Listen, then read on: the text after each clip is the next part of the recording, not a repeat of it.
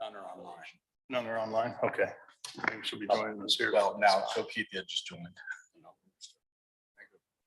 Okay. All right. Let's go ahead and get our meeting started here then. Good morning, everybody, and welcome to the September 5th, 2023 City Planning Commission. I hope everybody enjoyed their last official weekend of the summer. So fall is right around the corner and hopefully we'll see some snow here in 45, 60 days. I'm hoping. I appreciate being here and the commissioners look forward to hearing your case. We understand every project is important and unique, and we want to make sure that we address all of the docketed items individually with the attention that they need to build consensus between the applicant, public, and city staff. We also believe we can reach consensus by being brief yet heard. Because our meeting is recorded and virtual, we have time limits for the cases that we hear, which is 5 minutes for staff presentations, 20 minutes for the applicant, plus any questions by the commissioners. When we move to public comment, I will call on those who are in the council chambers first, followed by those who have joined us using Zoom. Public comments are expected to be no longer than 2 minutes when speaking as an individual, or up to 5 minutes when representing a community, association, or a larger group. In all instances, please try to limit the repetitive comments. Also, all of you that are joining us virtually, please be ready to go when you're promoted.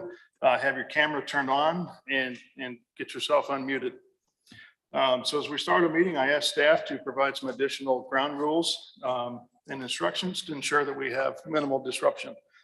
So Joe, can you, excuse me, remind us of those ground rules, please? Yeah, thanks, Mr. Chair. These rules mainly pertain to folks who are participating today on Zoom. First of all, for those of you who are doing so, you are one of two categories of participants, either attendees or panelists. At this time, only commissioners and staff members are listed as panelists.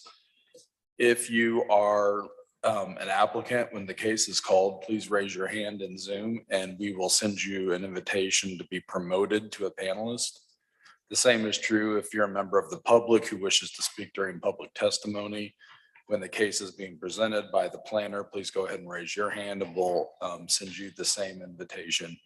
In both cases, you have to accept the invitation to be promoted, and once you do so, you'll be moved into the panelist category and we'll have the ability to share your audio and video, and we ask that you remain muted until you're called upon to speak. The last thing, Mr. Chair, is that the chat feature in Zoom is intended for questions about where we are at on the agenda, as well as tech questions. It's not to be used for any testimony on the merits of any case. Thank you. Okay, thank you. Everybody here okay? We've got a new AV system and okay, just making sure. Okay, let's start with the consent agenda items, please. All right, we have 4 items on consent today, starting with C1, case number CPC 2023-00086. Request to approve a final plan in District MPD for an eating and drinking establishment on about 1 acre at Riverfront Drive and Troost Avenue. Staff recommends approval with conditions. Docket item C2, case CPC 2023-00099.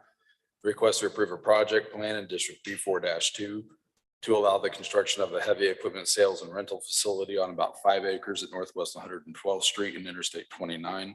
Staff recommends approval with conditions. Docket item C3, case number final plat 2023-00013.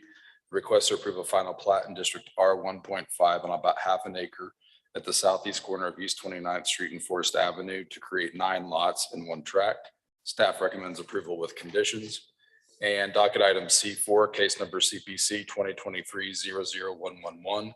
Request to approve a final plan in District MPD on about 2.5 acres located at the southeast corner of North Roan Ridge Road and the entrance to the Edgewood Farms development to allow for the construction of a restaurant.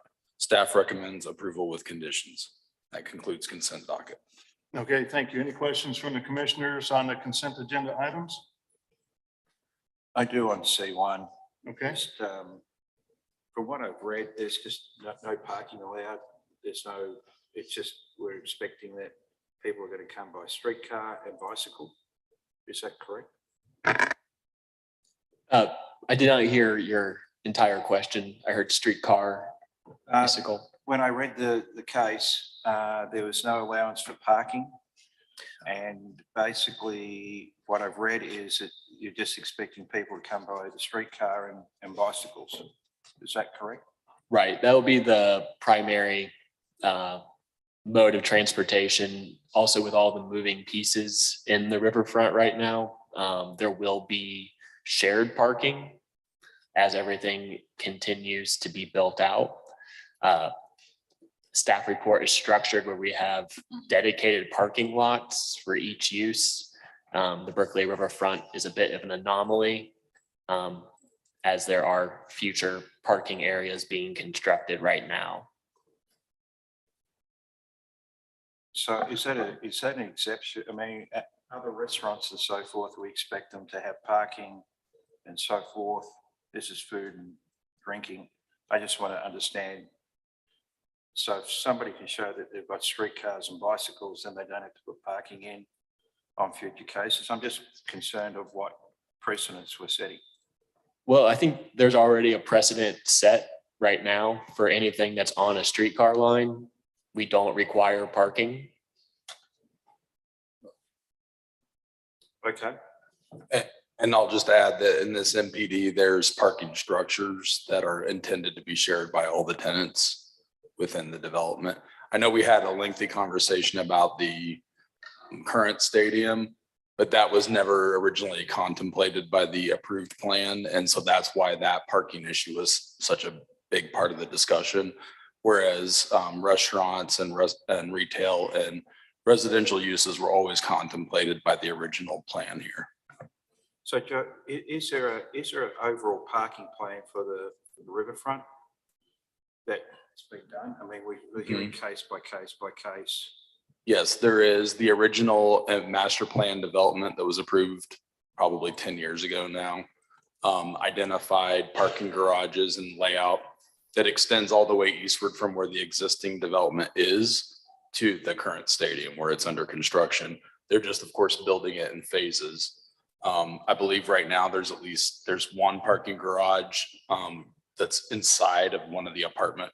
You can't see it really from the street, but it's the apartments wrap it that are on towards the east end of the development. Right, thanks. Any other questions from the commissioners on the consent agenda items? Commissioner Hill, any questions? No questions at this time. All right, so at this time, let's go ahead and open it up for public testimony. If there's anybody out there that would like to speak regarding docket items C1, C2, C3, or C4, please come forward or raise your hand using the Zoom feature and you'll be called upon.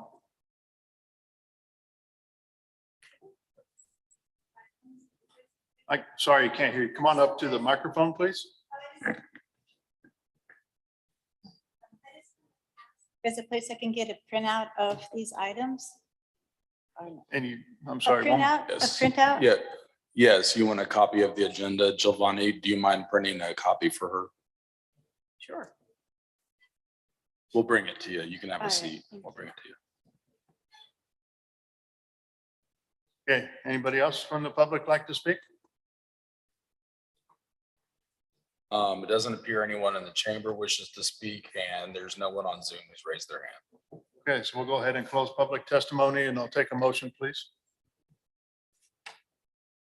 Chair Crowley moved to approve consent docket of C1, C2, C3, and C4 with conditions as stated. Second. So I've got a motion and a second for approval of docket items C1 through C4. Giovanni, can you take roll call on that motion, please? Allender, Aye. Baker, Aye. Aye. Enders, Aye. Hill, Aye. Haas, Sadowski. Aye. Okay, it looks like the motion passes then 7-0. All right, let's move on to our regular agenda items, beginning with those that are looking to continue to a future meeting, please. All right, the first continuance is docket item 5, and there are 2 companion cases, starting with 5.1 case CPC 2023-00127. A request to rezone an area of about 4 acres from B1-1 to B3-3 located at Northeast Berry Road and North Brighton Avenue.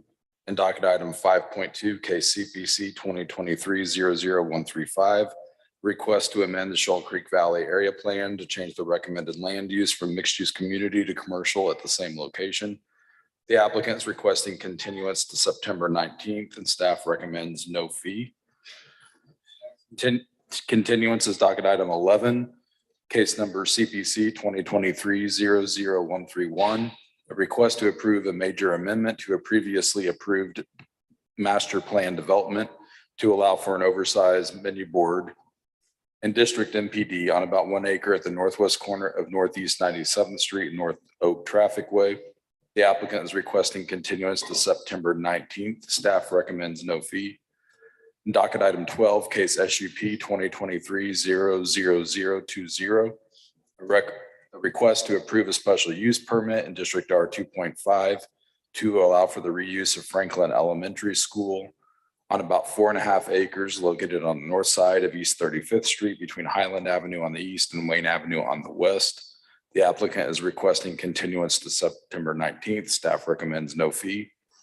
Docket item 13, case CPC 2023-00088. A request to approve a preliminary plat in District R80 on about 10 acres located south of East 79th Street, approximately 1,000 feet west of Little Blue Road. The applicant is requesting continuance to September 19th. Staff recommends no fee. And the last one is docket item 14, case SUP 2022-00056. A request to approve a special use permit for a restaurant in District R6 at 2032 Summit Street. The applicant is requesting continuance to October 3rd, and staff recommends no fee. Okay, any questions from the commissioners regarding continuance of those docketed items? Nope. Okay, so at this time, let's go ahead and open it up to the public regarding the continuance of docket items 5.1, 5.2, 11, 12, 13, and 14. If there's anybody that would like to speak regarding continuance of those docket items, please come forward or raise your hand using the Zoom feature, and you'll be called upon. Mr. Chair, it appears no one in the chamber wishes to speak and no one on Zoom has raised their hand. Okay, we'll go ahead and close public testimony then, and I'll take a motion, please. Chair Crowley, move to continue docket items 5.1, 5.2, 11, 12, 13, and 14 as stated in the docket. Second. We've got a motion and a second for continuance of those docketed items. Giovanni, can you take roll call on the motion, please? Allender, Aye. Baker, Aye. Proud, Aye. Enders, Aye. Hill, Aye. Aye. Sadowski, Aye. Okay, it looks like the motion passes for continuance of those items. All right, with that, let's go back to docket items 1.1 and 1.2, please. All right, docket item 1.1 and 1.2 are companion cases, starting with 1.1, which is case number CPC 2023-00114. A request to approve a rezoning from District R-0.5 to District B1-1 to allow for a short-term rental at 3244 Paseo. And docket item 1.2, case CPC 2023-00119, a request to amend the heart of the city area plan to change the recommended land use from residential high density to mixed use neighborhood at the same location. Anna Naniski is the staff planner.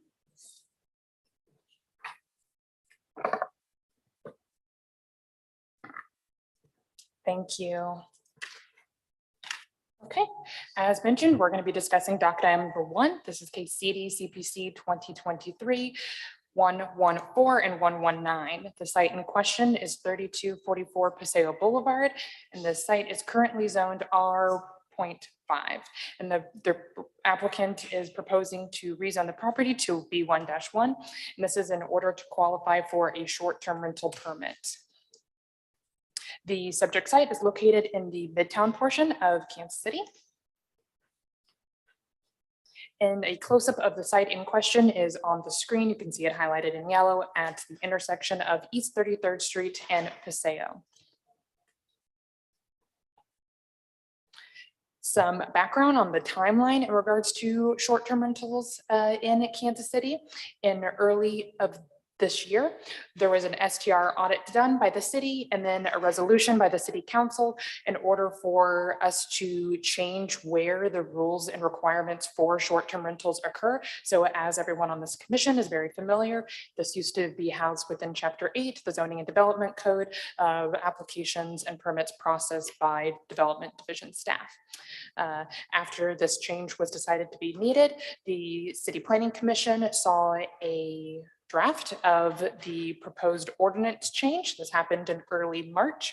And then it was reviewed by the City Council Committee, the Neighborhood Planning and Development Committee in April.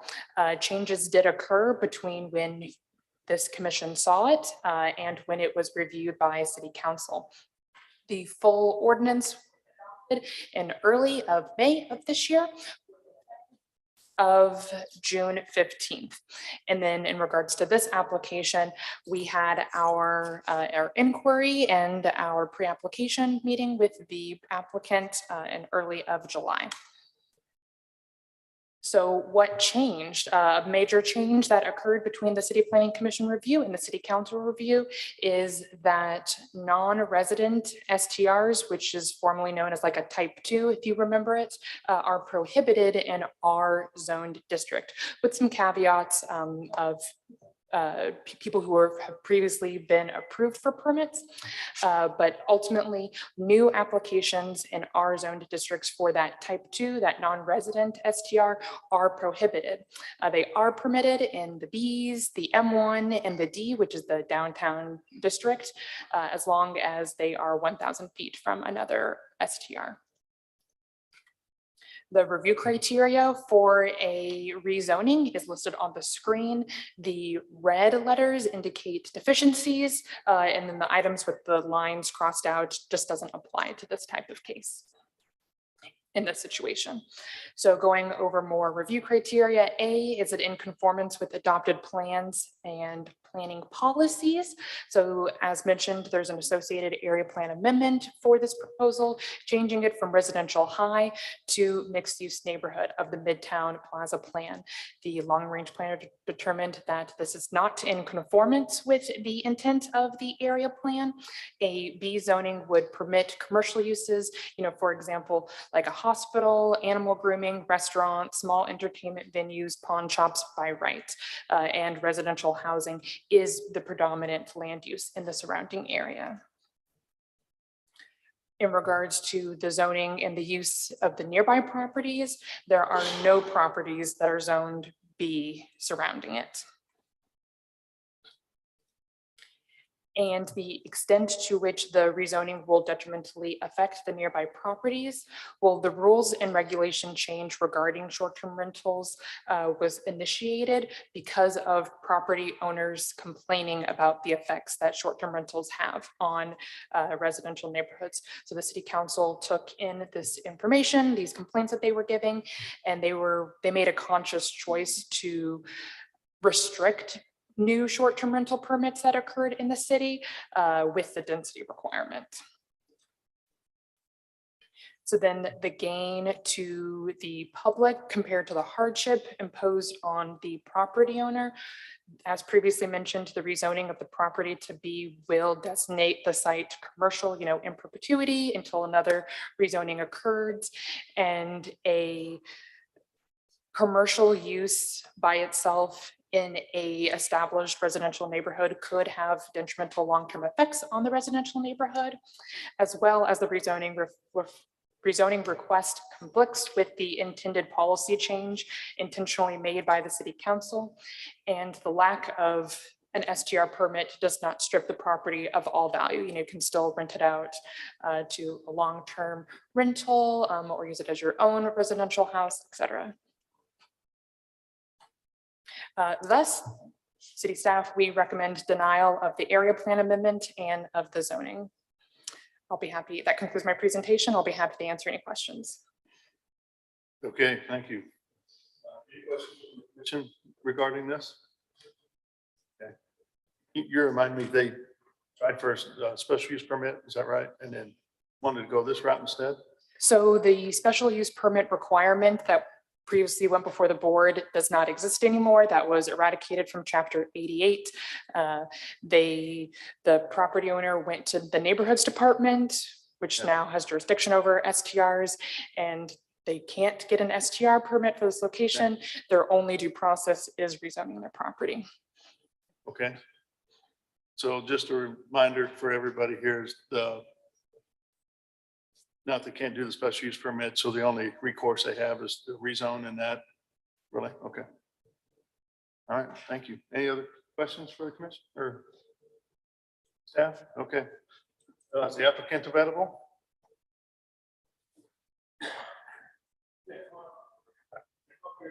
These chairs, if you don't mind, and state your name and address for the record and tell us about you. Yeah. You might have to pull the microphone down so everybody can hear you. There you go. Thank you. Yes, my name is Laureen Bayon, 3244 Paseo, requesting rezoning for short-term rentals. Okay.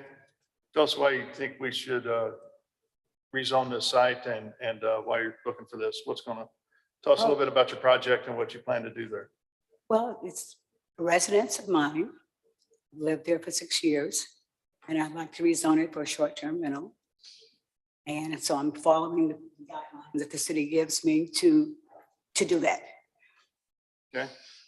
It's a 3-bedroom, 2.5 bath, fenced backyard, patio in the front on the second floor, and a balcony on the second floor, patio in the rear. Has virtually a corner lot. So trying to follow the guidelines of the city to have this meeting, the neighborhood meeting, all of the guidelines that are required for the city for the rezoning. Okay. Can you tell us about your operation, how you would do your short-term rental, or not? And then how do you rent it out? And I'm not an occupant. I have evolved as my management company, and they will pay the city taxes on my behalf. And my daughter and I do the cleaning. So what else would you like to know? yeah, just your security, how you get your rentals, people find you, safety for the neighbors around, and I have Evolve is my management company, and they advertise, or will advertise on websites. So they find people apply online to rent the property. I have a security system. I have Ring doorbells in the front and back, and security lights that comes on with motion. There's a light that's on the property on the 33rd Street side, as well as the Paseo, and lights at the back. There is a privacy fence around the rear of the property.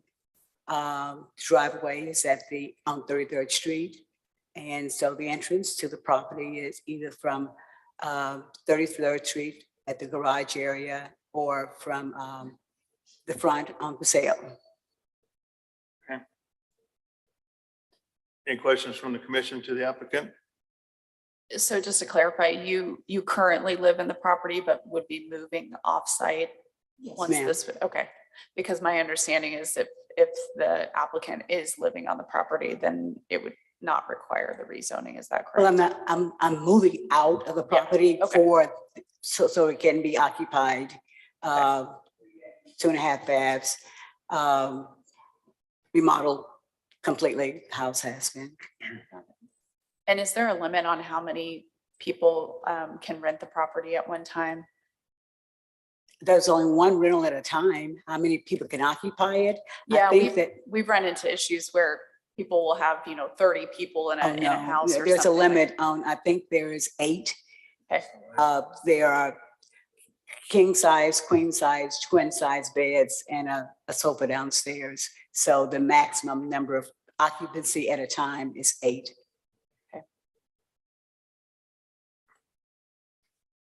Any other questions? Okay, so at this time, let's go ahead and open it up for public testimony. If there's anybody out there that would like to speak regarding docket item number 1, please come forward or raise your hand using the Zoom feature and you'll be called upon. Good morning. Good morning. My name is Peter Hughes. I live at 3331 Troost Avenue.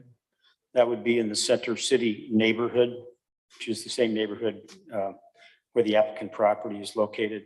I am going to read to you portions of some letters of opposition. I personally am opposed. Paseo in this area and most of Paseo, the Paseo is residential, church, and institutional. With a few exceptions, for instance, at Cleaver Boulevard, you've got a gas station and a Gates barbecue, but almost all of Paseo, it's residential. And that's by design, been that way since the street was created. Creeping commercialization, I don't need to tell you that that can be destructive in some cases to a neighborhood. A couple of doors to the north of this site, there is a Baptist church. And I'm going to read to you a statement from the gentleman who speaks for that community. I, Rory R.C. Young, being authorized to speak on behalf of St. Paul Missionary Baptist Church of Kansas City, definitely agree that 3244 is not a good location for rezoning. I have a letter which is notarized, and this is going to be submitted for the file. I, Gwendolyn D. Farmer, am writing to express my opposition to the zoning change being proposed with case CD CPC 2023-00114. Ms. Farmer lives at 3306 Paseo, very close to this site, right on Paseo. A similar letter from a Maria Turner. She lives at 3310 Paseo, and she also is opposed. One block of this subject site, there are 2 grade schools and 2 churches nearby. There's a grade school just 1 block to the north and another grade school a block and a half to the south of 3030 or 3244 Paseo. So this location is not an appropriate location for business zoning and short-term rental. Thank you. Thank you. Anybody else?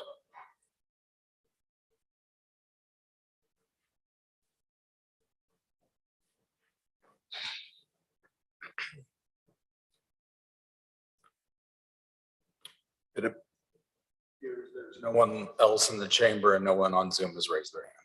Okay. All right. With that, we'll go ahead and close public testimony then. I think as you heard from the testimony and some folks around you, it's because it's all residentially zoned. It's kind of hard to want to approve this one to be, B11.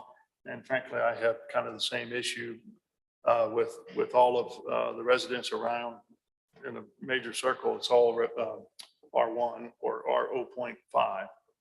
So, Excuse me, yes, go ahead. across the street is a very large vacant lot directly across the street that used to be some type of multifamily development. And I anticipate that perhaps in the future, that used to be some type of multifamily, that it will be the same across the street. Diagonally on the southeast corner is a large vacant lot. Mhm. So, Yeah, both of those are zoned R0.5. I'm looking at them right now. okay. Yeah. But a mixed use, this is not being zoned as commercial, it is being used as a residence, as a short-term rental. So it's not being zoned as a commercial property. It is being zoned as a commercial property. Mixed use residential is commercial? B11, yes. It would be a commercial property and you could sell it after it's rezoned to somebody else to put whatever they want there. That's the concern I think everybody has. I understand that you're looking at it as a short-term rental, but long-term, it would be a commercial corner and it could be used for something else. And anyone that purchased a property would have to come back before the zoning commission. Not to rezone it. Unless it stays today as R0.5. So you're denying me the use as a short-term rental? My opinion right now is no, I'm not in favor of rezoning this. B11, because that is a commercial use when everything around it is a R0.5. That's my opinion, but there's 5 other people that could have a different opinion than I do. And there's also mixed use development down the street that is some type of multifamily dwelling as well, that is a single family. So I think the challenge is it, there's a distinction between a short-term rental, which is under 30 stays, and whether it's a multifamily or single family home, it's a permanent residence for the most part. And I think that's where the crux of the new policy is dealing with, is the kind of hotelish type nature of a short-term rental versus long-term renters or homeowners in the neighborhood, and what that does to the neighborhood if those people aren't there. And so that's why you see more restrictions on where these can go. For me, it's less about commercial zoning, even though that's a factor, and it's more about following the policy that was just implemented. And that if we're going to go against that policy, we need a really good reason, and I don't necessarily see a really good reason in this case. So you're denying? Wait, hold on, excuse me, ma'am. I'm sorry. But I just want to, for me, I'm a process person. Are we closing public testimony? Because I would like to talk as commissioners, and I do understand if there are some other things that the applicant wants to say, but to have a rebuttal every time, I think does not follow our process. Yeah, I think she was just saying, are we closing public testimony? Is there any other? I think it's been closed, hasn't it? Yeah, okay. Okay, so this is the time amongst the commissioners. I'm sorry, I'm a little delayed, but this is the time where the commissioners are discussing and not having the applicant like comment on every. Yeah, comment. we're letting the applicant comment now based on the public testimony. Okay. Yep. Gotcha. That's okay. So she asked a question if we're denying, I was just giving my opinion. So I have a few comments. what's that? I have a few comments if it's appropriate now. You can go right ahead. One, I appreciate the hard work of the staff and the council in coming up with some tighter restrictions on short-term rentals. We certainly have heard, multiple communities talk about how having a number of different people in the neighborhood can disrupt the flow. And I understand that. I do think there's an opportunity for us to put some additional considerations, and that won't happen now. I feel like if the property is sold, it should come back for rezoning if it wants to, or it should naturally default back. I'm not sure.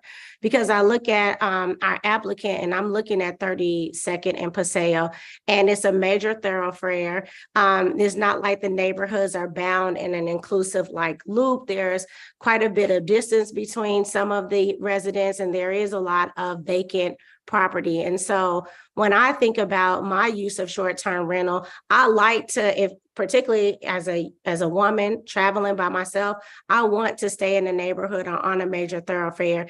And when you have just short-term rentals concentrated in an entertainment district, not only do those fill up quickly, but they are often out of the scope of, price for people. So I know that we're going to deny this, and I hate to see that, because what you may end up having is people who try to sell their home, and if they don't, it just becomes a vacant eyesore in the neighborhood.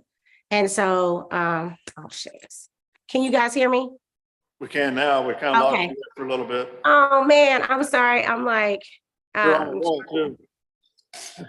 can you hear me now? I know I was on a roll. I was just saying that I think what we might have is, if we continue to deny properties like this, you will find that we might increase abandonment. That's all I'm, saying to the neighborhood. Like, this is a major thoroughfare. It is not like an insular street bounded by a thoroughfare. There's a great deal of light vacancy. It does have a fire department and a school, some institutional uses. And I just find that some people would prefer to stay in a place that they might think is a little bit more transparent when they're traveling by themselves, and that we're only concentrating our short-term rentals in entertainment districts. So I know that we're going to follow the policy and often deny it, but I would love for us to think about if our challenge is that if a seller or if a owner sells it, it stays this, maybe there are some conditions that we can put in place. So sorry to take so long to make that one point.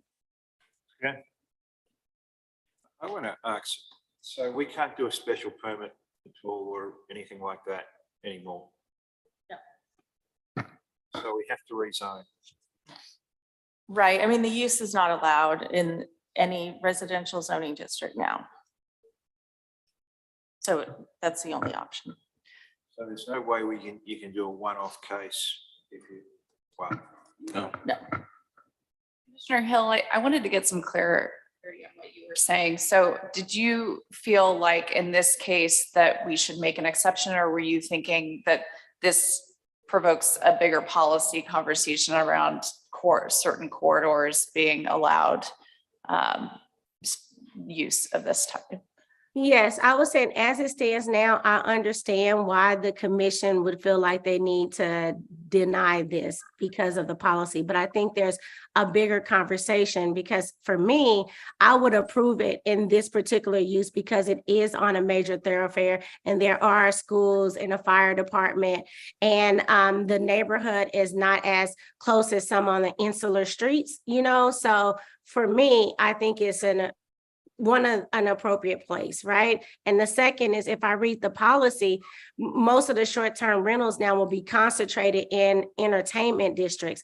And I feel like as a mom that travels with my elderly mother or my group of girlfriends, like after the entertainment is zapped out, where are you gonna go, right? And you want to have the ability to have a short-term rental in a community, not isolated off to the side or just in an entertainment district if you're traveling with kids. So I think that's a bigger policy conversation.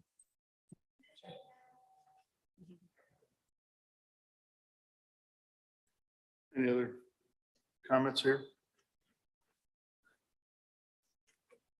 Okay. So at this time, post testimony and speak amongst the commission here. It sounds like there's something to talk through. I was just curious what policy changes might look like. Is possibility of a corridor being designated as a short-term rental corridor, and that would be I guess I would want to avoid rezoning, let's say, certain portions of Paseo to business use. Is there a path for allowances of short-term rentals across certain corridors? Is that even something that was explored in as they were? I mean, I think the council decided that these have been too big of an issue within the residential zoning districts. So they banned the non-resident ones. So any new one is not permissible and the only path currently is rezoning. They did include, I believe, a 1-year look back where at that time they may reconsider the policy. But I think until then, the only path that really exists for people is rezoning.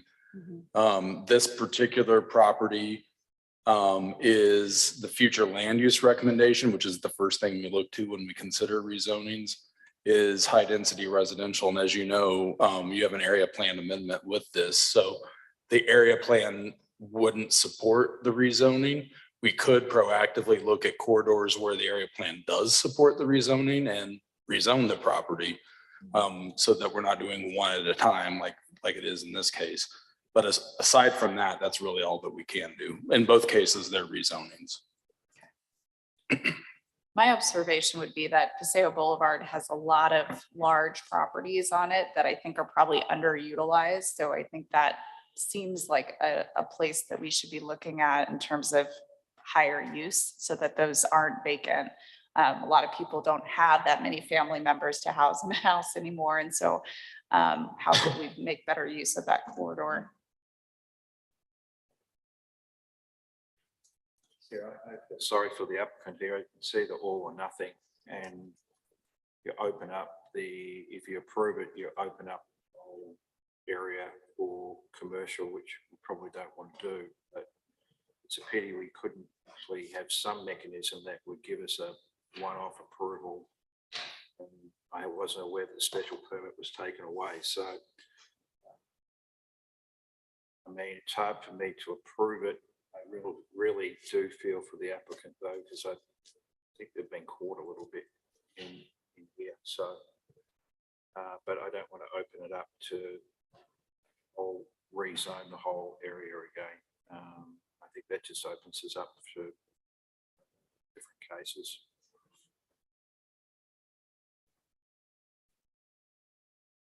Yeah, any other comments?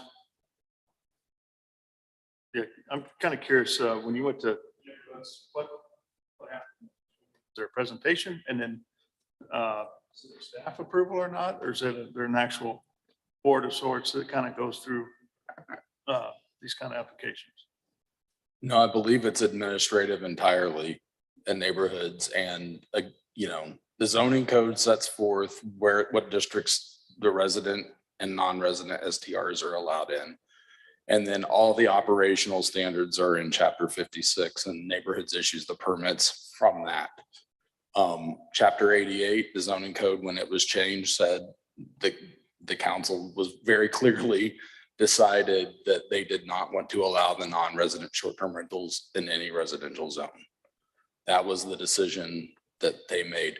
As Anna mentioned, there are a number of previously approved non-resident short-term rentals, which are considered now non-conforming in a residential zoning district, and they're allowed to continue operating as any non-conforming use would be allowed to do. But new ones are not allowed to be established in a residential zone. So neighborhoods couldn't issue the permit if they wanted, if it met all the other requirements, just because the zoning doesn't allow it. So what is there a path for an applicant? So let's say the applicant is denied today. Do they then go on and talk to their council representatives to figure out, like sometimes when we're just a approval or denial body, we're not the final stop. Is that the case here? Yeah, Commissioner, this is the CPC recommends rezoning request to the city council, the final approver. So it sounds like the applicant needs to talk to her council women.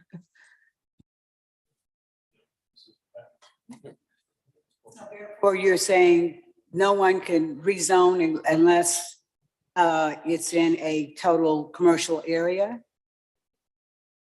So you're cutting out small businesses that want to have something in the city for themselves or their families.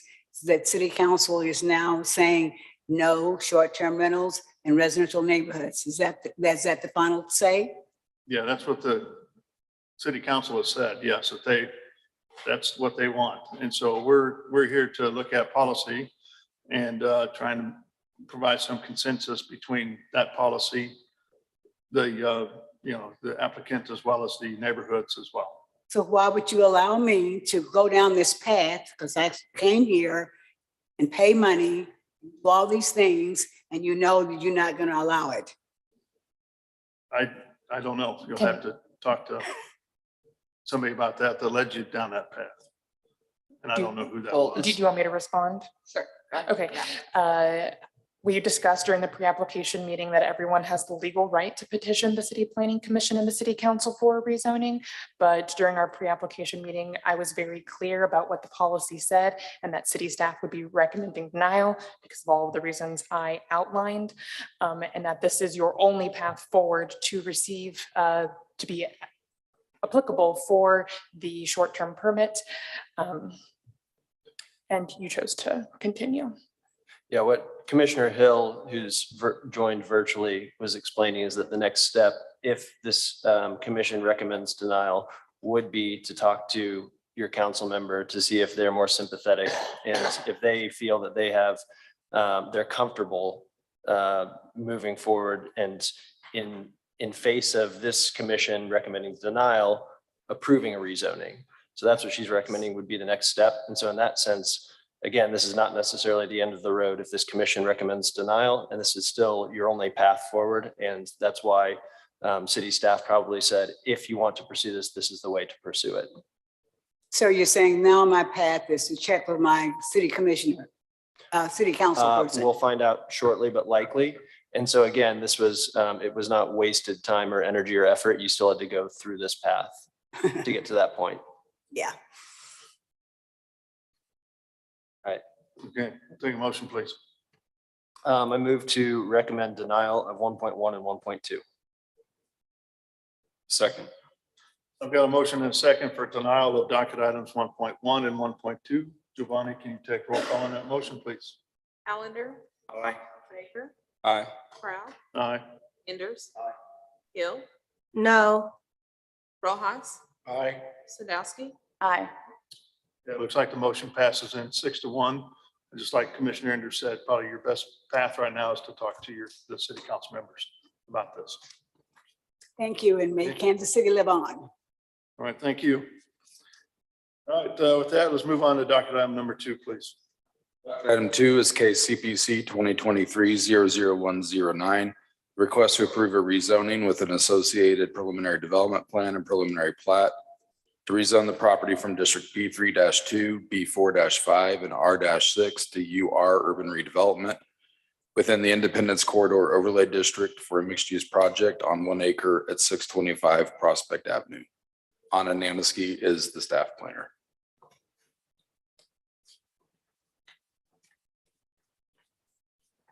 Thank you. As previously mentioned, this is docket item number 2 for CD CPC 2023-00109. The site in question is 625 Prospect Avenue. The property has multiple zoning districts on it, B3-2, B4-5, and R6. And the property owner is requesting to rezone the property to UR. There's associated development plan with this case to construct a mixed-use building. The site in question is in the northeast portion of Kansas City. And a close-up of the properties in question is on the screen. It is just south of Independence Boulevard. You can see the multiple lots being combined for this property and for this project in question, right adjacent to a residential neighborhood along Prospect Avenue as well. The site plan associated with the project is on the screen. We have the buildings pushed towards the front, towards Prospect, with parking in the rear, with the ingress egress drives for that parking lot off 6th Street and 7th Street. This is a mixed use project with retail uses on the ground floor and apartment buildings on the second floors and above. There's roughly 78 units total being proposed for this project. The review criteria for a rezoning case is listed on the screen. I'm not going to go over all items, but some ones to highlight are A and H. Conformance with the adopted plans and other planning properties. The area plan for the subject site is the Truman Plaza area plan. Mixed use neighborhood is the designation, which does correspond with the B1 zoning district. This is the underlining zoning district that we're using for the UR plan to help with like massing and use purposes. And the mixed use neighborhood land use designation, this is used to promote neighborhoods with retail uses, as well as residential uses on the upper floors, which corresponds to this project. We also have review criteria, which talks about the benefit for the public, the hardship impacted on the landowner.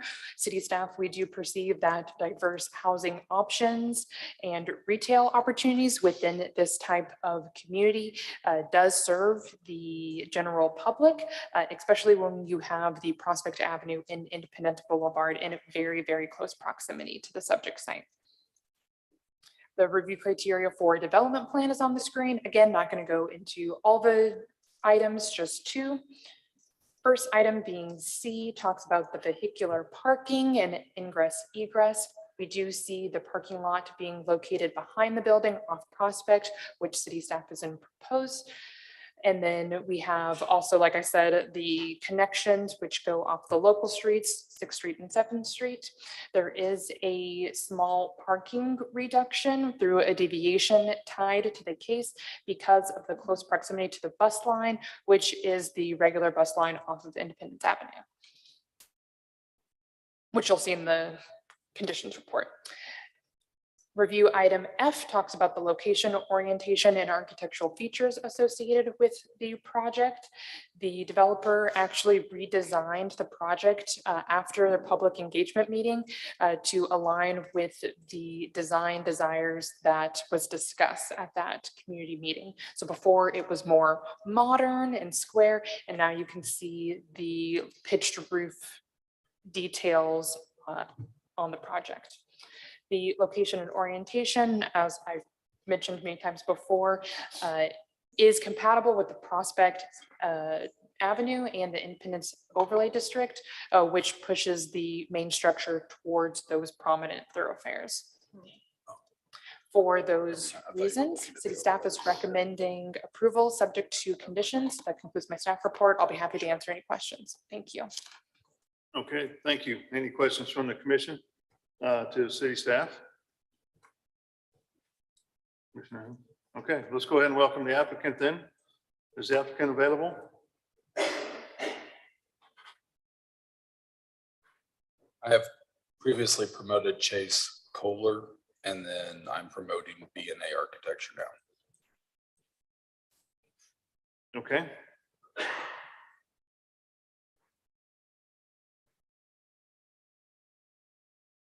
Is there somebody going to speak for the Chase? Are you available? Yes, I'm available. I prefer B&A Architecture to speak on this matter if possible. Are they available? Yes. Okay.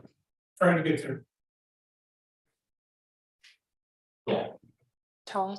Yes, we're here. Good morning. Good morning. Yeah, we're the architects for the project, and as mentioned before, we've made quite a few corrections to our plans and to our submittal based on neighborhood input and comments back from the city planning department. Chase is the civil engineer on the project and has included in his plans the information that was requested. So, go ahead. Sorry, I thought somebody had something to say there. So we'd be, as described, in 78 apartment units plus retail on the lower level. All parking is off street back, and we are working hard with the neighborhood to make sure the type of shops that are going in there would be a good match for the neighborhood. So from an architectural standpoint, we did change the overall appearance to be more residential in flavor and keeping with the neighborhood. Chase, do you have anything you'd like to add? Nope. I appreciate staff's time and look forward to working here in the city. Okay. I'm sorry, from the architecture side, I didn't get you guys' names. I'm Butch Doherty, Stone Tie, B&A Architecture. Thank you. Y'all have taken a look at the conditions of the project and okay with those? Yes, sir, we have. Okay. All right. Any questions from the commission to the applicant? I've just got the ICO, which is specific and development standards. What's the conditions on that for the property? I can't make out what it says. See condition report. Can somebody just point me to what those conditions are? The Independence Corridor has a height limitation for how tall a building can be, and the proposal is 1 foot over the maximum height listed for the Independence Avenue Overlay District. Okay. So they're requesting a deviation of 1 foot. Okay. Right. Thank you. A minor question on the architecture side. Is it mentions brick? Is that a thin brick veneer, or is that a full brick design? At this time, I'm planning on using the full width brick veneer, not the thin brick. Sorry, I missed it. Full brick. Full brick, yes.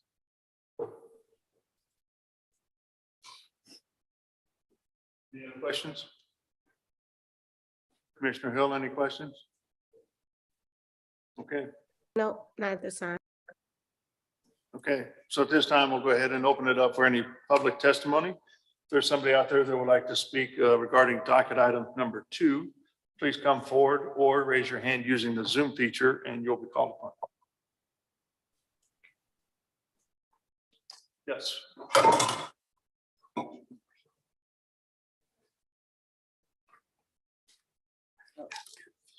This the previous community input on this because I have a chronic illness and I wasn't able to attend. But so I wanted to give some input now if I might. You can state your name and address for the record, please. Eve Wolf, 2620 East 8th Street. Okay.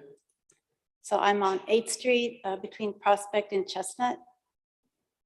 And I'm not against development, you know, and I think having an apartment building with some shops here is fine, but I believe it's way too large for this area. Like the infrastructure is not there, these are quiet, historic neighborhoods. So I have some points I wanted to say mainly about that and also about building our infrastructure for global warming, which is here. So like I've lived in a city that went through a boom and built on every inch of space and the outcome was a congested mess. And it wasn't nice to live in. And I've also lived in a city whose infrastructure included rail line and bike lanes, which were built into the sidewalks throughout the whole city. You could drive, but it was just as convenient to use the train. There wasn't car congestion in the neighborhoods and people were out on the street, walking to the train, biking, etc. It created a really nice quality of life. And this is the direction I would like to see our neighborhood and city head towards.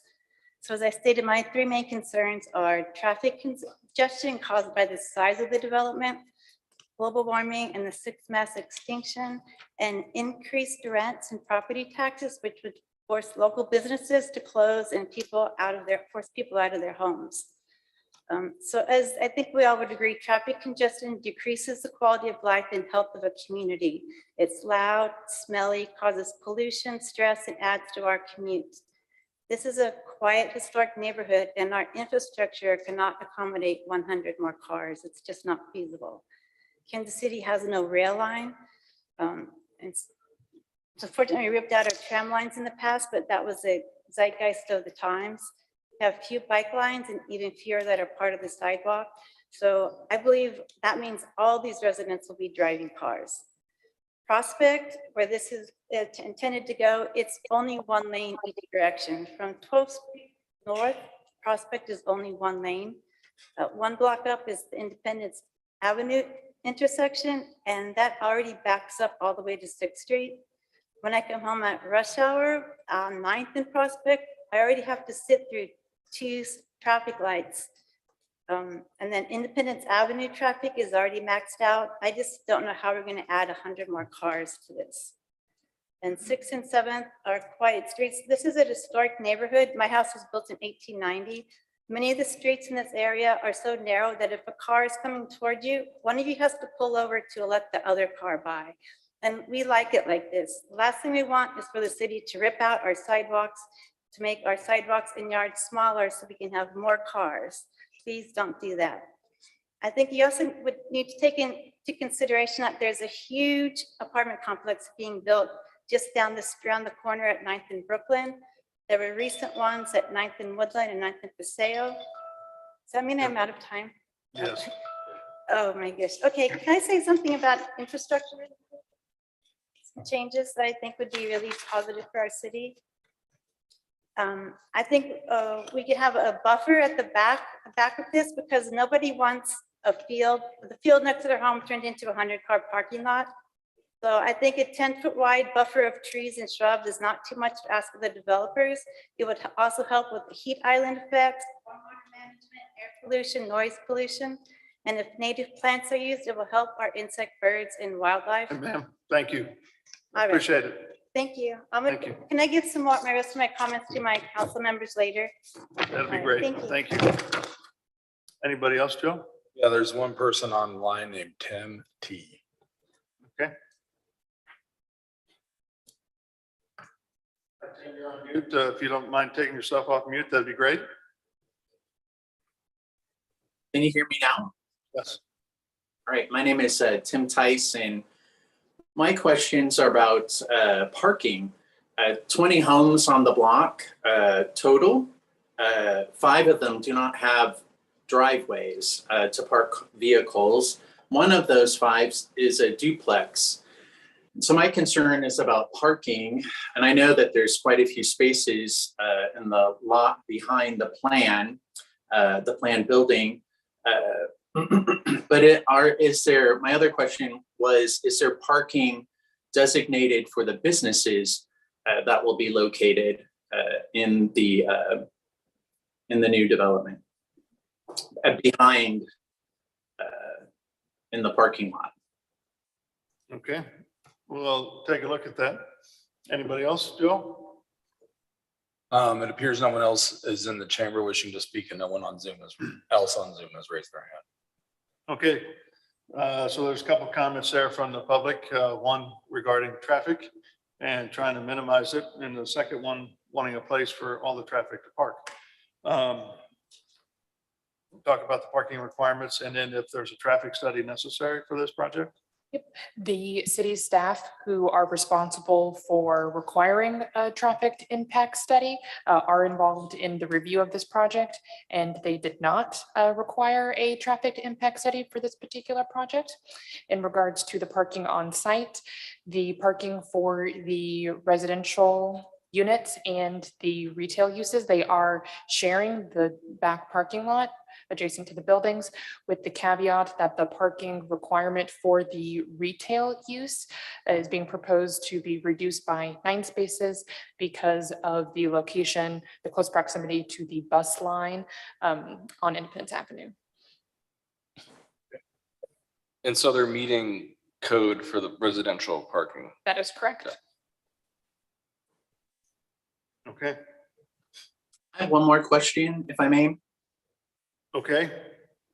If there does become a parking problem, are there any existing areas of the city where there's businesses and residential mixed together? I know, like in Chicago, in certain neighborhoods, you have to have a permit to park on that street if you're a resident, and that's kind of one way that they enforce the difference between just giving people who live in the neighborhood a place to park. Is that an option in Kansas City? Or anything they already do? That is a tool that exists, but that is not accompanying with this particular proposal. Okay, I would recommend would be just so that those people who live on this block have a place to park in front of their house or close to their home. I do support the project. I think it's great that the project is developing and increasing density, but I was concerned about the parking. So I just wanted to clarify, do we see that permitting happening in other parts of the city? That is correct. Okay, okay. So Tim, to your point, that is happening in other parts of the city. So it might be something you want to explore separate from this conversation. all right, hey, thank you so much. Okay, just making sure we are closing public testimony. Anything else from the applicant that you would like to state? No, I think, we did our best to have as many parking spaces as possible and still keep the area available for the residents and the retail area. I appreciate the comments from the neighborhood people. We of course will be utilizing the new energy code for Kansas City, which will certainly help from the environmental standpoint. Okay, thank you. And could you also speak to the landscape buffer that's already in the existing plans? There's a question from the public about the buffer. Yeah, this is Chase Kohler with RIC. Yes, there is a planned buffer along the east side of the property that is proposed to be vegetated with trees and shrubs to meet compliance with the city. which is 10 feet. Correct. All right, this time I'll close all testimony then and speak amongst the commission. If there's nothing to discuss, I'll take a motion, please. I think it's a great project. I think also with the parking concerns, I know on Swope, down at Swope, Community Builders is doing something similar where they retail and residential and they share the parking lot. And with people not working from home as much, that frees up parking during the day, during residential hours, and then kind of flip when they come back. And so I think there might be a few headaches, but overall, I think that those type of projects work well. And so I'll be in support of it. Anybody else? Okay, I'll take a motion, please. Chair Crowell, I move to approve docket item 2 with conditions. Do we recommend the deviations? Is that The deviations are already included in the conditions Okay. report. okay? Second. A motion and a second for approval of docket item number 2. Giovanni, can you take roll call on the motion, please? Allender, Aye. Aye. Aye. Enders, Aye. Hill, Aye. Rojas, Sadowski. Okay, it looks like the motion passes and 7-0. Thank you for bringing it in and good luck moving forward. All right, with that, let's move on to docket item number 3, please. All right, docket item 3 is case number CPC 2023-00120. Request to approve a development plan to allow for a mixed-use building in District DX 15 on about a third of an acre at 1818 and 1822 Main Street. Genevieve Cotton is the staff planner.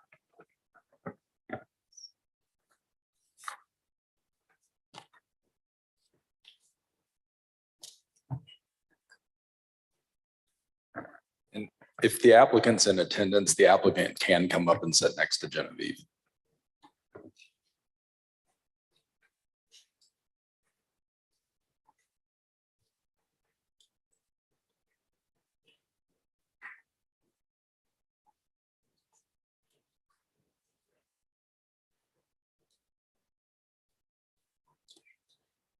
Good morning, commissioners. Morning. The item that was just handed out to you was a piece of public testimony that was received after the staff report was submitted, and it is also included now on Compass Casey. Docket item 3 is for a development plan at 1818 Main Street. Site is generally located in the downtown streetcar area and within the Crossroads Art District. Site is outlined here in yellow. On our parcel viewer, it still shows as 2 separate parcels, but the applicant has since combined those properties by deed. So it is now one property as they're planning to construct one building. The site is located just to the south of the Olson Studios building and just to the north of Michael's Fine Clothes for Men. Also want to point out that the site is located in a DX 15 zoning district. It's one of our downtown mixed use zoning districts, and the 15 identifies the floor area ratio. Therefore, it allows for fairly high intensity, tall buildings and density. Next few slides are the applicant submittal, so I'll kind of take you through a couple of floors of the building. The proposed project is a 13-story building with 118 residential units and ground floor retail space. There will be 3 floors of above ground parking garage in this building, and the remaining tower floors will be residential units. The developer is planning to provide 93 parking spaces, and I also want to note that this property is exempt from the parking requirements as it is directly on the streetcar line.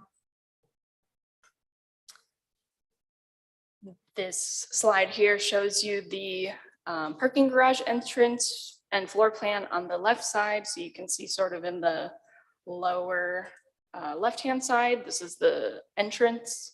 2A, there's a garage door entry there. And then on the right side, the floor plan is the typical floor plan for the residential units once you get into the tower section. And then this is the floor plan for the rooftop. Amenity space includes a pool, bar space, grilling area. Some elevations.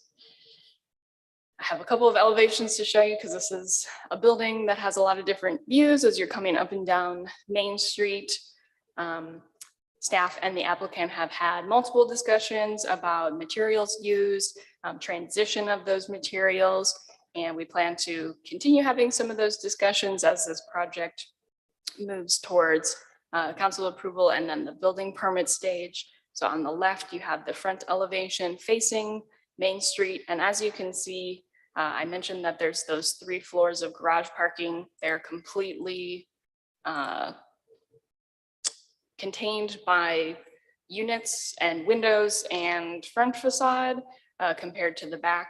So the garage is not visible at all from Main Street. You wouldn't even know it's in the building. And then these are the side elevations. And you can see the lower portion, that's where the parking garage is. And staff and applicant work together for the materials used for that kind of transition from the brick used on the front to more of the architectural block used on the rear. And there are some areas identified for potential murals and artwork. And then these are the renderings that were provided. So you can see how the adjacent buildings obstruct those sort of larger blank areas. And you can see basically from all angles, whether you're coming north, south on Main or Baltimore from the rear. And then this is the current street view of the site. So there are a few buildings that will be demolished for the construction of this project. And then again, this is the view looking south on Main Street. So the orange highlighted area is where the proposed project will be. Recommends approval with conditions for this project, and I can take any questions at this time. Okay. Any questions from the commission to city staff? So just to confirm, this is allowed by, this height and density is allowed by zoning, correct? Correct. Yeah. And the parking is probably more than this, it's more than technically is needed, but it's a little bit oversized for what the city would like, correct? So the parking spaces, I believe there's 93, there's 118 units, and then the small retail space on the bottom. So less than what would otherwise be required in a different area away from the exemption. Okay. Any other questions? Okay, let's go ahead and welcome the applicant then. Good morning. Good morning. I'd like to invite John Kopic with Kopic and Brooks, who's on via Zoom, to introduce the project. Okay. I've promoted him.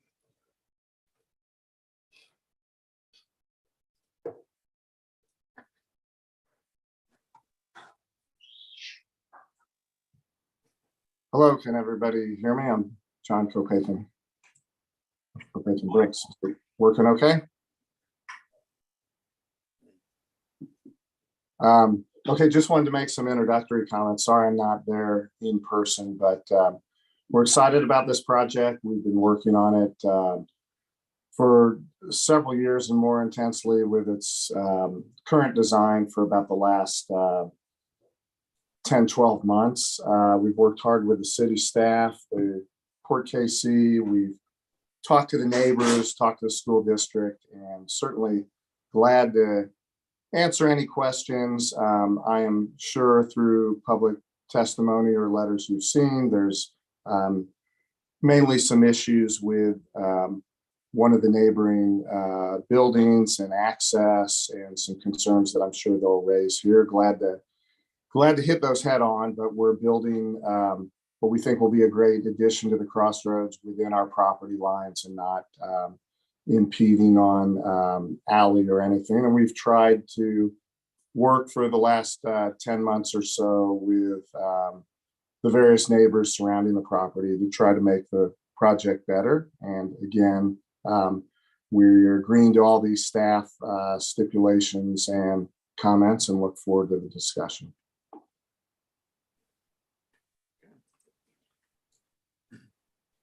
Thank you. If I may, we have some supplemental design renderings I'd like to share with the commission today. These are part of ongoing discussions that we have continued to have with city planning and in regards to exterior advancement. So as we continue to look at the exterior design, the initial elevations you saw didn't contain the same level of articulation on all four sides of the building. That has been advanced, as well as refinement in terms of materiality and the definition. In side-by-side views here, you will see the existing condition on the left and our proposed building massing on the right to give an idea of where this project sits. Again, we're looking at the same side-by-side comparison with the existing view on Main Street and then directly across where the building steps on either side, north and south, allowing it to blend with its neighbors. And these are revised elevations showing ongoing communication with for the planning. And yeah, okay.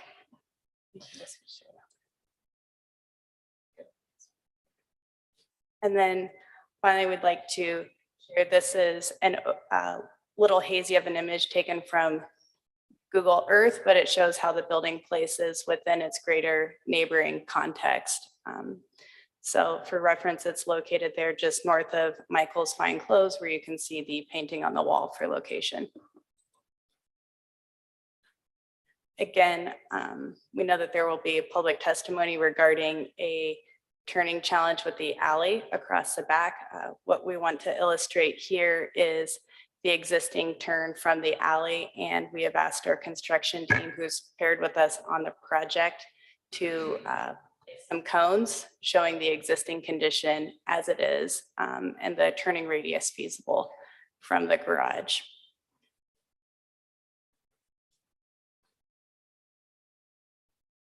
Again, this is a site logistics plan overview where the small red dot on the screen shows a proposed location for a construction crane. We recognize that this project is in the streetcar district. It's directly on Main Street. And so we're beginning coordination to figure out if the project is to move forward, how will we accommodate the streetcar without needing any supplemental lane closures or impacting that. These are diagrams that show where the general contractor is studying a potential laydown area and tower crane, allowing streetcar operation to continue throughout construction. Again, alley accommodation showing where proposed alley closures may be. Again, these are preliminary diagrams, but we're working on thinking through how a zero lot line development happens with ongoing streetcar access, as well as accommodations for neighbors.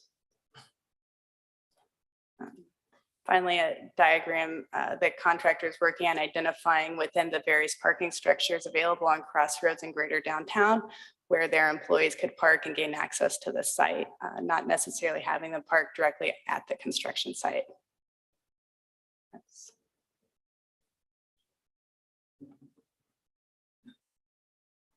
Go back to the alleyway, just kind of showing previous ones with cones.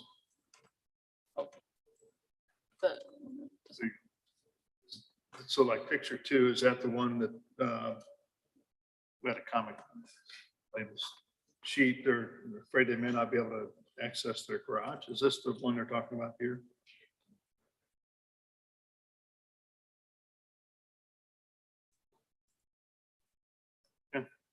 I've got a couple of questions.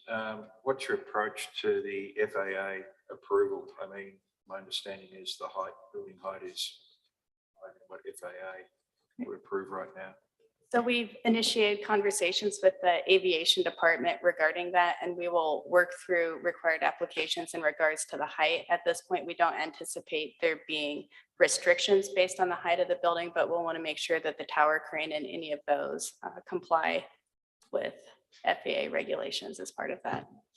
Okay. And then the other one would be stormwater management. What are you doing with regards to stormwater management?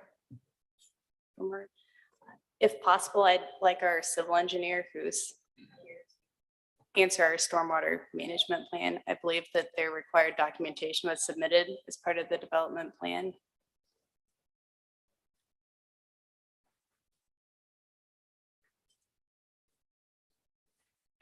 Mitch Slater with RIC. The site does plan on having detention. That it is a combo sewer district, so we have to detain for the combo sewer. The site is one existing 100% impervious. So our storm report is asking for a waiver for detention because our project will not increase the existing impervious area for the site. But we do have an underground detention system. I think it was shown on one of the site plans that were shown earlier, but it is planned. Right.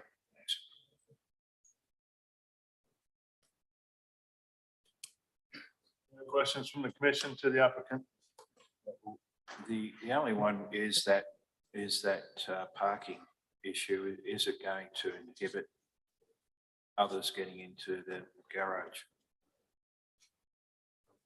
From that, just the email we got from a resident who said they were worried about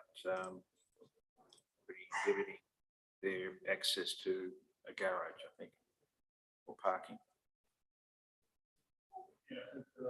Through the alleyway, they've got access to turn into there. I think they're a little bit concerned it's going to get a little tighter because of the buildings being up on the property line. I don't know, is there any thought on that? I mean, if you guys looked at that by chance? Just to make sure they can turn in and get in there, What is the width of that? the alleyway? I believe it's a 15-foot standard alley in that location of the crossroads. I think it's pretty tight. The two-way traffic or Currently, it does allow two-way traffic. two-way, currently allows two-way. Does Okay. not. So it did or does not? Oh, I'm not aware of any signs limiting alley access to one direction. Sorry, say that last. I'm not aware of any signs or nomenclature that limit alley direction. I think that seems like a must at 15 feet. I don't know how many cars are coming out of that building, but two-way traffic seems impossible at that point. Remember, it's a pretty tight alleyway. Yeah. Just parking down there, so. Within our project, we're able to accommodate a majority of the turns in and out of the garage via alley access due to the width of the garage door and then accommodations within the garage for that turn. So it will be a secured parking garage that residents are able to access and then complete their turn within the garage footprint.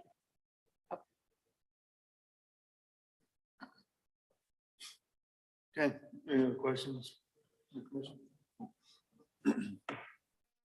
Commissioner Hill, any questions? Nope, no questions. All right, this time, let's go ahead and open it up for public testimony. If there's anybody out there that would like to speak regarding docket item number 3, please come forward or raise your hand using the Zoom feature and you'll be called upon.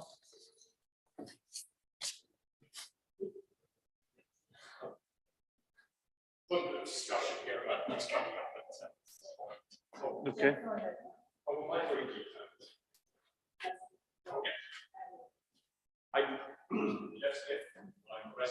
1819 Baltimore Avenue. I'm going to have very specific concerns. The residents, the 15-foot alley, it is at this point almost impossible for us to get out of the garage if we don't move keyed very slightly on over the property line. Now are you going to go into this more, Chris? Okay, so I'll leave Chris to give exact details. There were some studies done that said a average car could make that turn. One of my concerns is that mine is a little bit bigger than an average car, not huge. Probably I'm not going to be able to get out of that garage easily. I have a second concern, which was more during the construction period. As we've seen from the illustration of the exit, they're building up almost all the way to the property line. So that's going to necessitate during the construction period, which I believe is around 2 years, of putting barriers in, which is going to reduce the width of that particular alleyway. I have not been able to find out how much by, but it's going to have to reduce it. And that will make it impossible for even more of the residents to be able to get out of their garage. I have 2 parking spaces in the underground garage. I have no surface lot. I have to come out of that garage. Okay. Was there anything more? Sorry for this. I haven't coordinated very well. I think that's my main concerns, is how this is going to affect people. The property value as well is going to be affected by this. It has to be. If we can't get out of the garage, that's going to be quite complicated. So I'll leave it at that. Thank you, commissioners, and for listening to me. Thank you. Who's next?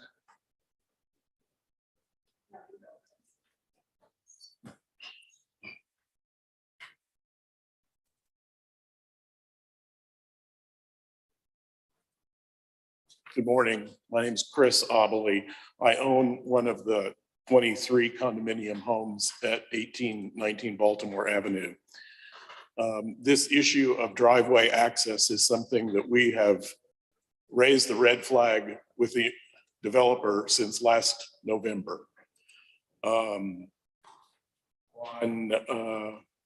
March 27th, when the Port KC granted some incentives, we heard from the developer that day, and we were told, and this is quote, "All design, alley, and other neighborhood discussions will be conducted with you as the design develops, and you will be provided opportunities for input and discussion."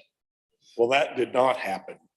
We weren't given any updated information until July 13th, just 3 days before this application was filed. And that's when we first saw the design. In that same March 27th email, the developer wrote, "We have some solutions that will modify our design so that you may still be able to swing into our property to get to yours." But the design that was revealed 3 days before the application was filed shows, in fact, by their own analysis, that they will eliminate our ability to turn out to the south or to turn in from the south.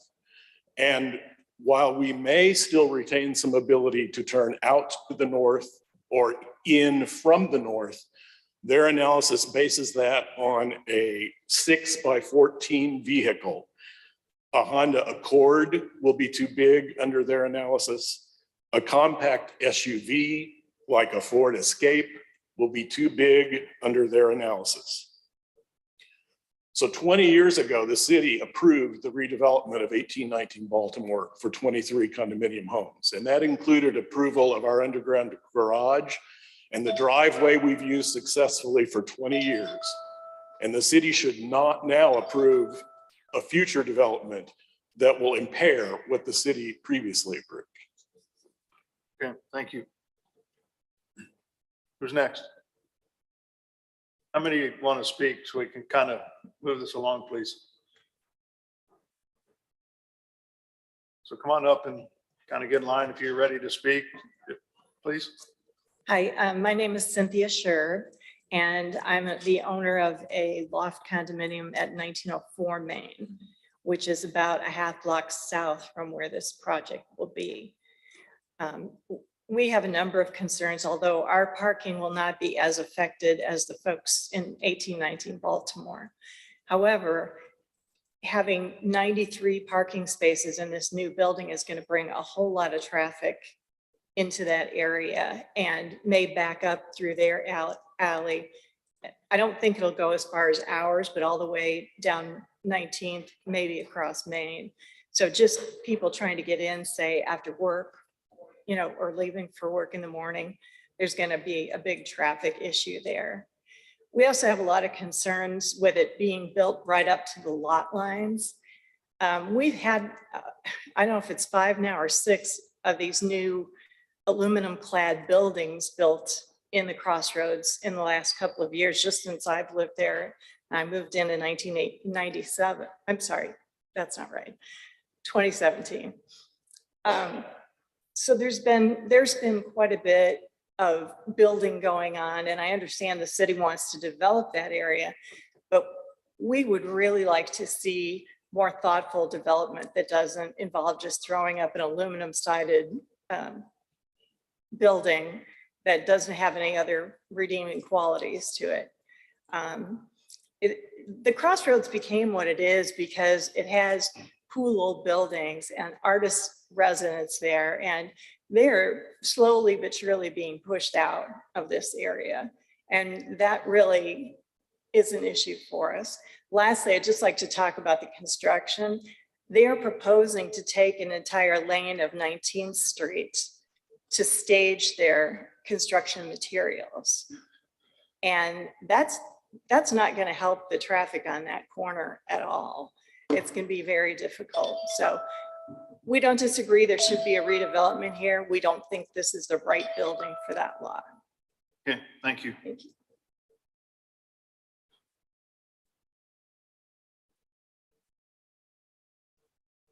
Hi, good morning. I'm Jennifer Higginbotham. I'm president of the HOA for Hotel Monroe condominiums on 1904 Main Street. You've already heard about the construction concerns, the traffic flow. This is going to be a permanent impact to the residents that already live in the Crossroads. Crossroads is not a blighted neighborhood in need of tax incentives at the expense of resident taxpayers. Just because a property is designated to allow this type of building and size and structure does not mean that that is what we should be building. We don't need that type of a building in the Crossroads. You saw the image. It's the only one of its kind in the middle of that entire block. There's nothing else around it that is anywhere close to that height and structure. We're setting up factors ultimately for the gentrification of this neighborhood. We're driving out the artist community that put it on the map in the first place. Crossroads, as you guys know, has been transformed, and we've seen a beautiful transformation in the last 15, 20 years. And that's been because of the artist community. There's no mention of any of these having an affordable housing component. So the more luxury apartments that we have coming into this building, you're driving out the very heart of this neighborhood, the people who helped make the Crossroads what it is today. I will reiterate the construction concerns. I work from home. Our building faces, we look north. This is going to be a constant disruption for the next 2 years. This is also something that the owner of Michael's clothing store, you saw the crane placement. He was not even aware that that was where they were going to place construction. This is going to have a major impact over his parking lot. And he's got major concerns of the impact of his business with the coming holidays. I think construction is looking to start, quote, early fall. I don't know what that means, if that's October or November, but that's going into the retail holiday season. And he's very concerned about the impact to his business and the traffic flow and the ease of customers being able to get in and out of his business as well. So I can't stress enough how much we need to think about the character of the neighborhood and what a building like this means. Cindy mentioned it as well. We're not opposed to development. We want to see that area redeveloped. Those two properties are vacant. They're current eyesores. We want to see those developed. We don't want to see a metal high-rise building that is not as well constructed as these neighboring buildings around that have been here for 100 years. So we just ask for your consideration there. Thank you. Thank you. Good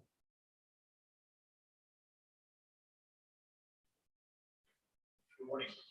My name is Jay Simpson. I am a resident of 1819 Baltimore. I share all of the concerns that have been previously stated by my neighbors. I won't repeat those, just reiterate. I would like to speak briefly on the concerns kind of ongoing. So the project is approved as is.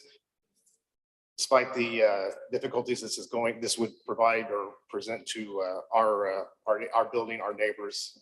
We've also there's been a lot of conversations regarding the use of the building ongoing. So not a very big footprint, not a lot of access. So you're going to have a concern about movers. You know, this is a 100-unit plus building. You've got people coming and going. You're going to have moving vans. Where are those moving vans going to park? They can't park on Main Street because it's a streetcar line. They can't park in the alley because they're going to block traffic. Or if they do, they're going to block traffic and access through the alley, both residents and municipalities, trash trucks, everything else. There is also that common space in the top floor. Great, the amenity space, great. But there has been questions and concerns about, late evening use, noise from that. We're not getting really any kind of communication as to what the policy might be as far as, no parties, no music being played after a certain hour. So we, would want to make sure that that dialogue is open and addressed, both for the quality of life for the people who have been there for quite some time. So, thank you. Thank you. Anybody else? Is anybody online, Joe? There's no one up. Mr. Copaken has raised his hand, but I'm assuming you'll give him a moment outside of the public hearing. There's no one else online. Okay. Just raise their hand though. This time we'll close public testimony then and go back to the applicant to help address some of these issues that were brought up by the residents. I think there's a number of them. So if you don't mind addressing those, that'd be great. Sure. Or Gretchen, you want to start? Or do you want me to? Okay. First of all, thanks for all the commentary. It's very consistent with what we've been hearing. So there are no surprises. We have been working, as mentioned, for over 10 months. I think there's been a lot of communication. There's been over 50 emails and correspondence back and forth. And the massing of the project is really the same as it started with design definition. I think I'm very sympathetic to the fact that the neighboring property has a tough drive situation getting in and out of their building, and they have the luxury or the benefit of being able to swing on to somebody else's property to make that easier. And I realize that condition is going to go away, and we've looked for various solutions. One of the things that was mentioned was that I said we'd have a solution, and at that point in time, we didn't know about Evergy's need for a transformer and a need at that particular location. And it's proven impossible to redefine the building at that corner, which is the tight corner with the property. The garage is still accessible. It's difficult. And so I am sympathetic to that. There was mention of, using a certain small type of car. I think people are generally aware in traffic studies, we're using a standard engineered type approach for getting in and out. Several of us have actually driven that with the cones in place, and it is possible. There is no doubt it is going to be more difficult because of the lack of access to our property to swing over. And I think we're going to continue to work with the neighbors, construction mitigation issues, crane issues, lay down issues. But the project is very similar in height to many of the projects nearby, whether that's Reverb, whether that's Arterra, whether that's Corrigan Building. So we think it very much fits in place, and we look forward to moving forward. And again, as mentioned at the beginning, last comment, we've met all the staff stipulations and comments, and we fit, again, it's not a rezoning, but we fit within the plan of what at least the staff wants to see. So we look forward to moving ahead if possible with your approval. Thank you. Okay. No. Just curiosity again, like, just so I could hear, because I'm hard of hearing. But anyways, movers, delivery trucks, and that, where's it anticipated that they will go?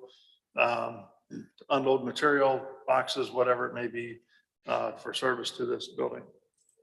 We would anticipate that they utilize the alley in the area north of the parking garage allowed from our building prior to getting to the further north parking garage entrance from 1819 Baltimore. Our parking garage is located on the south end of the property.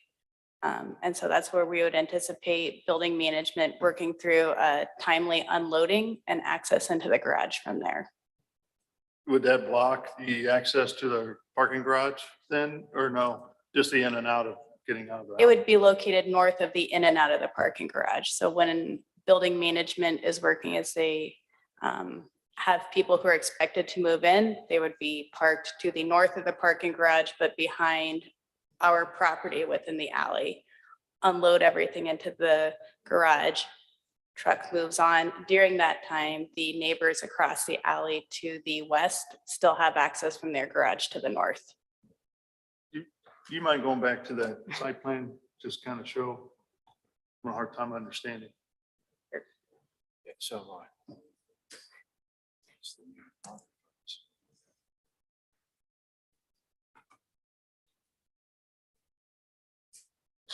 If I pull up that aerial, right? Number 3, yeah. So our parking garage entrance is located close to where Genevieve is highlighting with the mouse. And then there is a stretch of our building which we utilize for trash, other utilities, the transformer that John mentioned. The parking garage for the building of 1819 Baltimore across the alley is on the north end. You'll see there's a substantial distance there where both garages can maintain access in and out of the alleyway, albeit in a one-way direction, while a moving truck is temporarily staged there. And then that's something that leasing management can continue to make sure that there is a prompt unloading, move the truck, and alley access resumes. I think the challenge I have is I just don't see a drawing of any of that. Like, I don't see something that's indicating the relationship to where the adjacent garage is, the radius of the car moving around. Like, maybe I'm missing it in the staff report, but I'm just not seeing anything that I feel a little blind to these arguments because I'm just not seeing that diagram. Certainly. So what you see here is a diagram of the existing conditions at the garage. So image 1 and image 2 show the garage access that 1819 Baltimore currently has. Then on the right-hand side where you see the 2-car turning radius looking north and south down the alley, that is the existing turn capability to turn into the city alley from there. So the light gray shade and plan left is 1819 Baltimore. So it's showing existing conditions.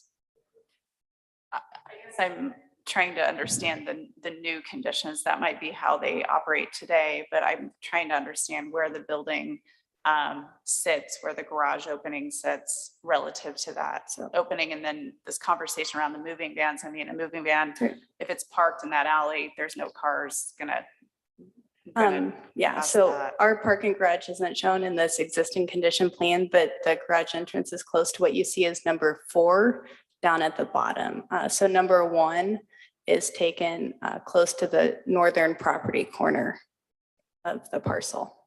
And then our parking garage entrance is located on the south end. Okay. I'm struggling with the people moving in. You've got moving trucks.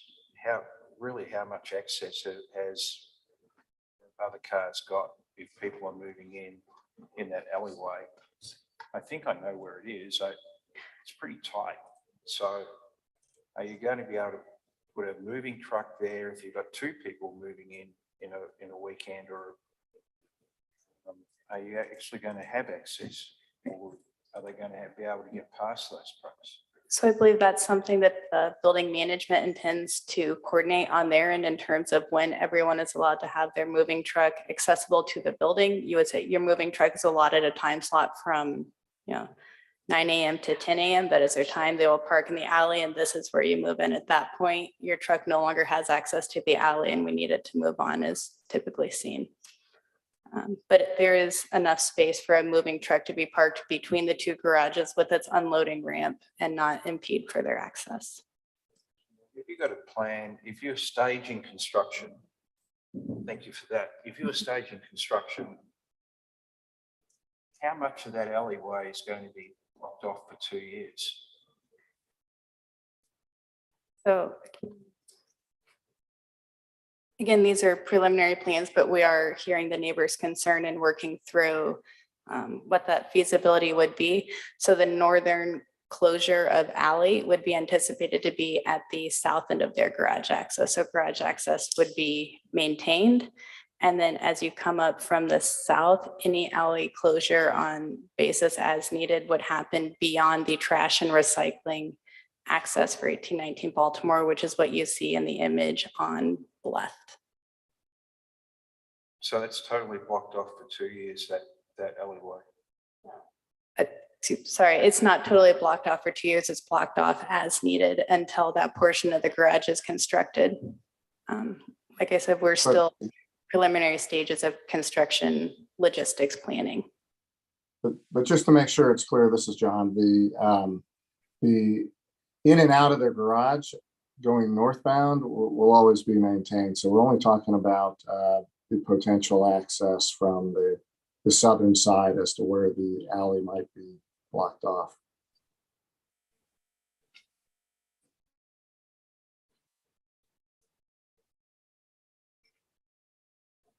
And then I just got one more question. Sam, how much communication have you had with the residents? Because some of them are saying they didn't see the plans and so forth before you submitted. So I just want to understand how much communication you have had with the residents of Baltimore.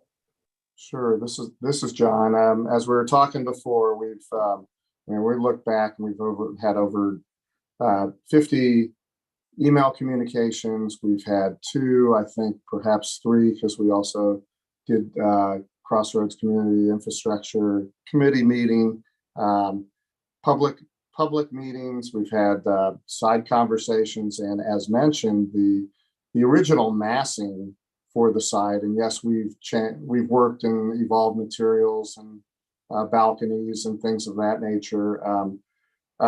Is really as originally presented. So over this last 10-month period, I think we've had numerous conversations. And again, I don't think we've been able to solve the issue that they're bringing up related to how do we make their in and out easier from their garage. And but on different issues that they've raised, I think we've been responsive. What's the materials on the west facing side of our building that faces them? We've improved. There was a request for no balconies on that side of the building. We now have no balconies. And so I think there's been a lot of, frankly, I think there's been a lot of discussion.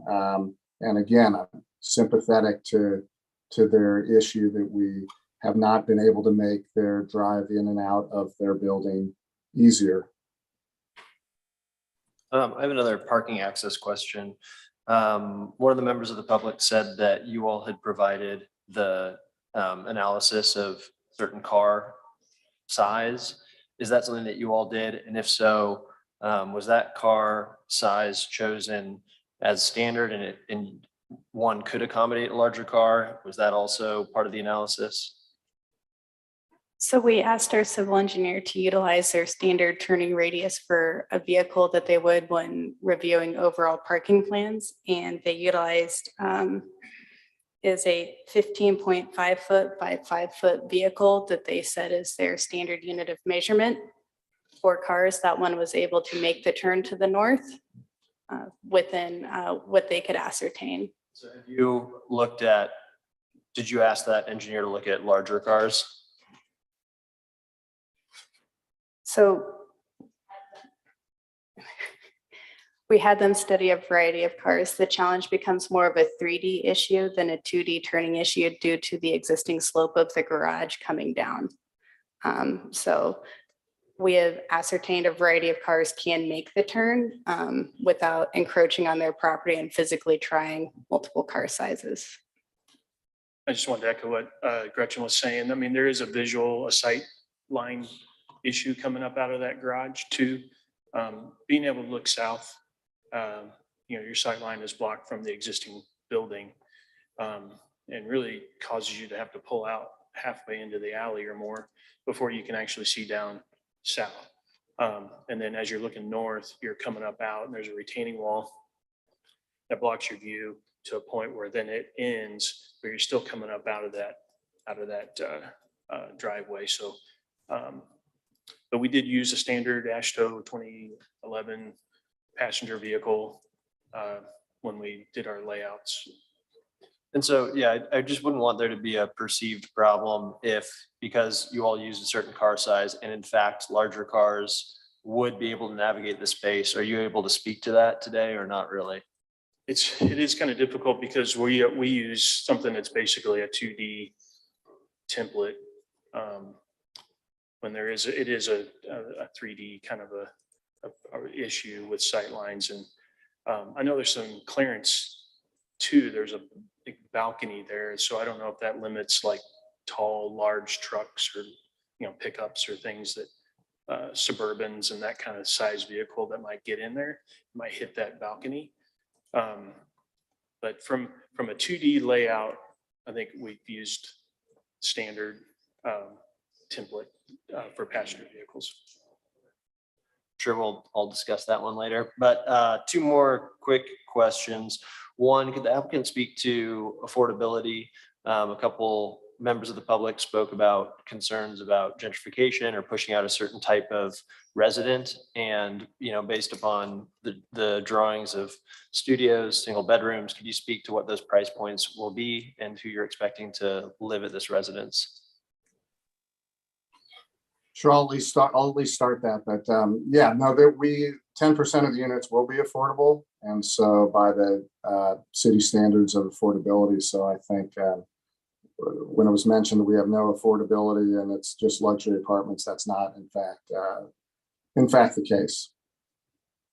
As far as rent on those 10%, we need to meet the standards that the city set at the 60% of the AMI. And then lastly, sometimes the Crossroads Community Association weighs in with letters of approval on projects similar to this. Did you all have any productive conversations with the CCA? Yeah, I think we've had productive conversations, have not heard any opposition other than what you've heard here today, either based on driveway or noise or density, or some people concerned that their views are going to change in the city based on the development created. Thank you. Sure. Any other comments here? So at this time, let's close all testimony then and speak amongst the commission. Sounds like there's a few things to discuss on this. The neighbor's driveway access, I think, I would like to see the project be approved, and I would like to somehow, if possible, condition, some sort of more in-depth analysis as to which cars can make it. I would want to make the approval contingent upon, most cars being able to navigate the space in an all right way. And I would also hope that then the applicant could add, some convex mirrors or help with sight lines to allow people as they're pulling up to see both ways. I think there's no doubt there will be a lot of congestion headaches with moving trucks and additional cars in that alleyway. I do think it's relatively standard in lots of parts of the world to schedule movers at certain times. You have certain windows, and I think that there can be a lot of good management to reduce the headaches. That said, though, I think that it would be a reasonable ask to condition a little bit further concrete analysis of which cars can make it out of that parking lot. It'd be kind of hard, really, in my opinion, to approve or not approve the project to let it move forward on that analysis. I mean, so what happens if it's a, 70s Cadillac, we're looking to come in and out of there? It, yeah, it may have some challenges driving into that, but are you wanting to hold the project from that, or what's your? No, I'd rather not. I'd rather approve contingent upon, an analysis that shows that a typical SUV can make that turn radius. I agree. You're right. There are plenty of vehicles that would, be outliers, and I don't know how we would correctly condition that. That would be my goal. I don't know if it's achievable, but that's what I would like to do. Yeah, I would think even in that access drive anyways, there's a height condition too. I don't know if you can see that on Google. There's a deck that sticks out, so that would really impair the height of a vehicle that can actually use that parking as well. And yeah, it's a challenge just to get in and out of it now. I could see that.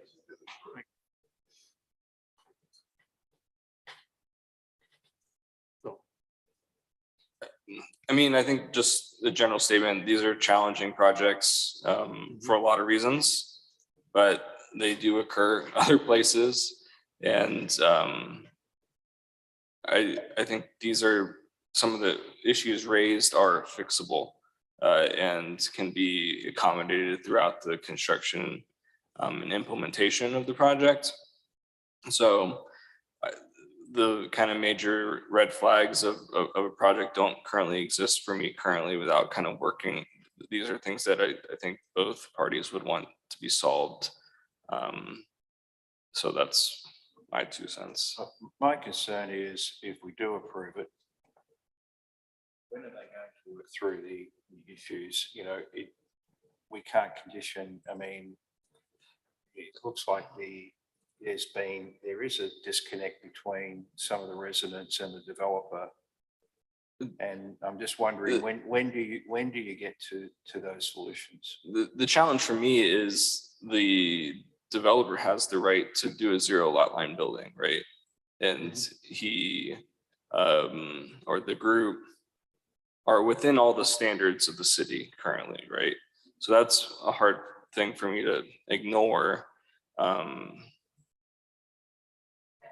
I agree with that, but I also think in the spirit of the Crossroads urban revitalization that's happened there, a lot of the folks at Baltimore Lofts have invested as condo owners in the neighborhood before many other people had. And so with historic buildings, there's always strange circumstances that we have to work around, circulation that's not ideal so that we can preserve the building.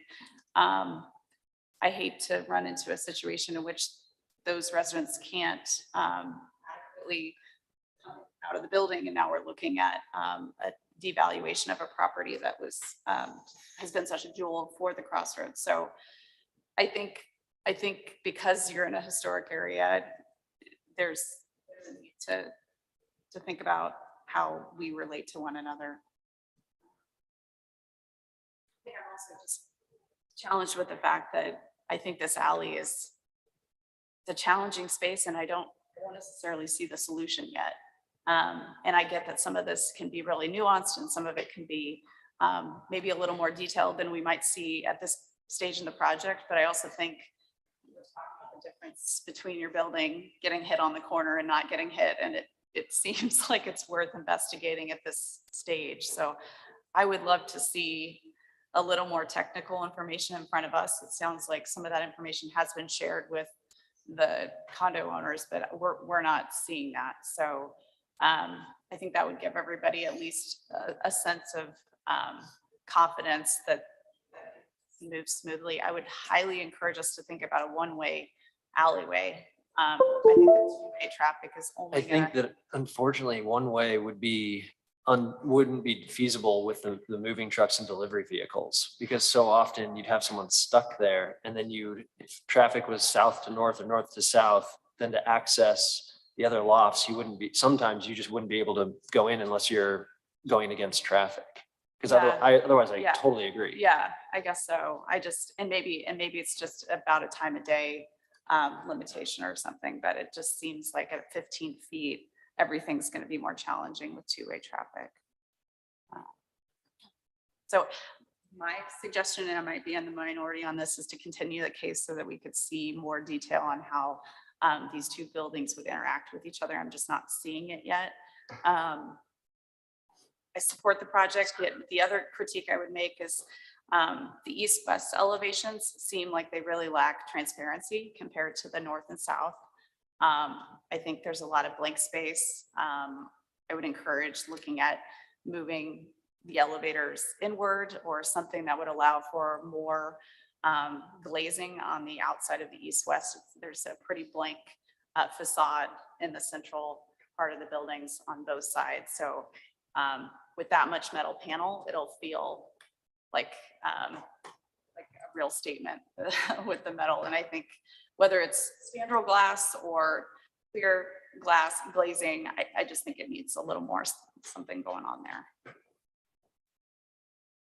And Commissioner Sadowski, there is a condition in the report that says that the applicant and staff, we had very similar discussions to everything that you just mentioned.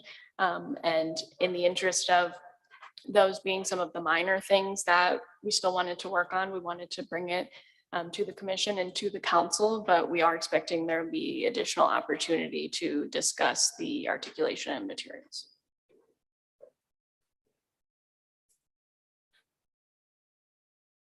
Yeah, I think I'd like to see a little bit more analysis on that traffic movement between those two buildings too.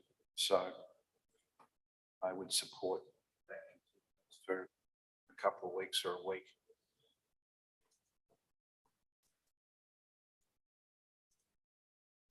I think probably that there's in every demolition, renovation, new construction, always a temporary inconvenience. Right now, for example, right down the street from me, Broadway, as busy as it is, it's reduced for 2 lanes, one going north, one going south. And it's very busy. We know it's not there forever. The new construction will have been dealt with. And the inconveniences of the traffic going in and out during construction or demolition or whatever it needs to be done, is temporary.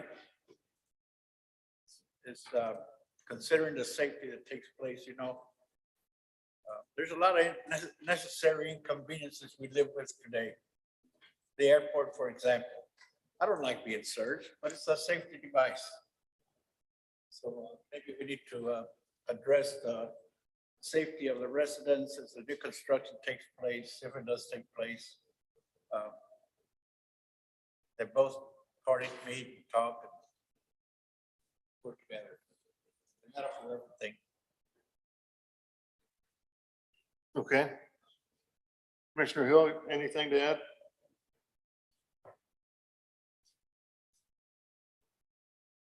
No, nothing to add. I mean, I agree with Sandowski around if we have more time to continue it so that we can clearly understand how those buildings are in relation to each other, that residents can, you know, appropriately turn in. So no other new comments to add.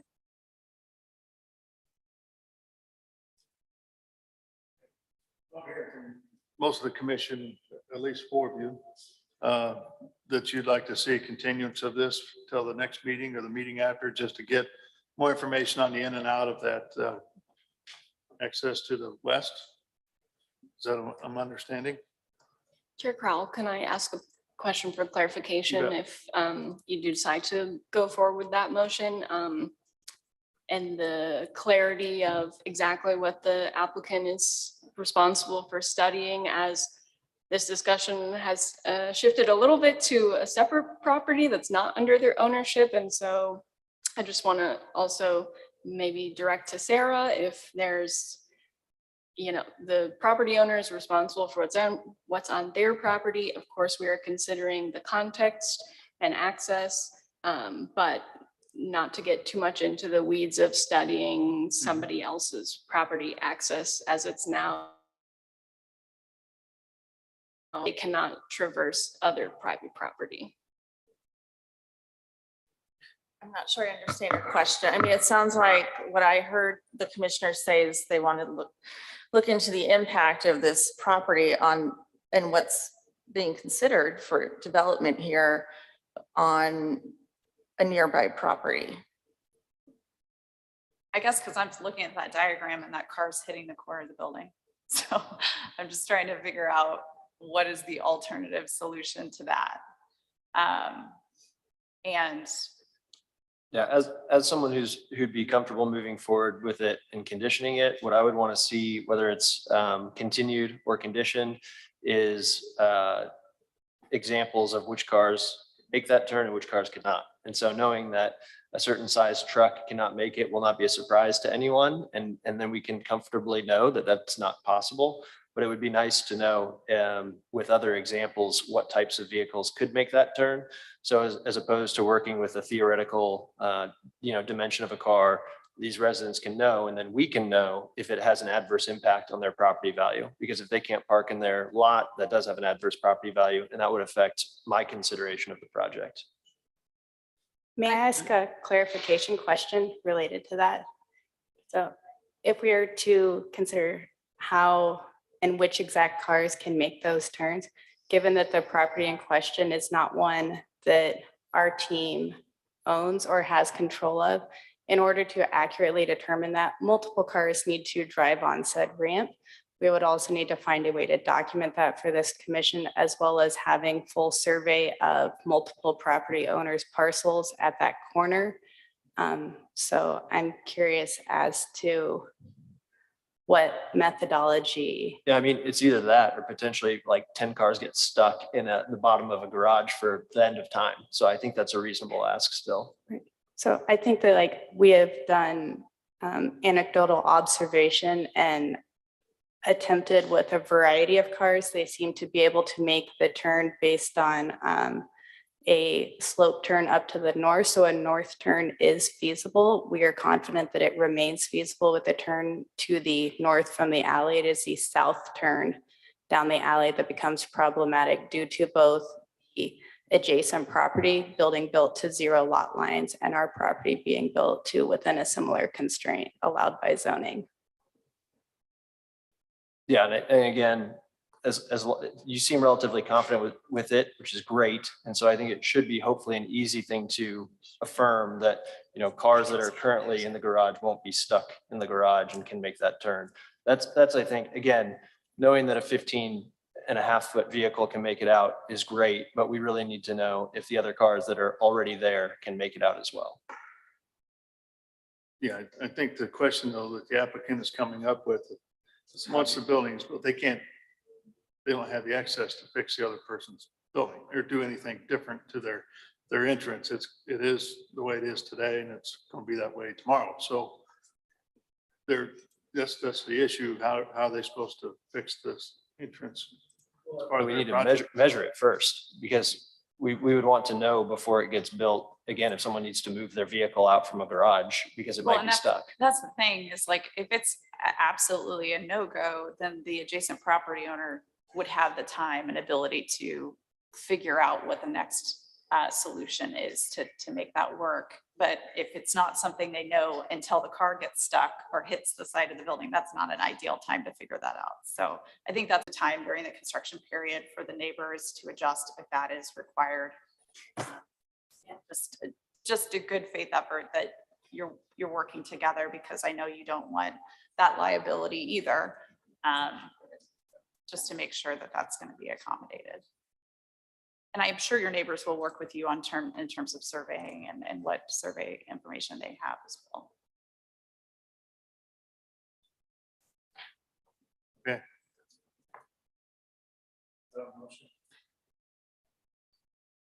Yeah, I move to continue case docket item number 3 to September 19th. As part of the motion, direct us what you're looking for. Sure. From the applicant. With the inclusion of a technical study of moving in and out of the garage, which includes typical models and makes that might be prominent in that area. And I also would like an investigation on transparency on the east-west facades, as can be shown. I am not seeing that yet. Anything else? Second. Motion and a second for the applicant to go back and take another look at the actual access, what the adverse effect their building will have on the adjacent property, and also to take a look at the transparency of the east and west sides of the building. Is 2 weeks enough for that? I think that our team is eager to move forward with this project in the most expedient way possible. I would ask if it's feasible to continue to move through the process with a stipulation for the studies, including, so the exterior was already noted as a stipulation for approval within the planning department. And if ongoing study related to the turn radius is feasible at the same kind of approval condition, given that we have a majority of that information based on exact car sizes that our civil engineer who is here has spoken to, that we can provide as fairly quick supplement. My feeling is for the scale of the project, I'd like to see it come back to us and not just be an administrative solution, just because that gives transparency to the neighbors on what really gets decided.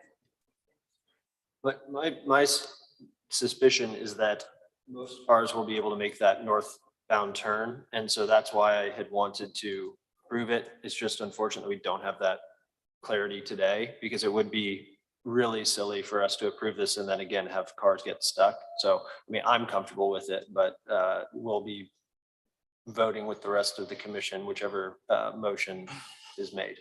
Yeah, so the current motion now is to continue it for 2 weeks. And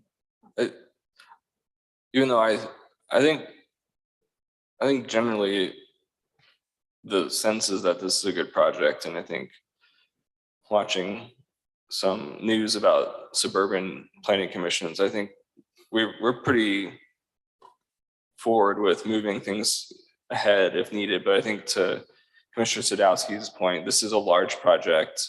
I think it'll all work out. We just kind of want to make sure that everything is together in the next couple of weeks. So I'll support the motion. is to continue for 2 weeks. Again, to take another look at the access to the building to the west and to the garage, as well as the transparency on the east and west sides. Okay. Bonnie, can you take roll call on that motion, please? Allender, Aye. Baker, Aye. Proud. No. Enders, Aye. Hill, Aye. Haas, Aye. Sadowski. Okay, looks like the motion passes then 6-1 for continuance of that, of this docket item, and to come back in a couple of weeks. Thank you. Okay, thank you. All right, so it's 11:15 right now. I think we need maybe a 10-minute break, just go to the restroom, refill our coffee up or whatever. If we could do that. 11:13 now, so 11:30.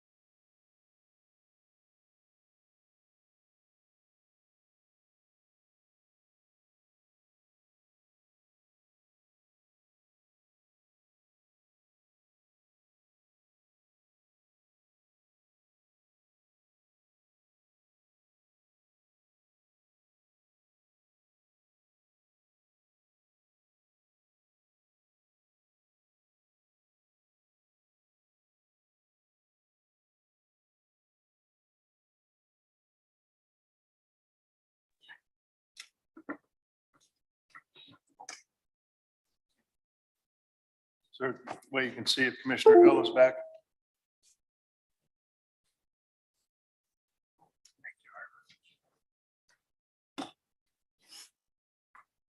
So what we plan to do here is hear docket items number 4 and then number 6.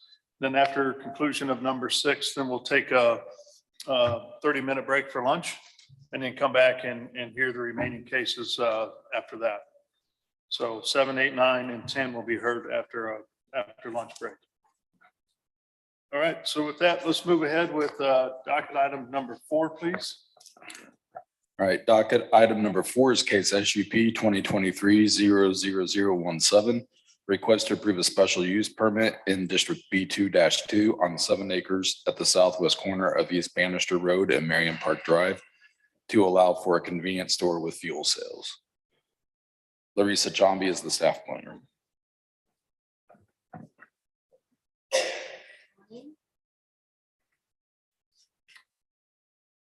Let me share my screen. All right. As Joe mentioned, this is SUP 17 for 9520 Marion Park Drive. The applicant is seeking approval of a special use permit for a convenience store with pumps for fuel sales and a small restaurant space. One second. As you can see, the property is located in the Hickman Mills area. This is where a closer view of the property with the surrounding zonings. As you know, this property might look familiar. The developer has applied for 3 applications, which have already gone through this commission. The first was a rezoning to remove the subject site from an existing UR zoning district. The second was to rezone the property to District B2-2. And then the final application was an area plan amendment to amend the Hickman Mills area plan from office residential to mixed use community. As of right now, the applications are still awaiting approval from City Council. So this staff report does address the special use permit criteria under the assumption that they will be approved. Should the application get denied at the City Council level, the special use permit cannot move forward to the Board of Zoning Adjustment. And to give ourselves some time, this application will be heard in the October BZA. So here is the subject property. There's a small area just along Bannister Road, which I'm highlighting with my mouse, which will need to be vacated. That has been added as a condition of approval. The applicant is proposing 16 standard fuel pumps and 4 semi-truck fuel pumps. The property is split visually and physically by signage and striping into 2 sections. The first section is the northernmost section closest to Bannister Road, which includes the convenience store, the small restaurant, and the fuel pumps. And then there's striping along the middle that states trucks to not enter into this area. The southernmost part of the property includes the semi-truck fuel pumps and parking stalls. And the access for those semi-trucks will be only allowed on Marion Park Drive, and Bannister Road will only be allowed to be those smaller everyday vehicles. The applicant is proposing native vegetation all along that stream buffer that's seen here to the west of the site. And they will update their landscaping plan to meet code. They were missing a few trees along Bannister Road and a few on Marion Park Drive. So that will be required prior to the Board of Zoning Adjustment. The applicant is also providing a trail connection to the trail just south, and I'll go back 1 slide for you to see. This is the existing trail connection and the connection proposed by the applicant. The applicant is also proposing to move the existing access further west. This was to improve the pedestrian access here right at the restaurant. There's a proposed drive-through behind the proposed building. So the pedestrian access has been pushed forward in order to allow for easier access and a safer crossing at the drive-through area. And the access point being moved more to the west also provides for less congestion here and safer pedestrian access as well. And you can see the extension of the sidewalk all the way through to Bannister Road. The applicant worked with city staff to update the construction materials. The proposed construction materials are brick veneer, stone veneer, and pre-finished corrugated metal panels. City staff is asking for additional awnings or architectural fenestration on the elevations, also to be provided prior to the Board of Zoning adjustment. And then here is the proposed fuel pumps. They are also proposing that brick veneer for those columns. This is a view of the property from the corner of Bannister Road and Merriam Park Drive. Here's that existing access that'll be pushed further west for this application. And then this is the view from Merriam Park Drive.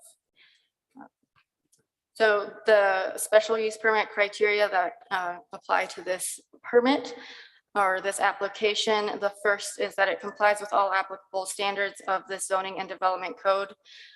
Once the 3 previous applications have gone through city council, this application will comply with the applicable standards of the zoning and development code. The subject property is located in close proximity to other commercial uses, and the developer is proposing adequate sidewalk connections throughout the site. As I can go back to my map just to give you some clear ideas right here. So this commercial center here to the east is the Home Depot, and there's the new police department just southeast, and another commercial business here. So it is compatible with the uses in the area. It is, I believe, and I'll let Mr. Stone confirm this, but I believe it is a 24-hour, and due to its proximity to the highway, that's to be expected with the proposed use. And then another criteria that I'd like to point out is will not have a significant adverse impact on pedestrian safety or comfort. And I just wanted to reiterate that there are appropriate trail connections and sidewalk connections throughout the site to the adjacent properties. And with that, sorry. There are a couple conditions to revise. Condition number 8, I've added in red the language of in the event that the director and the KCATA cannot agree on the location of the bus stop at the corner of Bannister Road and Merriam Park Drive, that the developer shall be excused upon the consent of the director. And then condition number 25, that the developer shall secure permits for those public improvements as required by the approved plan prior to recording the final plat. And what was changed there was language regarding the traffic impact study. No traffic impact study was required for this application. And I can answer any questions if you have them, and staff is recommending approval with conditions. Any questions from the commissioners? Are there gonna be street trees? I'm seeing are there gonna be shrubs, or what's the requirements? They're gonna have street trees along both roads, and then shrubs as well. Yeah. And since there is a proposed drive-through that needs to be fully screened from the roads. So they've provided sections showing how that'll be accomplished. And to be safe, staff also added that additional landscaping shall be provided. Okay, yeah. That's just you drive along that road and just feel very hot. And so, because there's no trees. So it'd be really great to add those. So can you talk a little bit about, it looks like the developer's clearing the complete property. So the tree ordinance and so forth, is that kicked in at all, or how is that working? They did provide a tree preservation plan. It was not included in the presentation. I believe they purchased the property within the last 5 years. And I think that was an exception to that tree ordinance. Is that correct? Yep. So they will not have to, So it doesn't kick in if you've Correct. purchased. within the last 5 years. Okay. Any other questions from the commission to city staff? No. Okay, let's go ahead and welcome the applicant then. Good afternoon, or still morning. Thank you very much, Mr. Chairman, members of the Plan Commission. I'm Doug Stone with Lewis Rice. Thank you for the opportunity to be here. I really don't have much to add there. I think the presentation was complete. I do know two things. One, I think you're going to hear some concerns from some neighbors about the type of use that is going in here. And I'll reserve, my responses until afterwards. I would point out as you hear these comments, and I work with folks in Southern Communities Coalition all the time and have great respect for them, but I just want you to keep in context the fact that we're talking about siting this between 71 Highway and 435 on Bannister Road, next to the police station and the Home Depot. The nearest residential houses are to the west of 71, over 1,000 feet away, both to the northwest and to the west. There's no residential any closer than that, nor is there residential within that triangle formed by the 435, 71 Bannister corridor. We've been responsive to staff comments. We think that although we are going to lose some greenery, I think what you saw earlier, this is next to a part of this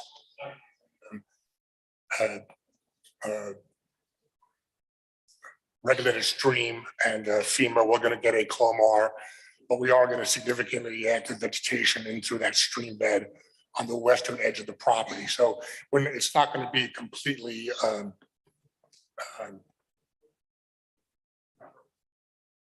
completely non-impervious, there'll be quite a bit of green space throughout on the west side. And having said that, really, I think I'm going to just stand for questions. Is there going to be overnight parking for trucks? Yes. Okay. Fuel there that they can use? Fuel pumps. Yeah. Yep. There'll be four fuel pumps on the south side of the property. Can you put that? Yeah. Back up? Yeah.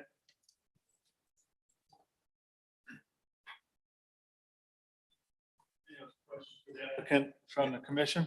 Yeah, I do. Just the impervious area there right now that's we're going to put in. So got the green. Is there any other stormwater management systems that you're looking at putting in to retain that rainfall? I'm going to let our civil engineer who's in the audience answer that.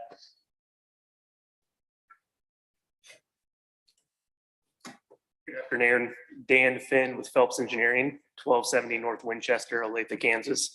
In addition to the natives that'll be provided along the west side of the site, there will be an underground infiltration system installed underneath the pavement that will collect all of the stormwater runoff from the roof, the impervious area, that will infiltrate it into the water to meet the treatment requirements outlined by the city, and then also hold it back for detention to meet the detention requirements by the city. Okay. Right. Questions from the commission? Yeah. Oh, I can't see you.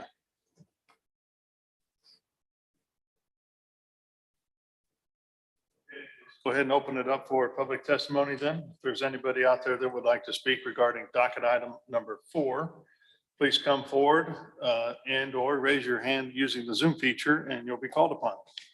Good morning. Good morning. How are you today? We're here today to talk about this particular piece of property. My name is Carol McClure. I live at 6103 East 109th Street.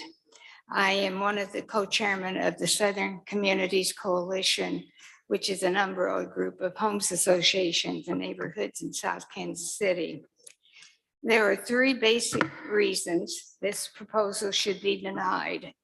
The first and broadest is the environment. The mayor has declared a climate emergency and the city council has passed a resolution stating as much and requiring future plans that address way to lessen the climate emergency. Excuse me. Paving over green space and cutting down trees will only worsen the problem. Also, the proposal calls for 16 fuel pumps with no plans for EV charging stations. This is at a time when the city itself is slowly switching to electric vehicles and giving away trees to enhance the tree canopy.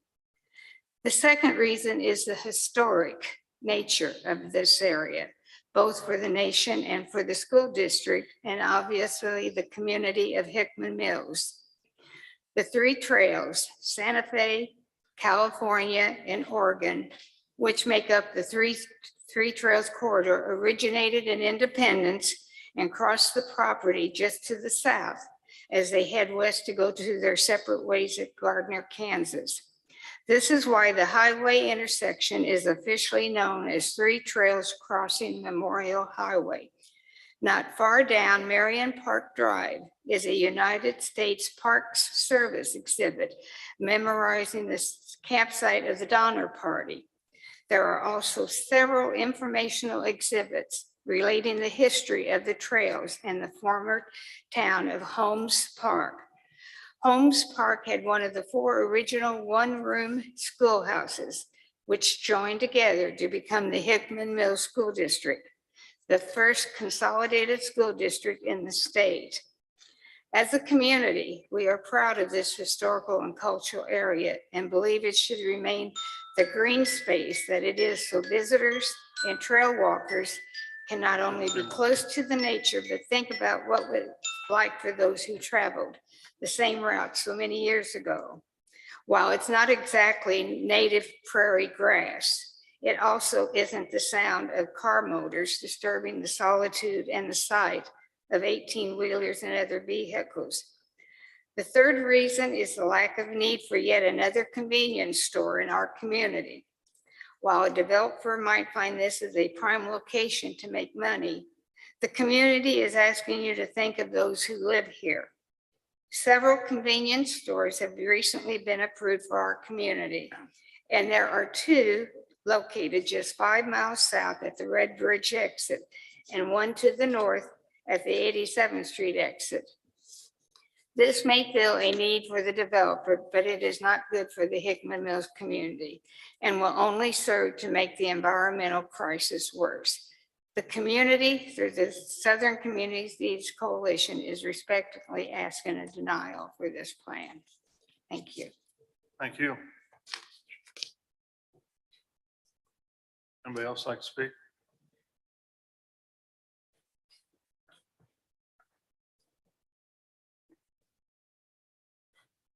My name is Mary Barnett. I reside at 9622 Overhill Road.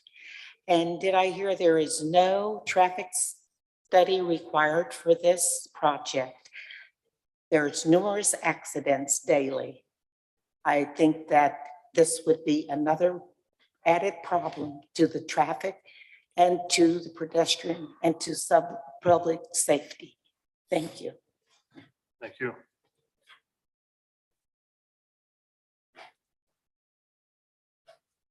Mr. Chair, there are two people online. First is Beth Berger and then Leah. You'd like to go first? Did you say Beth Berger?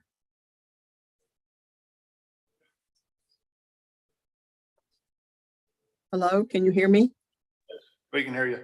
Okay, this is Beth Berger. I'm the community engagement person with the Ruskin Heights Homes Association. And you have received a letter from the board of the Ruskin Heights Homes Association with the main reasons why we're opposed to this project. But on this project, I believe they said there were 20 places to park semis, and they are going to be allowed to leave their trailers and drive off with their cabs. And in the Ruskin Heights community and the Fairwood communities, the cabs have been a serious problem. They drive their cabs into our communities and drive them on our neighborhood streets and park them in the streets, which makes it difficult for cars to get up and down the streets, as well as emergency equipment. And when they're called on that they're leaving them parked in the street for more than 2 hours, they're driving them up in their yards and parking them in their yards and turning the yards into a muddy mess. We do not need these places for them to park in our community to allow them to drive more cabs into our community.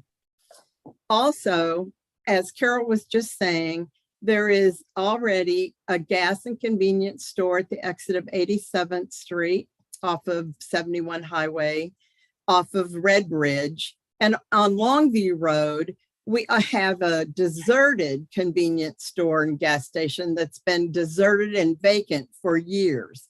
So obviously we do not need another gas station and convenience store. It is bad for our community to have all the exhaust without any electric parking. That is not good. And they plan on selling liquor. We do not need another liquor store. We have a copious amount of convenience stores and liquor stores between 87th Street and 71 Highway on the Blue Ridge corridor, which is not far from this location. And I just want to say again that the Ruskin Heights Homes Association is opposed to this project, and we urge you to deny. Thank you.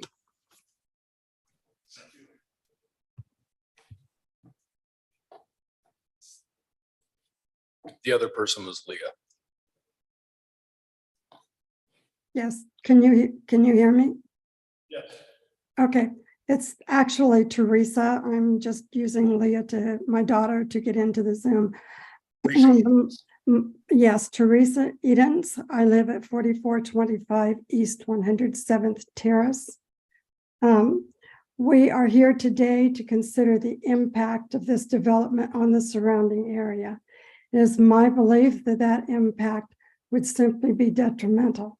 To recommend a special use permit for this development would be to deny the importance of the Donner Party campsite and the Three Trails corridor, which crosses over Hartgrove Creek yards from this site and is part of Mark's historic trail retracement.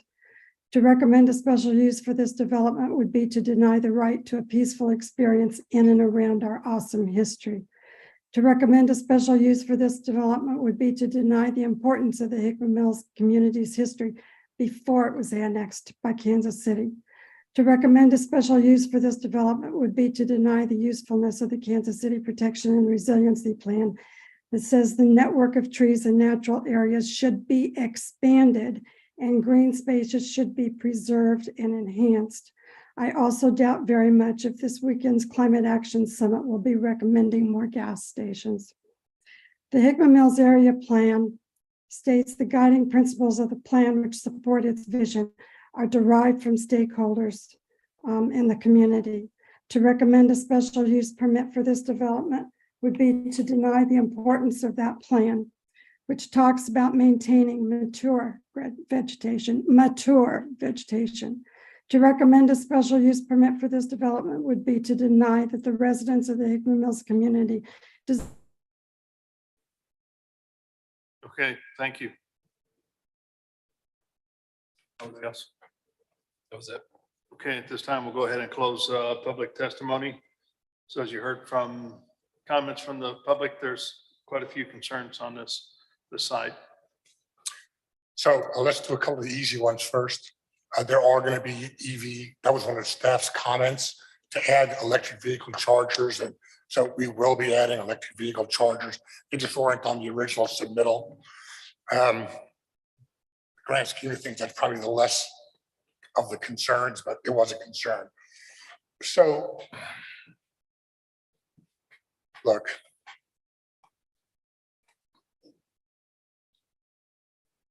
I'm never going to stand up here in front of you and say that the concerns of the neighbors are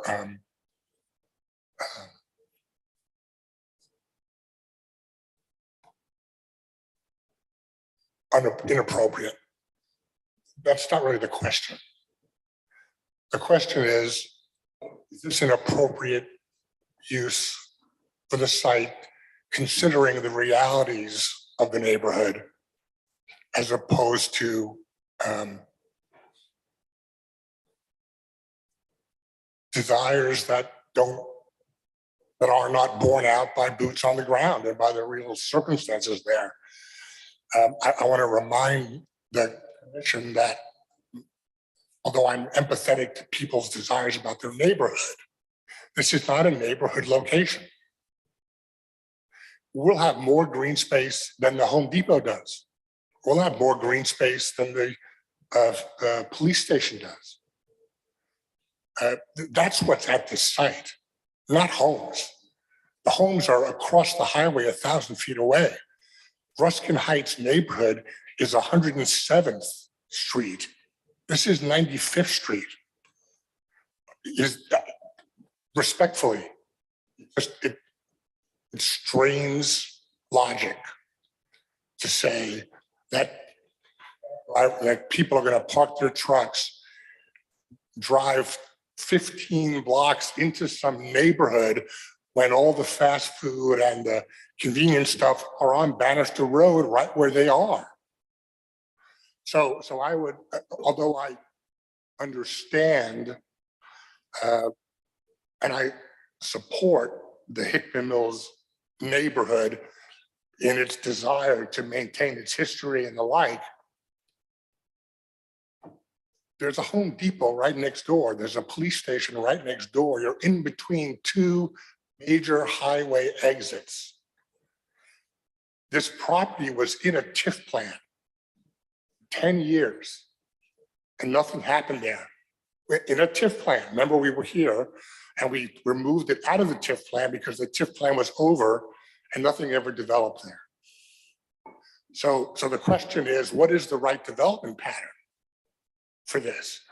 I would submit to you that it's a highway related use that will provide support. I mean, is there a gas station on 87th Street?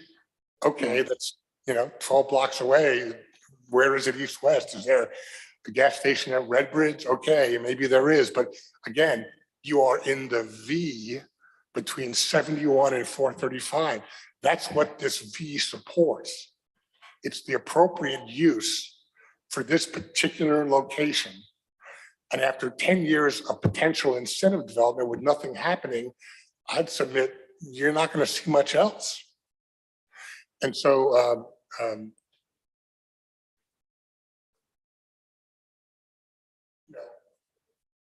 I don't think that the neighbors should be ignored, but I think that their concerns here are would make more sense if this were a different parcel of property, not cited exactly where it is. That's what I got. Okay, thank you. Last questions from the commission? Yeah, I do. I'm interested in why developer hasn't put EV charging stations in. I mean, you're talking about transportation related use. Seeing now that I read that that was in our second submission. That's not in your, that was one of the staff comments that we've said we've agreed to.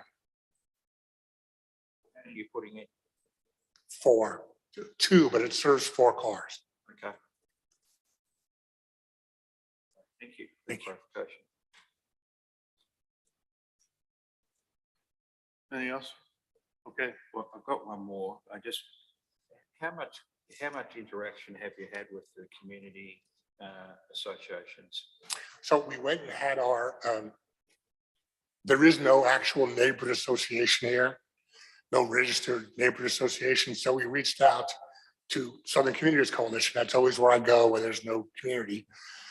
We met with them. We invited the neighbors within 300 feet. It was fairly well attended.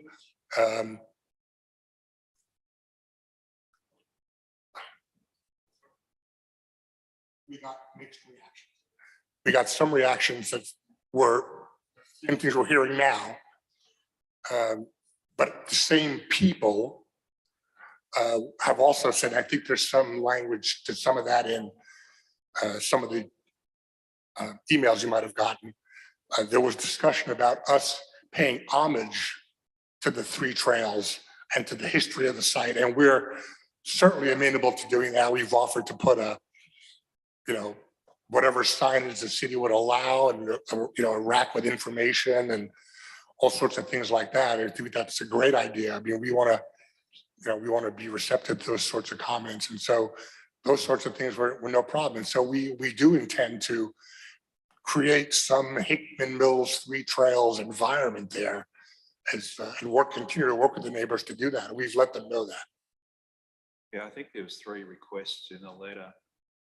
So you're happy to comply with those 3 requests? Yep. I think it's a great idea. Right.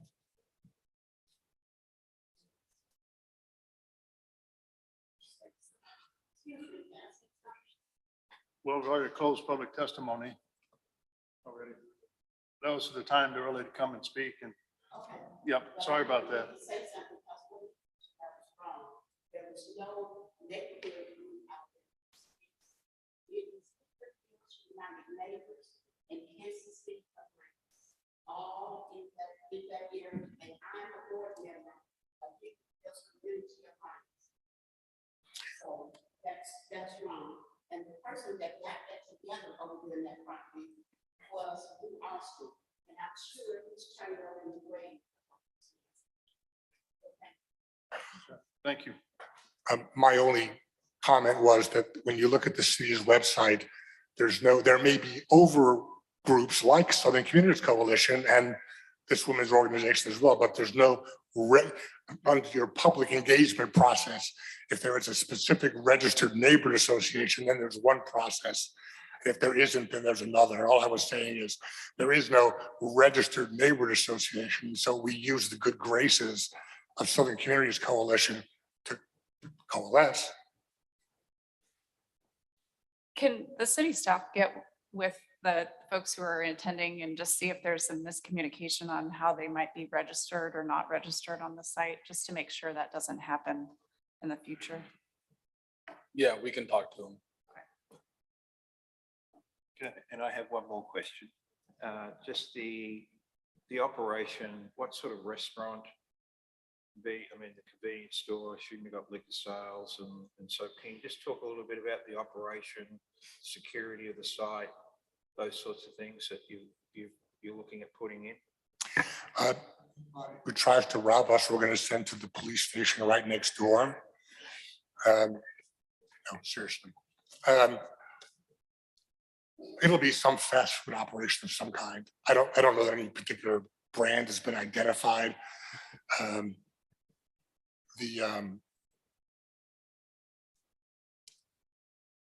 Whenever you have a 24-hour operation like this, I think that the good news is, and I was facetious about being next to the police station, but I actually think the good news is it's next to the police station.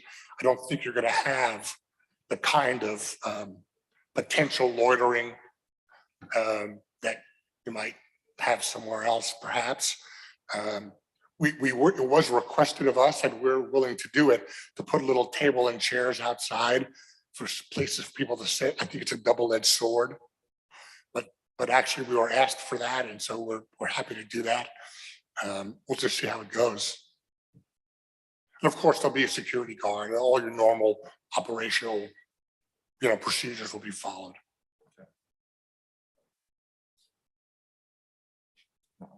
We'll probably have to double our donuts. Sorry, that was a bad, just a joke. Okay. So at this time, let's go ahead and close testimony then and speak amongst the commission. There's nothing to discuss. a motion. I think we're condition 8 about the ATA bus stop. We're good with that one. And then public permits before recording of the plat. Make sure we get all of those. If we did approve it, there was those 3 conditions that the community wanted, I think from the Southern Community Association. They had 3 things that they would like the developer to do. One of the requests was at the electric vehicle charging stations. No, well, there's a sign with Hickman Mills. There was something around landscaping. And there's something around information maps, I assume, for the trials. I think the landscaping we've dealt with. The things I was talking about are those Hickman Mills related. And we're happy to do that. The only thing I would ask, Carol's great, we'll work something out with her. But I would just ask that we don't want to get held where that's the reason why we can't get open because we don't reach some agreements. So we'd want to stay with the ETA that we could come to the director and say, this is what we've offered to do. They don't think it's enough. I don't want to be held up that way, but I don't happy to have a condition. Just give us the out to be able to have some rational standard. Yeah, I mean, I just want to make sure that the staff, I mean, with the landscaping and so forth, that was requested in the letter is complied to. Right, so the landscaping, what was provided wasn't sufficient, so they did resubmit, I believe, those landscape plans yesterday. Those will be revised by staff prior to BZA. And Okay. Yep. Requests, as I'm seeing them here, are pretty broad. I think the neighborhood didn't assume that that was the last conversation around that. So for example, native plants, I don't think they mean one native plant. There's probably a variety of native plants they'd like to see. Signage, they probably have very particular things that they'd want to see as well. So I mean, my feeling is that if we were to approve it, that we would work through that, the entitlement process and through this body before it gets moved on to the next session. Otherwise, you lose the ability to connect with the neighborhood on those issues. I will say that I'm in favor of denial, though. I feel like I did a quick search of like where similar facilities are across the metro, and as I suspected, a lot of them are in locations where there is either a very strong industrial node or more on the fringes in rural areas where you would expect commercial truck traffic need to fill up on their way to the next urban area. Not so much in these major commercial corridors. I would distinguish station. These are all commercial uses. What you're describing to me is clearly an industrial use. It's a lot of truck traffic. It's a lot of fuel. It's a nature way nearby. I'm having trouble picturing how those two uses can work together given the amount of runoff and things like that. So for me, it's a no. I think there's plenty of other sites in our metro or on the fringes of our metro or in our industrial areas that could accommodate this use. I would rather see more commercial uses. I'd rather see other types of retail and other things like that.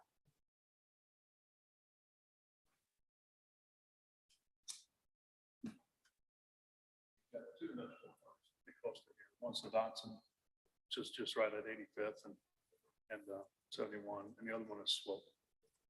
Yeah, it seems like the other ones are like right embedded in that area. They're not in the middle of what would be a commercial zone. Okay. Anybody else have any comments? Take a motion, please. I move to deny docket item 4. Second. Okay, so I've got a motion and a second for denial of docket item number 4. Giovanni, can you take roll call on that motion, please? Allender. Baker. Aye. Prow. No? Enders. No. Hill. Aye. Rojas. Sadowski. Okay, so it looks like it's 3 yeas and 4 nays for that particular motion. Is that all right to go forward, or you need something different?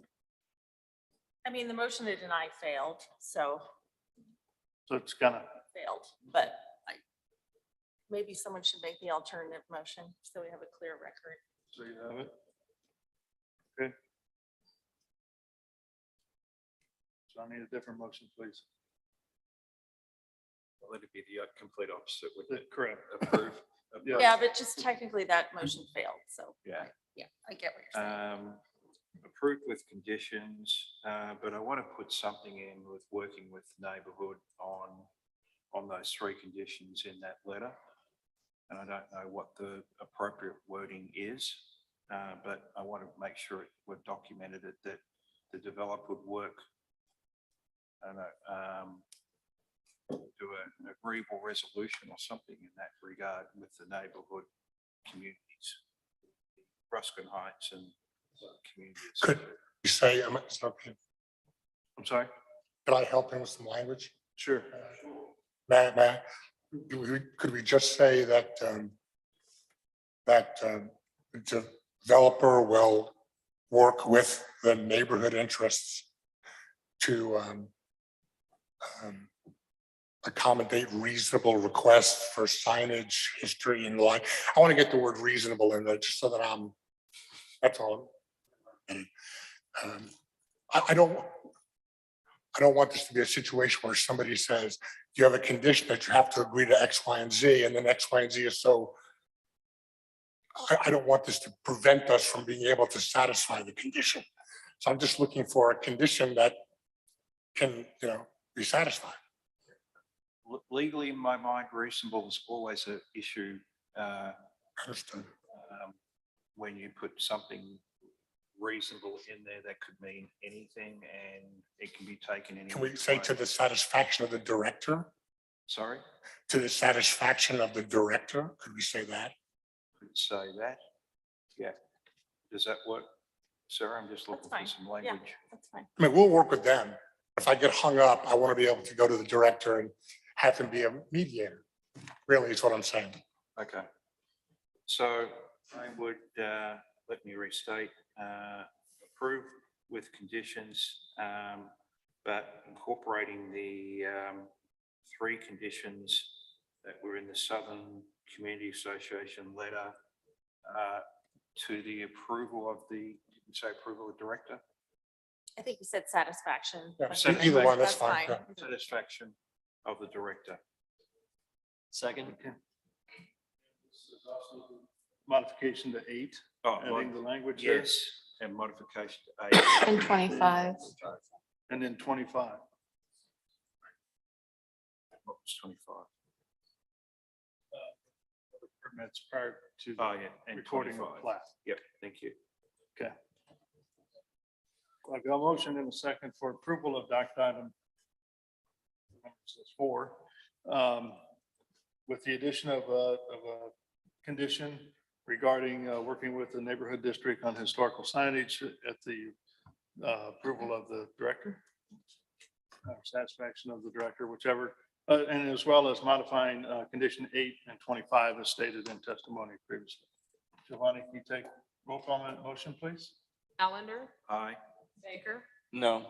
Proud, Aye. Enders, Aye. Aye. Rojas, Aye. Sadowski, No. Okay, so that has been approved 5-2. All right, thank you for bringing it in. Good Thanks luck very as much you for your move time forward. and attention today.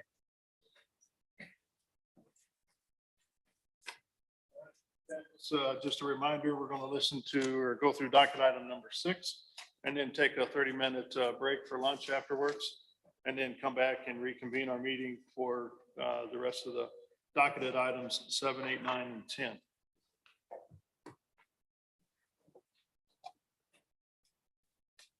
All right, docket item 6 is case SUP 2023-00034.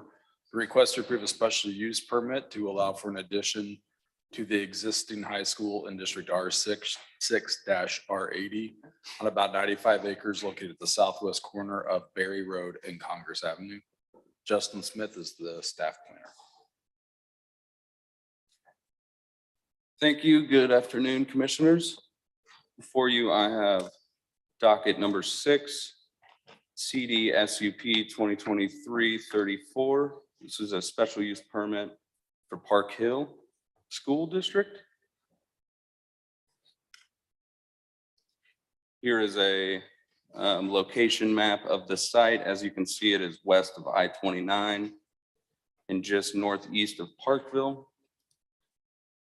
As you can see, is within these orange boundary lines, it is the Line Creek Valley Area Plan.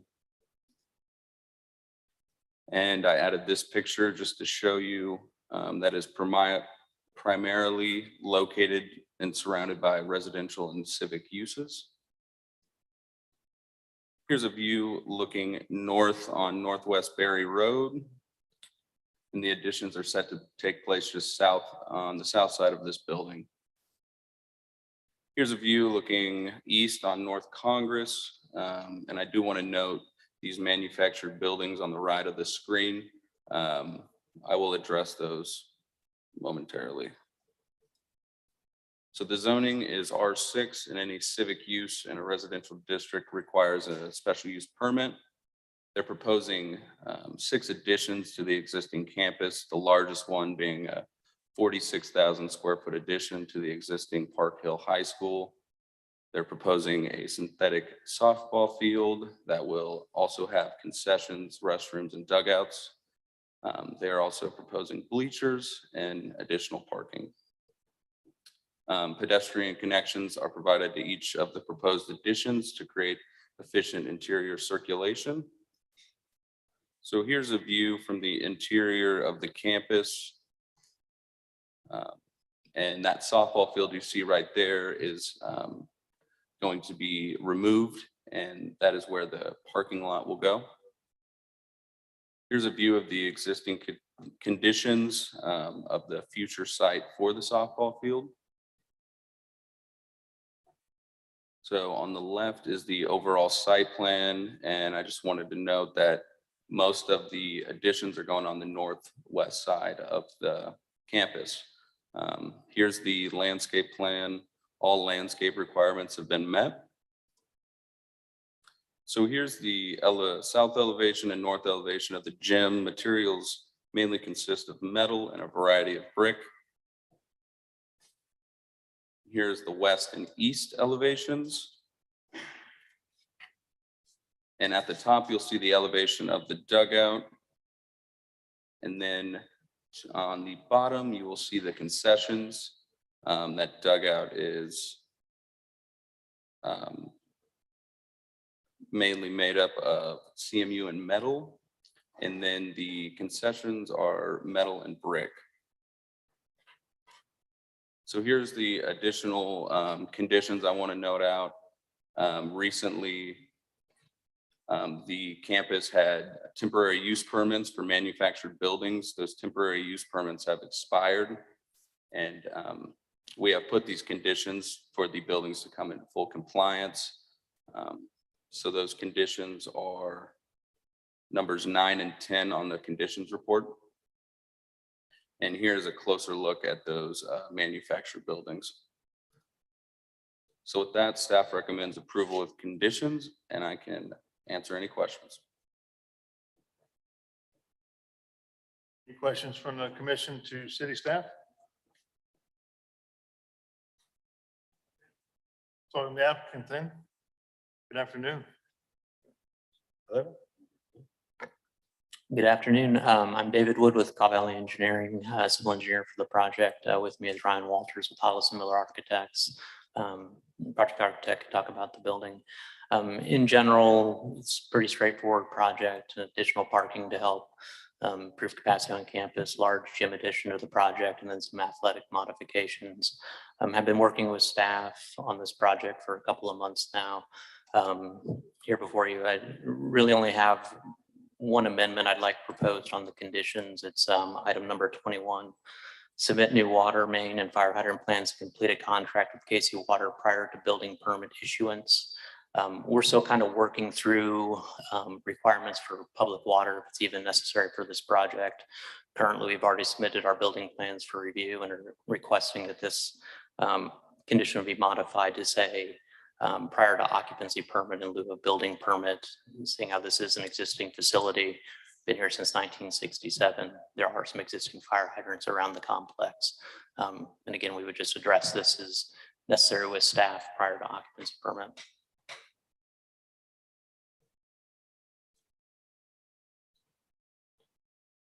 Okay. All right, we'll talk about that one a little bit. Anything else on that? Trying to go back to the main site plan with all the addition here. So the big building addition that's kind of in the center of the page, that's more for classrooms, or is that gym space, or what is that? Yeah, the addition, Ryan Walters with Halls Miller, the addition is primarily a new competition gymnasium as well as an ICC 500 shelter for the entire population of the school. Weight rooms, it's completely athletic in nature. The district, when this is completed, will be able to host statewide tournaments, wrestling, basketball, volleyball, and so on. Okay, when's construction looking to begin? And we are hoping construction will begin around early November as we're going through the permitting process now. about 24 school year? Or is that I would have to later than that? defer to Universal Construction, who's the CM on that project. I don't know if it'll be 24 or if it'll be phased into 25. The 25 is their latest plan. It'll be quicker than the Plaza gym, getting that fixed? Yes. So I had to bring that up. Okay. Any questions from commission to the applicant? I was gonna ask about windows, but you said storm shelter, so now I know. There actually will be windows in the storm shelter, Oh, okay. south facing. Okay. Be compliant. I see that. I didn't see any on the other ones. Okay. Has there been much discussion about artificial turf and like health risks? I know there were some articles months ago about just considerations as to whether, you know, the rubber or whatever is used in them, whether they're the right surface for people to be playing on. Is that something that ever came up as part of the conversation?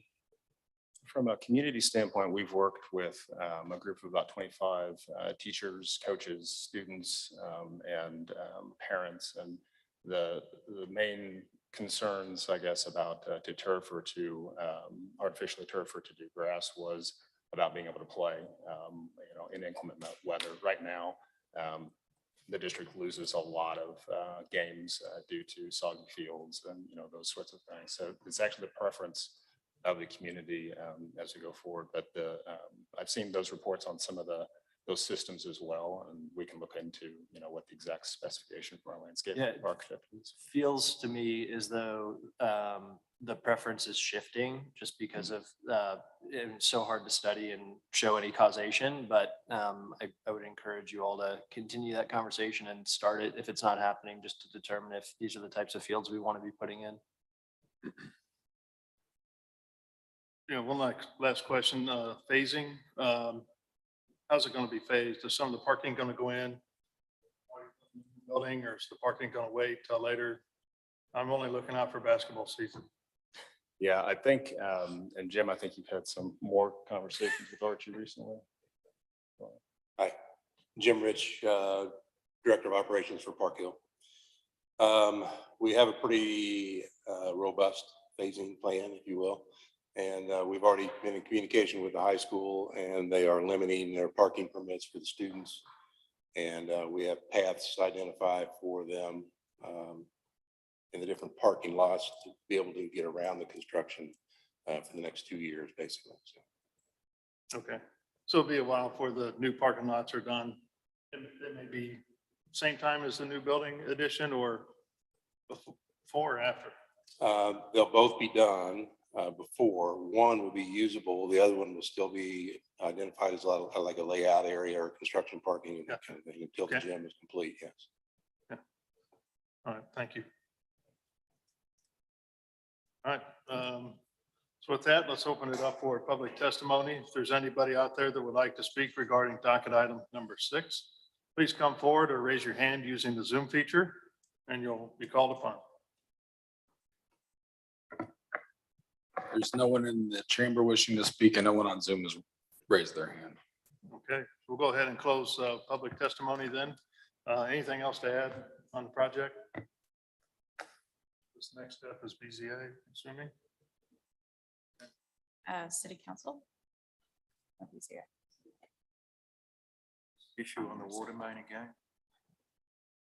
I think it's just timing more than anything. It's timing. Is Travis available online? Yes, sir. Okay. Just making sure you're okay changing that to occupancy permit?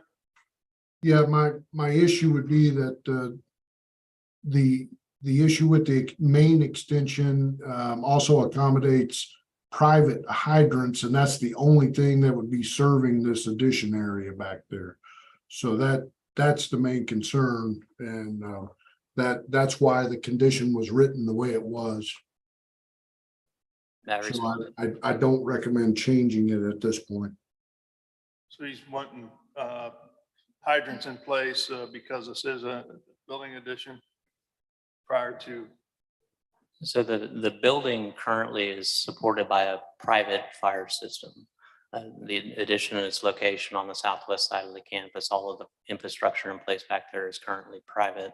As part of this project, we will be upgrading that system and adding additional hydrants. We'll also be extending that private fire main out to the concession building, pictured off to the west side of the site over by the softball field. So where this comment is originating from is the need for additional fire hydrants on both Congress Avenue and Berry Road to facilitate a requirement of meeting a 300-foot spacing on the roadways. Those hydrants are actually too far to provide effective fire protection for this project. And this is part of the reason we still are in discussions with both the fire department and water services about whether or not this requirement is actually necessary for the project.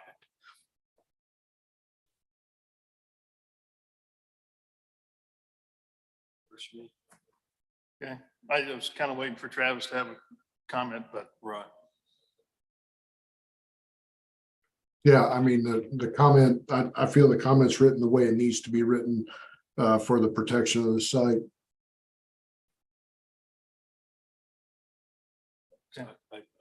It's kind of hard to understand. Anybody else understand? Comment as is. Oh.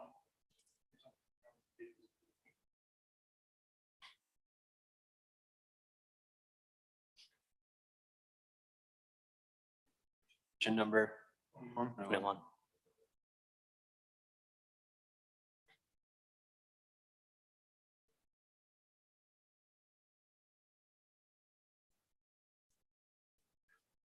For the water line to be placed before they issue a permit to build the building.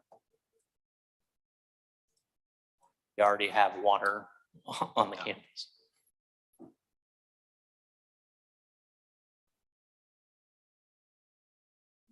Side of the commission.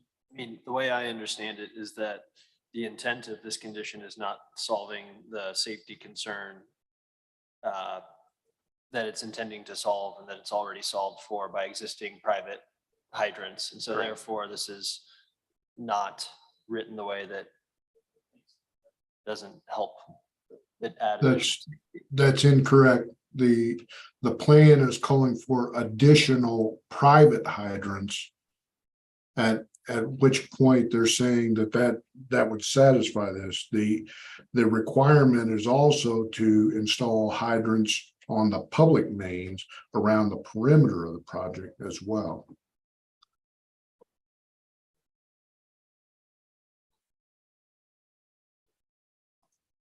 So this comment relates, their condition relates to 7A specifically. If there's a plan revision as a condition 7A, this is the condition that would require us to have this permit in place before we get our building permit. Like I said, we have private fire, water, private mains on campus to support these buildings.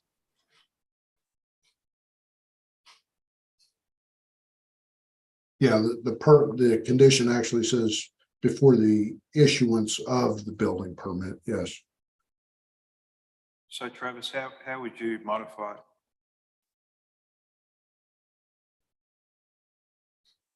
I mean, I would leave it as written. And so again. If you intend to modify anything, if you put this as a condition, then the building official would need to change that. If they've already made an application for a building permit, then the building official would need to add that as a condition to change that to prior to issuance of a C of O.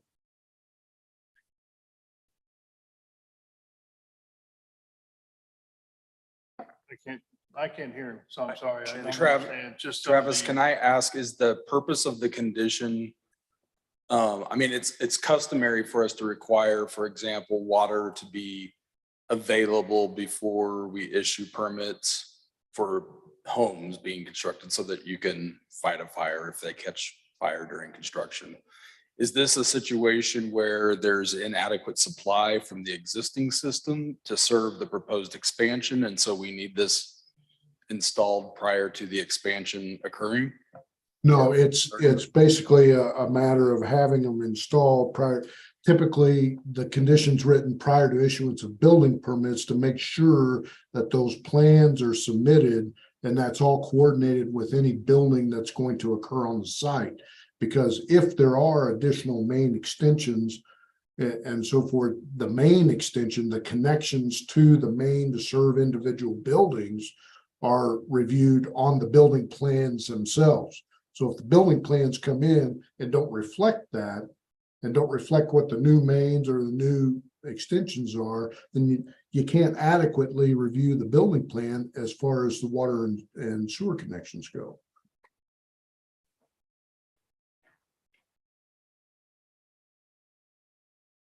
That's why the condition was written the way it was.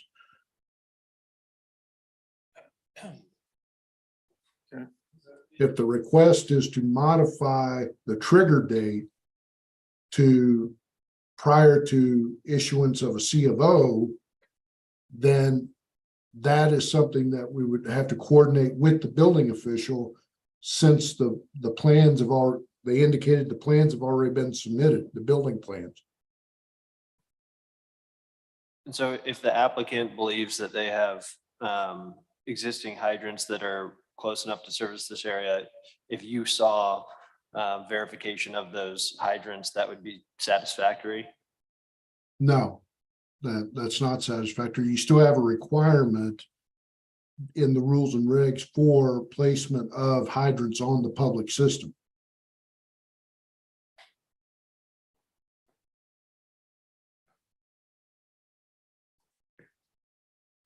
Okay. All right. The public testimony, I think we're down at the end here. Ready for a motion on this?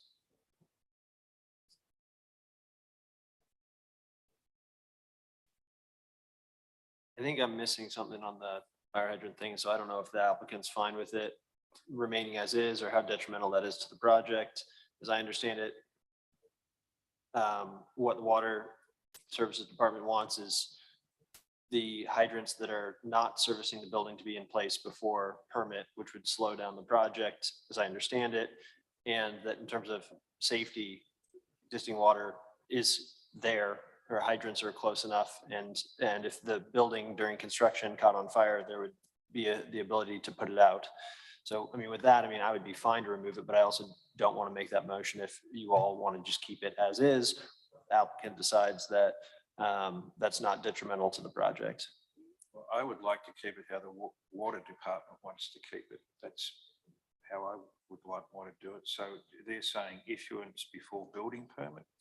Yeah, I guess I just was under the feeling that maybe there was, I don't know, somehow miscommunication from audio. Maybe it's just because we're having a hard time hearing. It seems as though we in the past haven't required hydrants that are not, I mean, they are related to the project, but in a totally different site or totally different part of the site. And so that's why I was kind of under the assumption that maybe there was miscommunication or misunderstanding. So what they're asking here is for this new water line to be in place, approved and done before they can get a permit to do any other of the construction. Of this project. No, that's incorrect. The requirement was to be under contract for the hydrants in any main extension prior to issuance of building permits. That didn't mean that the water main or the hydrants had to be done. It simply means that it had to be under contract. Under contract secures that by bond. So I'm fine with that. So it can be done in concert with one another. I mean, the way it reads, it says and complete. Okay, contract, okay. Yeah, I It's think, just the permitting and have that done. It's not fully constructed. So it's a parallel. We understand. Okay. Okay, so we're good to leave it as it Yeah. is then. Yeah. Okay. They want to make a motion? The other, I don't think so. okay. Mr. Chair, I approve to, sorry. I approve case number 6, approved with conditions as stated in the document.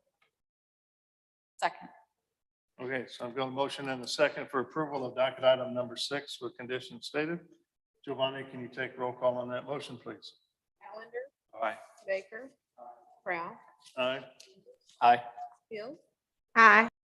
Rojas, Aye. Kowski. Okay, it looks like the motion passes 7-0. Bring it in and good luck. Okay, so with that, it's 12, more or less, 30-minute lunch break, and we'll be back at 5 minutes after 1. Or 1 o'clock, which would be better. Let's do 1 o'clock. Be back at 1.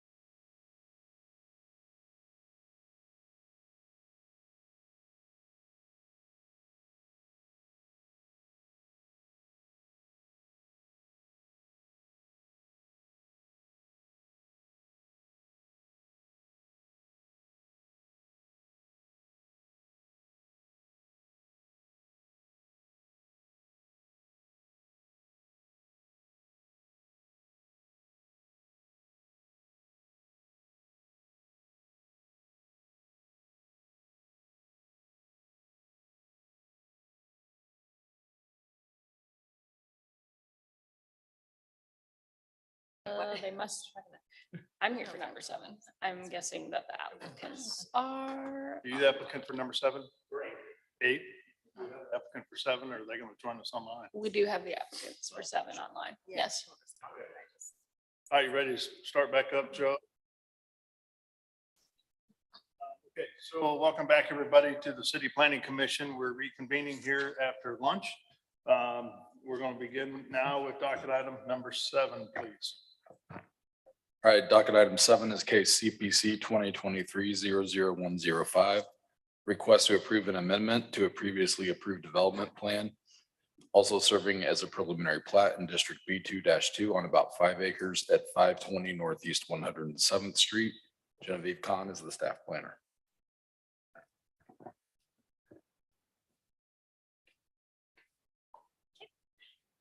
Good afternoon. Docket item number 7 is for a major amendment to a previously approved development plan for Mullins Corner at about 520 Northeast 107th Street. Site is generally located in the Northland, just east of 169 and south of 435. This is the subject site highlighted in yellow. It is the remaining undeveloped parcel for Mullins Corner Development Plan, which was approved in 2007. And this is the previously approved development plan. As you can see on the right side here, there's sort of a continuous line of buildings like a strip shopping center. And this proposed development kept that all as a single lot, which is why it is the shape that it is today. The applicant is proposing to plat that one parcel into 3 new lots, lot 4A, 4B, and 4C.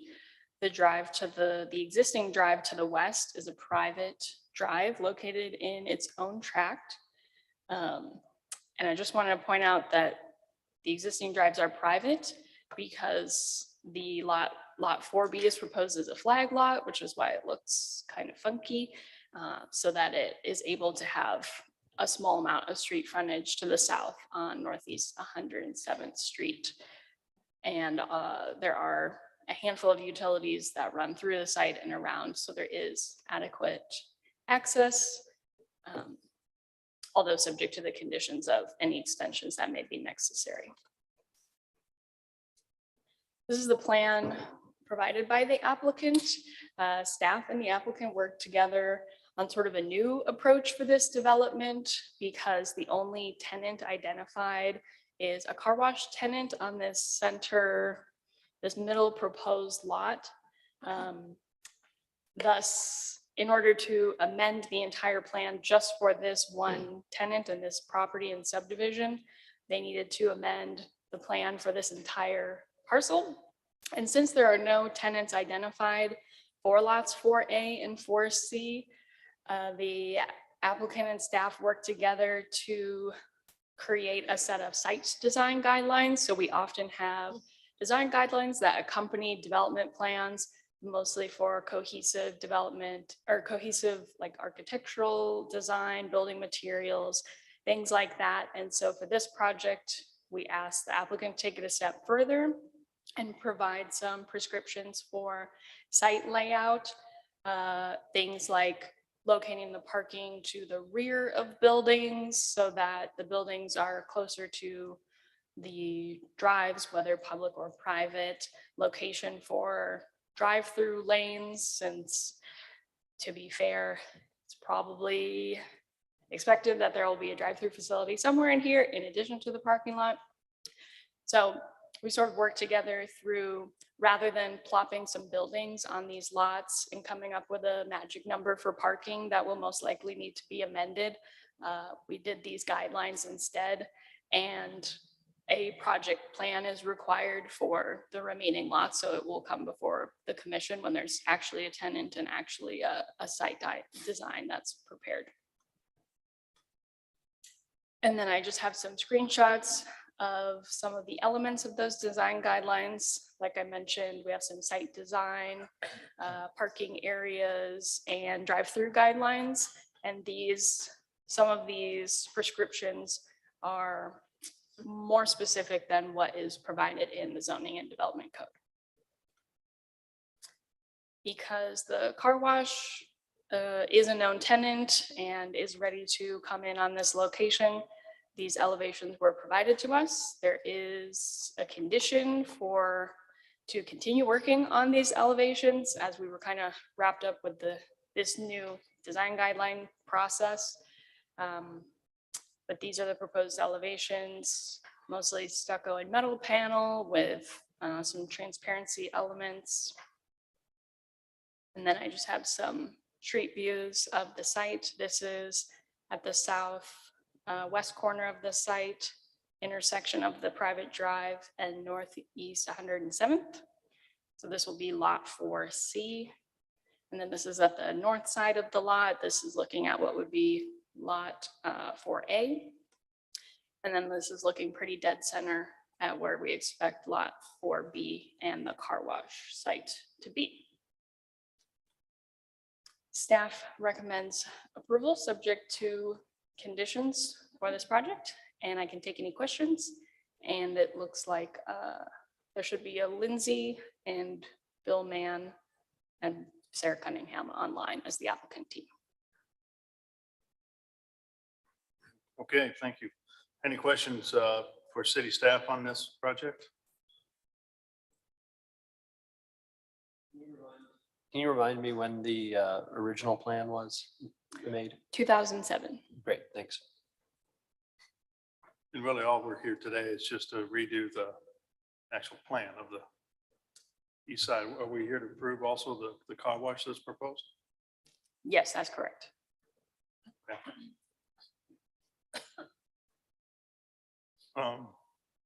Is there going to be landscaping or some kind of barrier between the business and the residential neighborhood there? Yes, and there is a condition attached to the staff report that the landscaping and screening be reviewed at the time of building permit, as the car wash project specifically is that will be its next stop once this major amendment is approved by the council. But they were not able to provide their landscape plan in time. So we will be reviewing that at a later date, and it will need to comply with 88-340, which is all of the drive-through screening standards for that lot. Okay. Any other questions for city staff?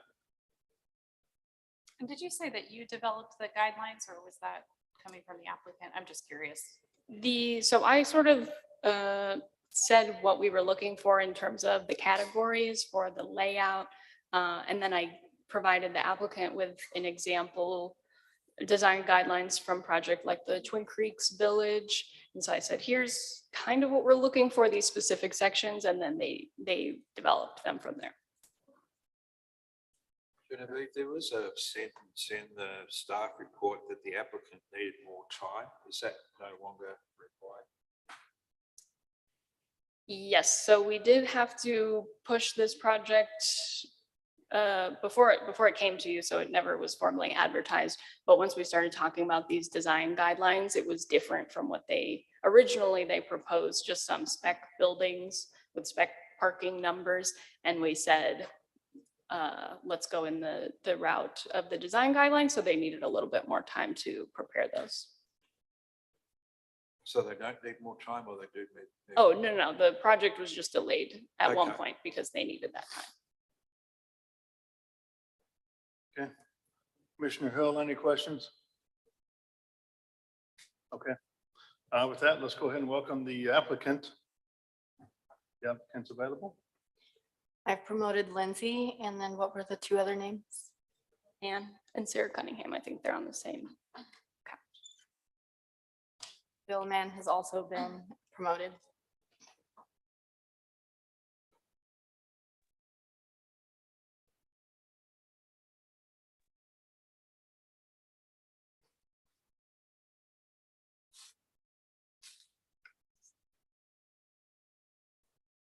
Afternoon. Looks like you're off mute, so welcome. Thank you. Thank you. Happy to answer any questions. Don't have anything to present or anything? No, just here for any questions you guys have.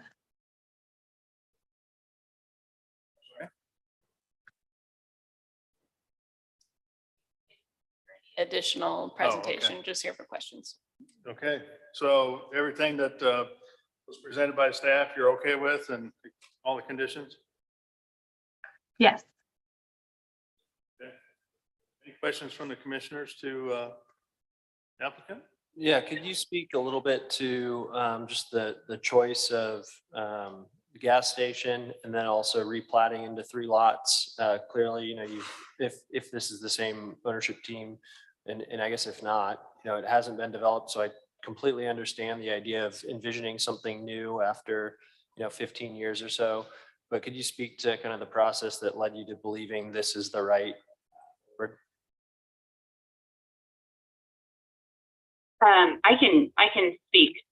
I can speak on behalf of that, Lindsay. So this is the same ownership group that sold the corner lot to Casey's and to O'Reilly, and then the same ownership group that owns the strip center. And back in 2007, thought it was going to be retail at the time, thought it would be a strip center type of a project, and we haven't had any serious offers or buyers or interest in it. And what we have had is from about, you know, an acre type use, so a car wash that needs about an acre. So I think that just the demands of what tenants are looking for, if they want to buy a building or buy an acre of land, it led them to about an acre of land, so which led us to wanting to split it into 3 different lots. So we envision the lot A and lot C to be maybe a single tenant, maybe an office type tenant, or maybe a fast food tenant along 108th Street. So, or if possibly we could build a strip center and have a couple of tenants in there for like a 5,000 to 10,000 square foot strip center. Okay, thank you. You're welcome. Any other questions for the applicant? Okay. So at this time, let's open it up for any public testimony. If there's anybody out there that would like to speak regarding docket item number 7, please come forward or raise your hand using the Zoom feature and you'll be called upon. Mr. Chair, there's no one in the chamber wishing to speak, and no one on Zoom has raised their hand. Okay, so we'll go ahead and close public testimony then. Anything else to add for this applicant? By chance? I think for me, I just want to make sure that there's plenty of, just because of the complaint we had or the letter we had from one neighbors that's to the east. Just a concern, obviously, car wash is right there at this back door. Making sure that we have plenty of landscaping and fence or something there to really separate the two. We've communicated that with the car wash, so they're aware that there's going to be some buffer, whether it's a fence or something like that, that would need to be put in place. Okay. All right. This time we'll close testimony and I'll take a motion if there's no discussion. Chair Crowell, I move to approve docket item 7 with conditions. Second. I've got a motion and a second for approval of docket item number 7 with conditions stated. Giovanni, can you take roll call, please? Allender. Aye. Baker. Aye. Brown. Aye. Enders. Aye. Hill. Aye. Rojas. Aye. Dowski. Aye. Okay, it looks like the project has been approved 7-0. Thank you for bringing it in and good luck. Thank you. Thank you. All right, let's move on to docket item number 8, please. All right, docket item 8 is case number SUP 2023-00037. Request to approve a special use permit to allow for a self-storage warehouse in an existing building in districts M1-5 and B4-5 on about 3 acres at Gilman Plaza, north of Linwood Boulevard and south of 31st Street. Larissa Chambi is the staff planner.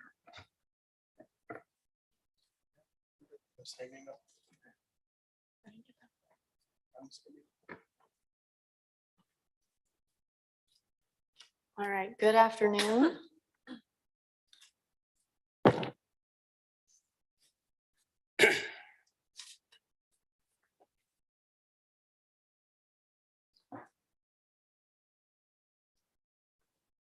Okay, this next application is for a special use permit at 3122 Gillen Plaza. The site is located in the Midtown Plaza area.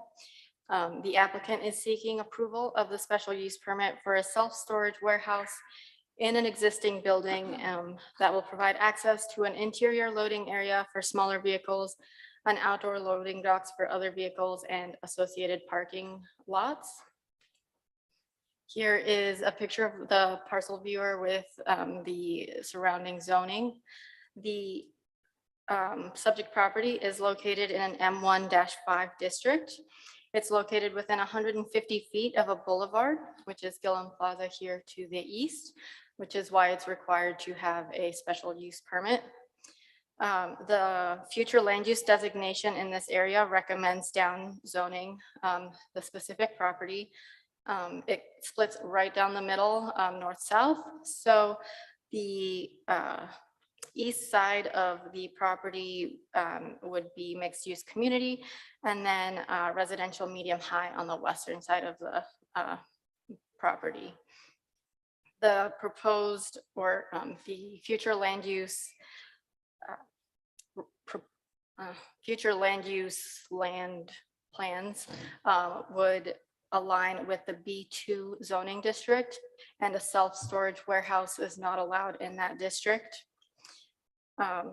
This is in a highly trafficked area, mostly along Gillen Plaza and now here along Oak Street. Here to the west is a 12 unit or 12 lot single family subdivision that was recently approved for a rezoning. The final plat for that proposal has not made it through city council yet. And that rezoning was to an R1.5.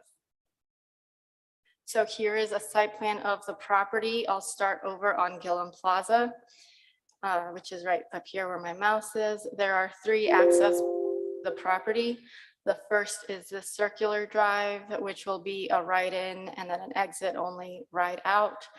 And then there's a second or third access down further south on the site, which will lead to this parking lot that has 24 stalls. Along Oak Street, there is 3 accesses as well.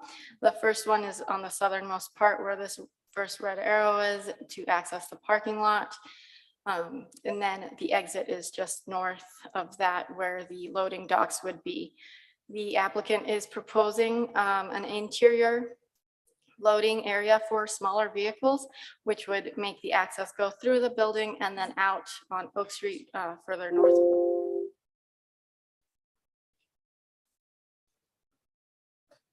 The applicant is not proposing to change the facade since the building is existing. They're proposing some additional ramping and glass or glazing and an elevator as well.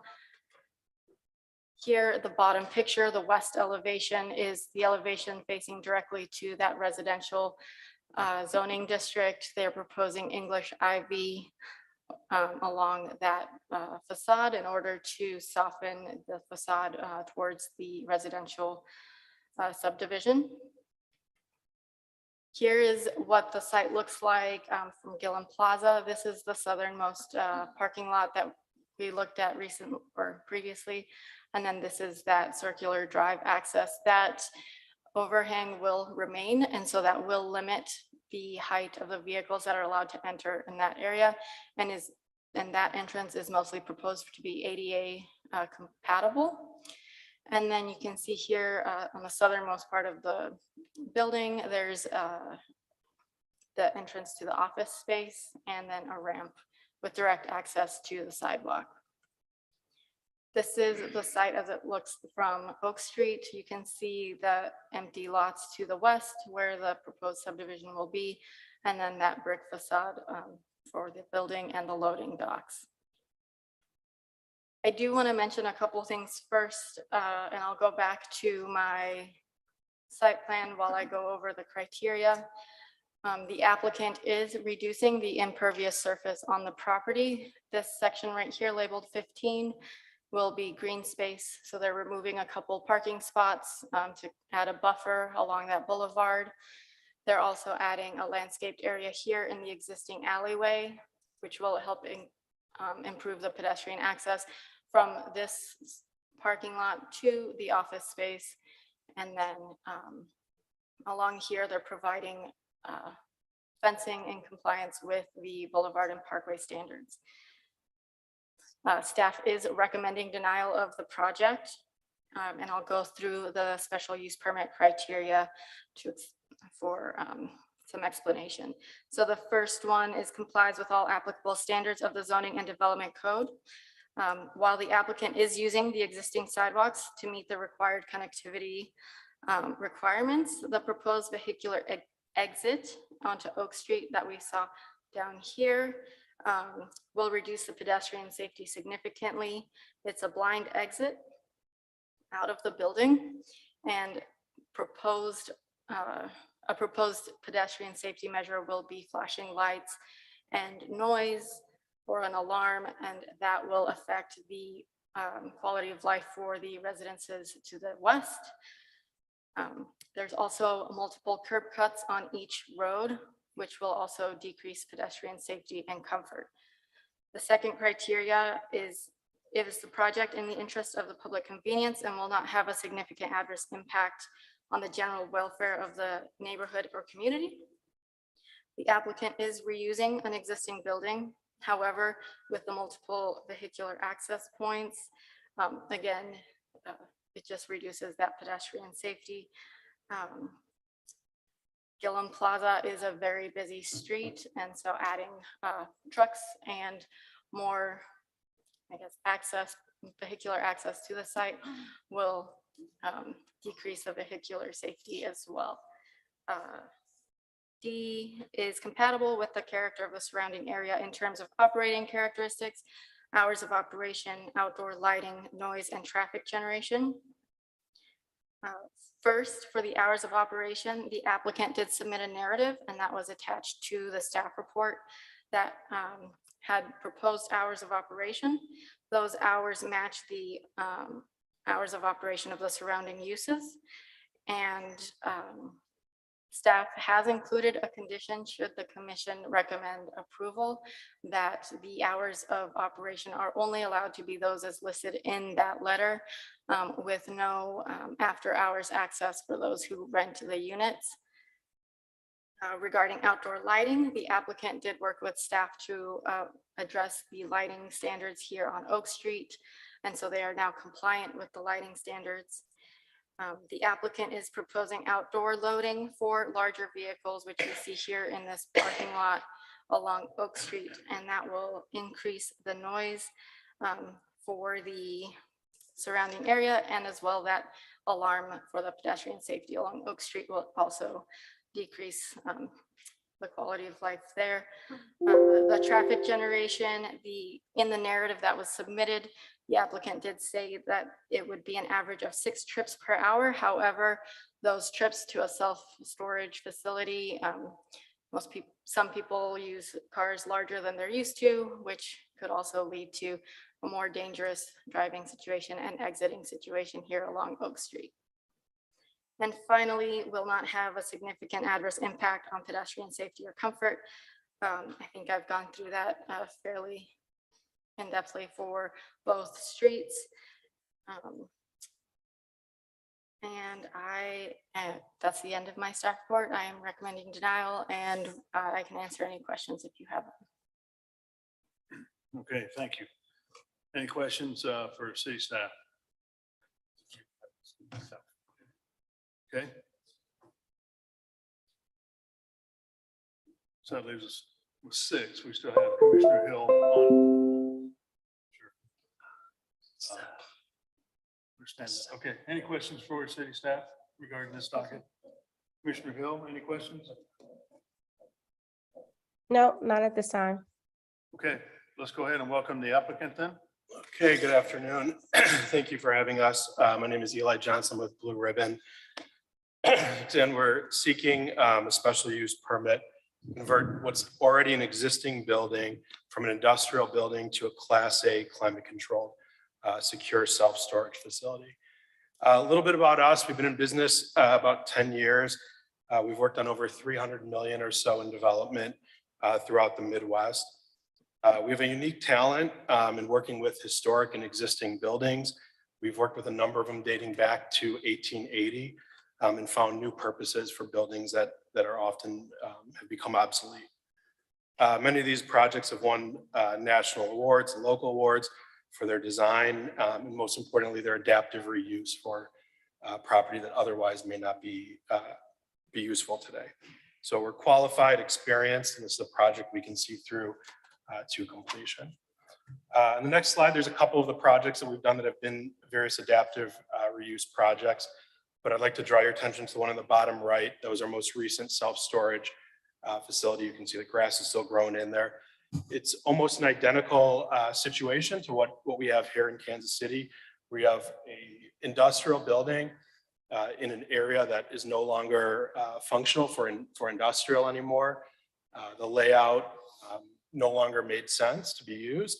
Yet at the same time, this building was located or is located on Port Washington Road in Mequon. Mequon's arguably the premier suburb of the Milwaukee market, and Port Washington Road is the main corridor, retail corridor for Mequon. So a lot of the opposition we've heard are things we've heard before. We reached back out to the city a year later, and you can see that Mayor from Mequon has submitted a letter to Kansas City here, acknowledging that a lot of those issues in the end were not actually issues, and that city has been happy with the performance of the property. Self-storage, it's a quiet use, it's a clean use. Compared to what we have today, it'll be a substantial noise reduction as the traffic will be substantially diminished compared to what is being used for today. Self-storage complements residential development, works well with senior housing, multifamily housing, student housing, as people need places to store their stuff as we have more density. This area in particular does have a shortage. We've run supply-demand ratios, and there's a significant gap in what's necessary for the current occupancy as well as what's planned going forward. Self-storage has little impact on traffic as you've heard, in peak hours, we see 5 to 7 trips per hour at the busiest times on the busiest days. No impact on the school system, increased property tax revenue for the city, and creates an excellent buffer between retail and other uses and future residential as we've seen planned. This property in particular is a challenging property. It's a large 2-story industrial building spanning over 115,000 feet. It was built starting in 1951, so it's built in phases with varying roof heights and varying floor heights. So the interest in terms of continuing it as a traditional industrial building is not there anymore, as it doesn't meet those requirements. At the same time, the building is a tank. It's masonry, concrete, steel. The ability to raise this building and bring in new development has not been feasible, as the property has been listed for a couple of years now, and I think Carrie will speak to that shortly. At the present time, the building's heavily trafficked. Again, it's a distribution facility for plumbing parts. You've got semi trucks coming in and out of the facility, which is not common in self-storage. There's insufficient parking, so the neighbors now have to deal with cars from staff that overflow onto the streets. Again, in this situation, we have more than adequate parking. We have all new fencing. Everything will be screened in and kept on site. There's 2 photos. I'm not sure if it was communicated properly a moment ago, but there's multiple existing curb cuts on Gillum Plaza. We're actually reducing those. So there's the ADA kind of horseshoe that you saw. And then there's a second point of access from the parking lot. That third one is being returned at the city's request, being returned to green space. So it should only help traffic flow as well as the beautification of the plaza as we bring back green space to that area, plant trees, as well as remove additional parking from the front, the east side of that parking lot. Again, adding more green space, more trees, enhancing the boulevard, and simplifying access in this case. From Oak Street, again, it's built up to the property line, but we've made every effort we can to enhance that aspect as well. So English ivy will be planted to break up the long stretch of brick. Windows will be replaced, graffiti removed. All of the cars and debris that you see today are no longer an issue when this gets converted to self-storage. Again, because everything fits on the property at that point, as well as head count, staffing, all of those types of things are mitigated here. Zoning, again, this is a permitted use. Self-storage is a permitted use for this building. The only reason we are required to get the special use permit is the proximity to the boulevard, which I think I've addressed here, how we're actually enhancing the boulevard, converting this from an industrial application to a self-storage. We're seeking no variances from the city code. We meet all code requirements and in many cases exceed them. We're also seeking no incentives, no city money, or any additional support to be able to carry out this project.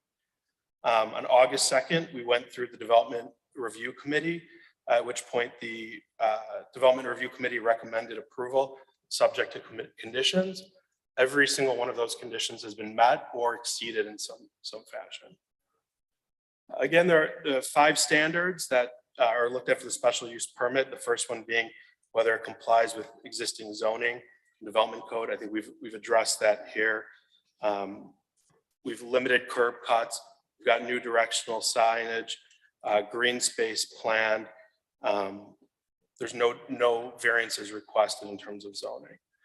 Second, in terms of public convenience and adverse impact on the general welfare. And as I've heard that the agenda is to kind of downzone this area from industrial, we're doing exactly that. This is something that complements residential use. Much lower traffic, less traffic and truck access to the facility. And in addition, as you mentioned, having the interior loading and unloading for 95% of customers arrive in their own vehicle, their personal SUV or car. So neighbors won't even know that they're moving in and moving out at any time. Industry standards are also generally that the average length of stay in a Class A climate controlled facility is approximately 11 months. So once somebody moves into this facility, you're unlikely to see them other than maybe in their personal vehicle once in a while, adding or taking something out of a storage unit. Third standards, if it's compatible with the surrounding area in terms of scale and project design. Again, the building is staying within the existing envelope, so we're not seeking any changes as far as that goes. At the same time, we're resurfacing the parking lot, all new LED lights, removing the graffiti, adding the ivy, new privacy fence to the homes for the west, new ornamental fence to the east. We're moving the curb cut and adding back green space. So from all directions, the property should only be enhanced from our development. Fourth, again, is about the consistency with the surrounding operations. Our neighbors are Mayweather Boxing, 7-Eleven, and Church's Chicken. Our hours are the same or less than those other businesses as well. Again, with significant reduction in noise, as today's use or a future industrial use requires parking that exceeds what's available on site, as well as semis and 53-foot trailers coming in and out to access a facility like this. Traffic based on the trip generation manual is substantially lower, approximately 73% lower than what you would see if this remained as an industrial facility. Again, the current occupant is here, and I think he's able to testify a little bit about how operations work today and some of the issues with neighbors. In terms of pedestrian safety and comfort, again, I think this is a substantial improvement as we've got far less traffic coming from the self-storage use than an industrial use. Directional signage, We've removed a curb cut and now there's a clear traffic flow to the site, making it safer for pedestrians. So I'm Michael Kelly, also part of the development team. And then, so just in closing, we're a very capable group. We've done this multiple times, especially adaptive reuses. We're reducing the intensity of the building, providing a community benefit for the neighbors who need storage, and really enhancing in a tired and functionally obsolete building. With that said, we understand there still are concerns from staff, and when the staff report was published, we took our time to the past few days to come up with a couple relatively simple to implement solutions to particularly the issue about Oak Street and the exit on Oak Street from the drive aisle. So we have a couple ideas and things that we're willing to implement. So we did a survey of other storage facilities in town. We found this facility recently built in, it's a storage mart located on Grand Avenue, 5th and Grand. And they implemented a pedestrian safety device. So it's this device here. It's on 5th Street. It's across the street from an apartment building and a condo development. It has a light flash and a very light sounded woman's voice that says, car coming, be safe.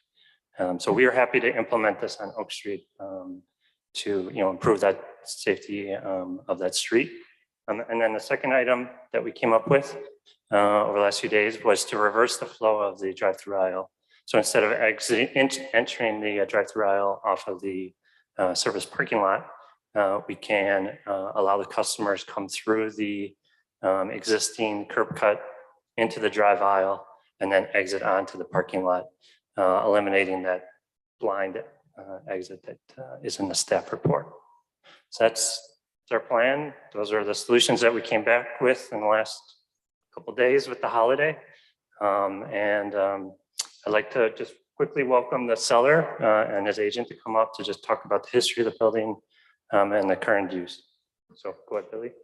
Gary. Good afternoon. My name is Billy Hodis, 1028 West 58th Street, Kansas City, Missouri. I currently own this building, own the real estate. Our company has been operating out of here for the past 12 years.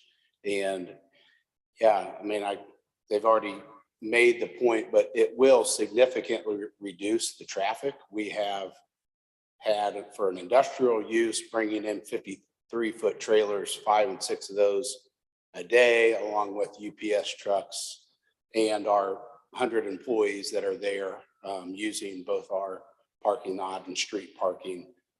That's a lot of traffic there every day. So this use will significantly reduce that amount of traffic. And frankly, their proposal is it's going to beautify the building. It's going to help beautify the neighborhood with the update and the refresh there. To that point also, we have had this building on the market for 2.5 years. And we have had people who were interested looking at raising the building. That doesn't pencil. It would cost a significant amount of money because of the amount of concrete and reinforced rebar in there. They have looked at other industrial use, which really, if they continue to be used as we are using it, it's just going to continue to have a high traffic and a lot of folks around there. Carrie Weems is my commercial real estate agent, and she just got a few things to say about the listing and the interest. Hello, I'd like to share with you all that we've had 283 unique inquiries into the sale of the building. Of the 283, 9 became interested parties. 4 were multifamily developers. 2 of those multifamily developers actually had demolitions companies come in and give actual bids to demolish the building. Demolition of this building would cost in excess of 3 times of a normal building. When we talk about structural steel and concrete, this is a building that has, instead of poured concrete columns, there are I-beams set vertically encased in concrete. Of the building is actually concrete with so much rebar in it that there's an addition on top of the building that they built. The floor plates are approximately 2 feet thick in most places, concrete reinforced with rebar. We had a couple of mixed-use developers look at the project. One of them even thought maybe he could go up on the project. That didn't work either. Came down to 2 self-storage operators.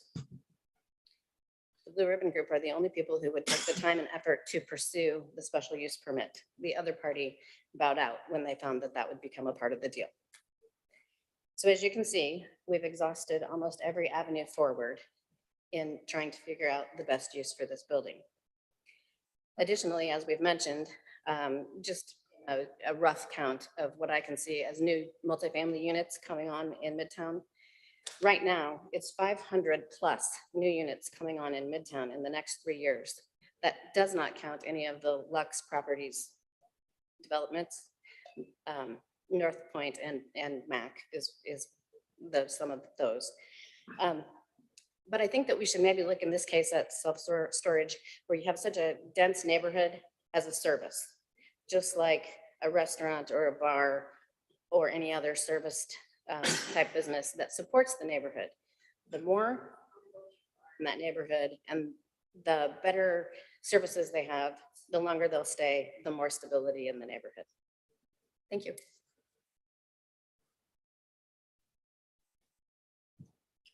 I think just final thing to add, the building is going to be vacant. The company is moving, they're building a new facility. And if this is not approved, the building will be, a vacant property in short order. So with that, happy to take your questions. We have our architect and engineer on the line in case there are any technical questions as well. Thank you. Any questions from the commission to the applicant? I think one of my concerns was the English ID. I don't Oh, know. really? Staff was recommending that, so. Well, I guess just sometimes that can be really detrimental to brick. Sure. Particularly historic brick. So Sure. maybe just a note. It's not necessarily a deal breaker, but something to Okay. look at. It may or may not be right given the mortar content of that historic brick. So Yeah, I don't want it to tear we've brick typically have not done it, but Steph would want to break up the facade, even though it does exist already. And that was kind of the dialogue that we had in terms of, what's the best path forward for that. And that's kind of what we landed on. Yeah. Um, And I know it's a thin area, so maybe, grasses or something. Yeah, it's only about 2 feet. It's built 3 almost up to the feet. sidewalk. Yeah, there's a very small. Yeah. We could look at other plantings there if the commission would prefer that. So I'm happy to work with Steph on that. Yeah, that's to work with staff. I just wanted to draw your attention to it, knowing. We've not done ivy on the historic renovations we've done, but we're happy to do that here if that's. what- And I'm an architect, not a landscape Okay. architect, so I don't know the landscape part, but I just know Sure. that that's something that can be concerning Sure. at times. Okay. So. Okay. Any other questions? Comments or thoughts? Commissioner Hill, anything? Nope. Okay. All right, this time, let's go ahead and welcome any public testimony. If there's anybody out there that would like to speak regarding docket item number 8, please come forward or raise your hand using the Zoom feature. There's no additional people in the chamber, no one on Zoom. Someone on Zoom just raised their hand. Audrey Navarro.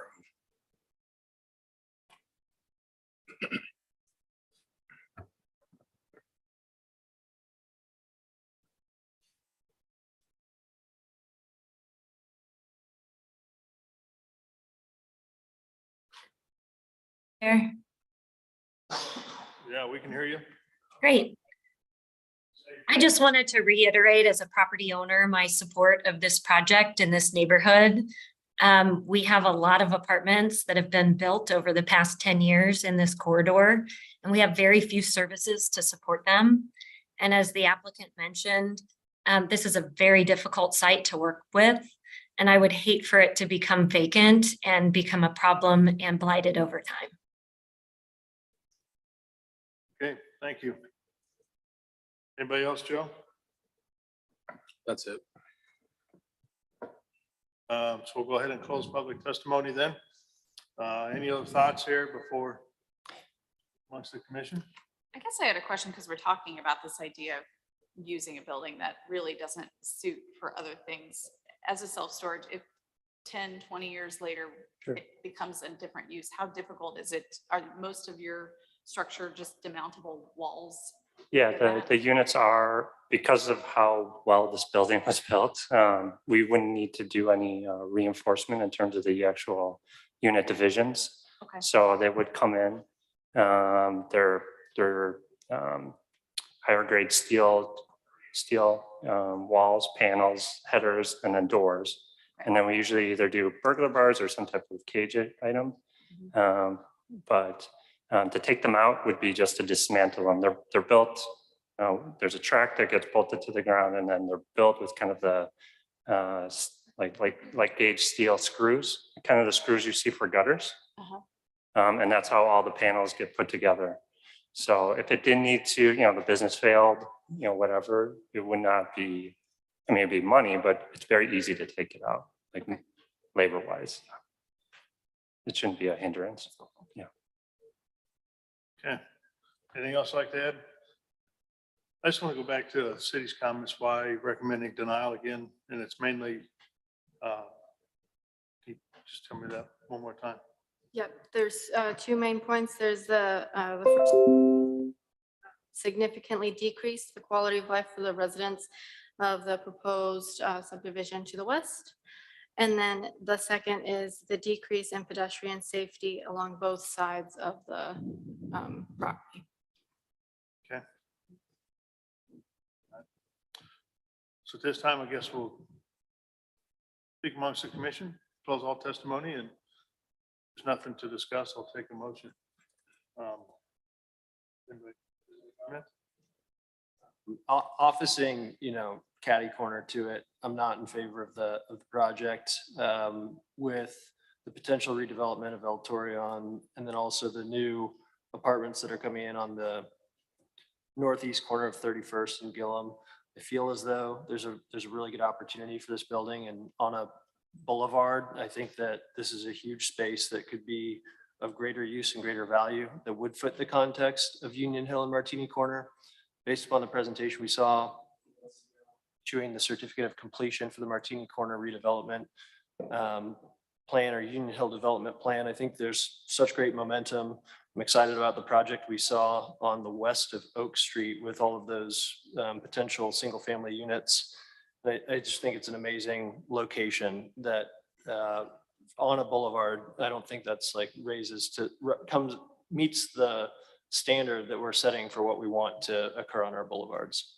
And while I agree in theory that self-storage units can be dismantled and something new can come in, we still have amazing spaces throughout Kansas City that were turned into storage units long ago and have not changed. And they're still, the market factors have not come in and been superior enough to make that self-storage unit want to close out, relocate everyone's belongings and sell to someone else. And so instead we get stuck with these things for generations, tens and tens of years. It's not something that says plug and play and pull out and let something new come in. I think that this would be a huge step backwards based upon all the momentum we've seen in this corridor and in this neighborhood.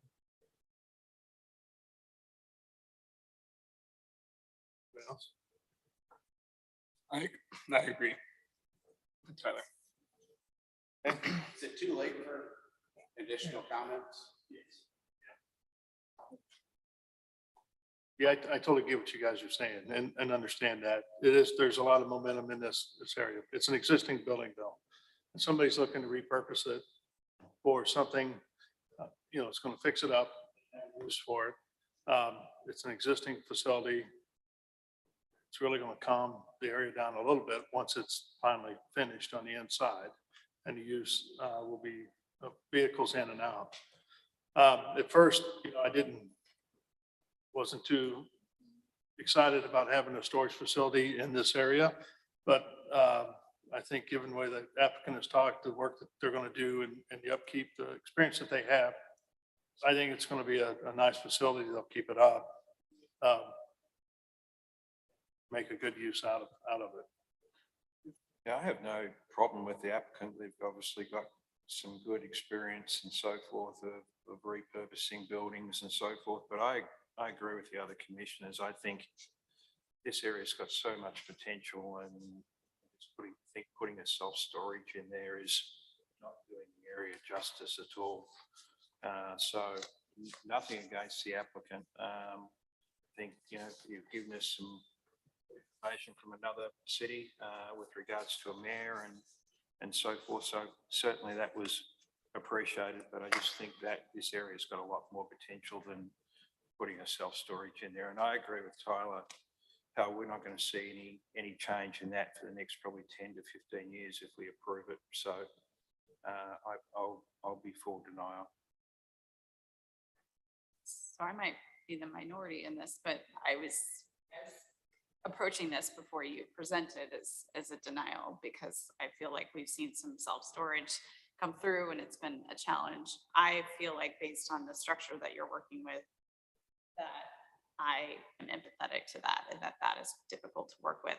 The only thing I will say, and this came up in a previous case, is if you can provide any level of mixed use to that, just a small retail or something on that east, I would suggest east side on the Gillum Plaza side, that would animate that facade. I think that could go a long way to not just being sort of an inactive space.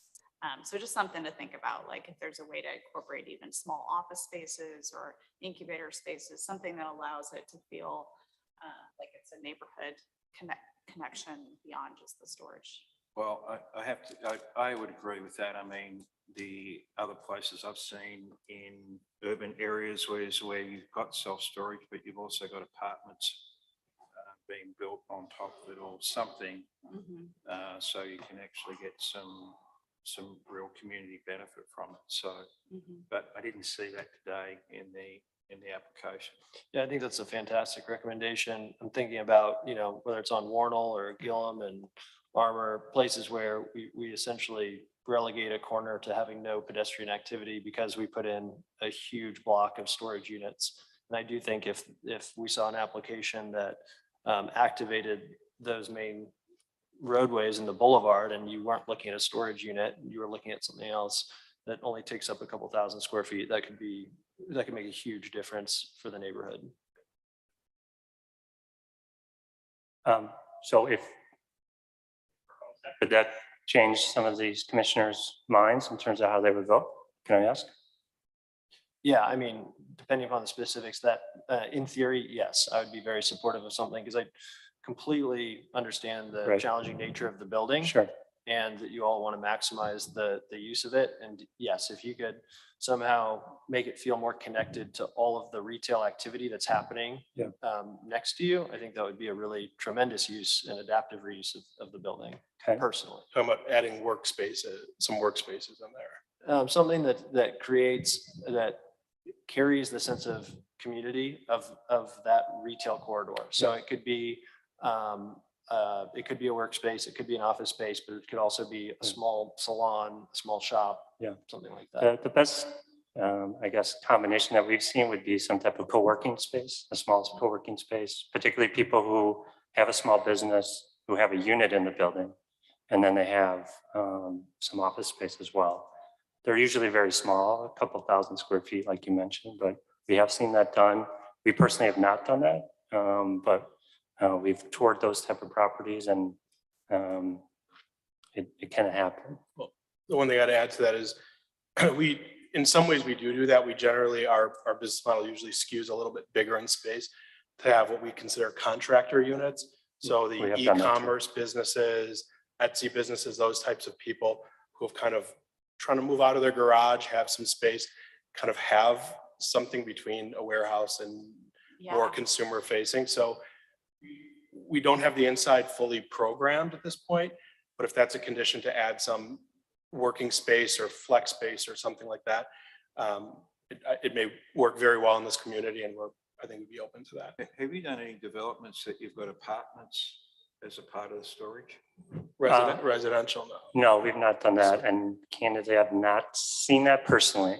Maybe you have, I haven't seen that. So there many, many years ago, that used to be part of a model to have an on-site management, things like that. Sure, like a one. Today, it's generally frowned upon, largely also because you don't want water and things like that. You want as little water and as little other things for people's stuff. Dry space to store their merchandise and things like that. Worst thing is a roof leak. We don't want a roof leak.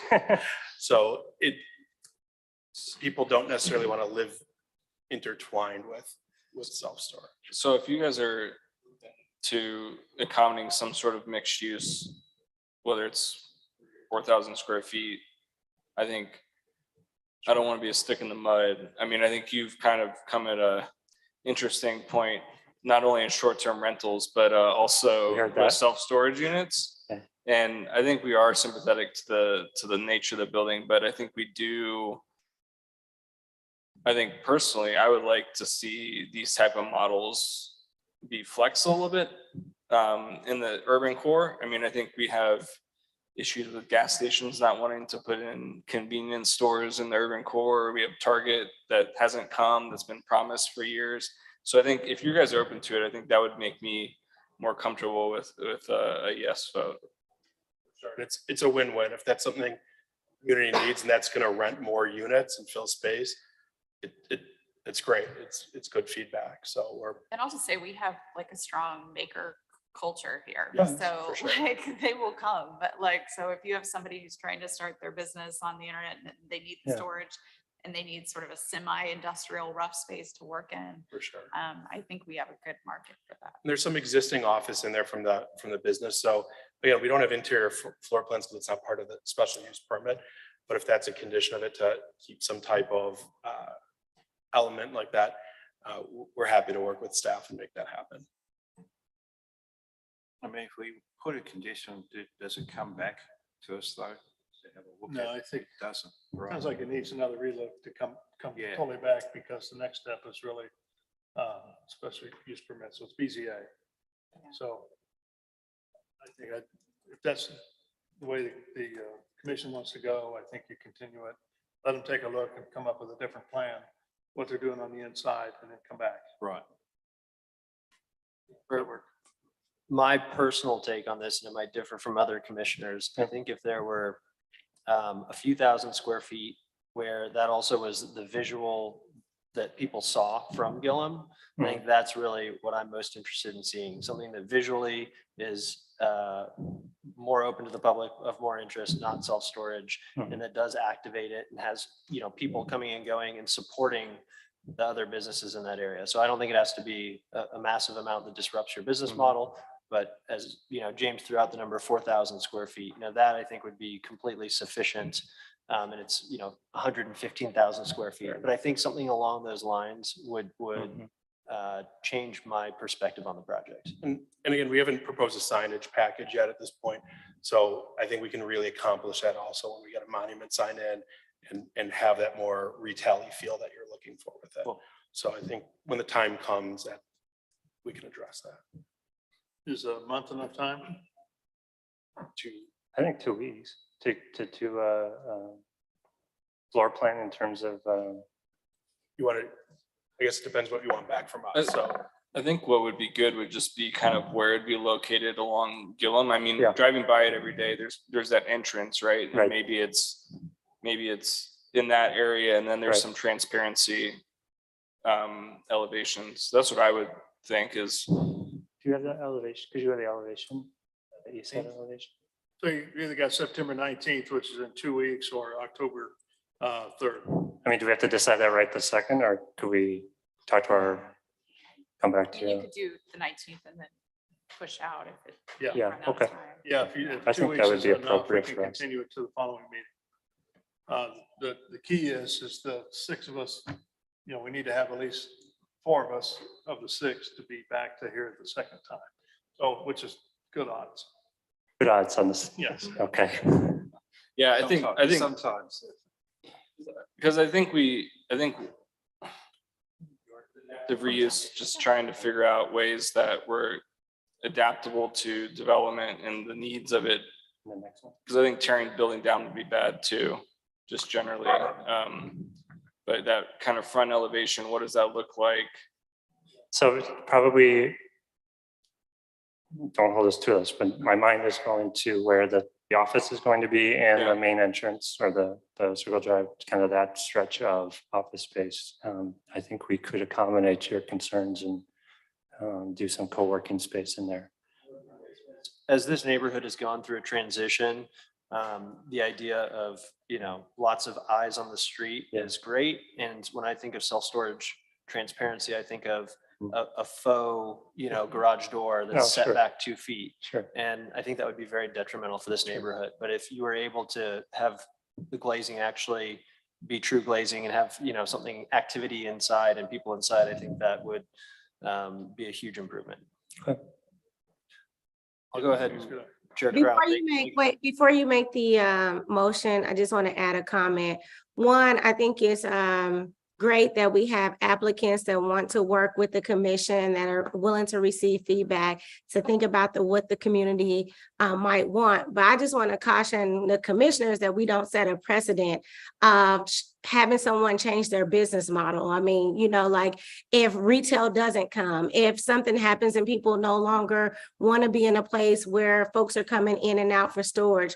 So I just don't want this to set a precedent that we expect people to come in and change their business model because we think it's more aesthetically pleasing.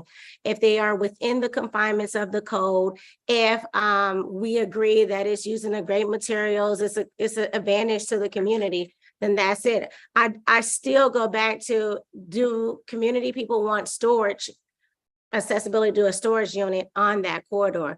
For me, I think that there are a ton of apartments that actually might want to have some place close where they can store things like bikes or, off-road things. I think that that's a great use. So I just wanted to caution, I don't have any, sway with you all. I just want us to be mindful of what our responsibility is as it relates to applicants that come before us with a business model that they feel is viable for them to move forward. Thank you. Okay, thank you. Good point. Yep, thank you. with that, Chair Corral, I move to continue docket item 8 to September 19th. With the intent for what? Without fee and with the intent to allow the applicant time to work on a new floor plan that would better reflect the sentiments here about adding another type of use to the building. And so we aren't looking for necessarily exact specifics, but the general idea that shows a multi-use component to the building. Second. So I've got a motion and a second for continuance of docket item number 8 to September 19th with the intent to do some re-looky-see at the more. With that, Giovanni, can you take a roll call, please, on that motion? Allender, Aye. Baker, Aye. Prowl, Aye. Enders, Aye. Hill. Aye. Enders. Aye. Hill, Aye. Hill. Aye. Sorry. I think we got it was unanimous decision to continue it to September 19th. Thank you. Appreciate it. Thank you. With that, let's move on to docket item number 9. All right, docket item 9 is case CPC 2023-00092. Request to approve a rezoning without plan from District AG-R to District M2-2 on 10 acres located at the northeast corner of North Nevada Avenue and Northwest 136th Street. Genevieve Khan is the staff planner.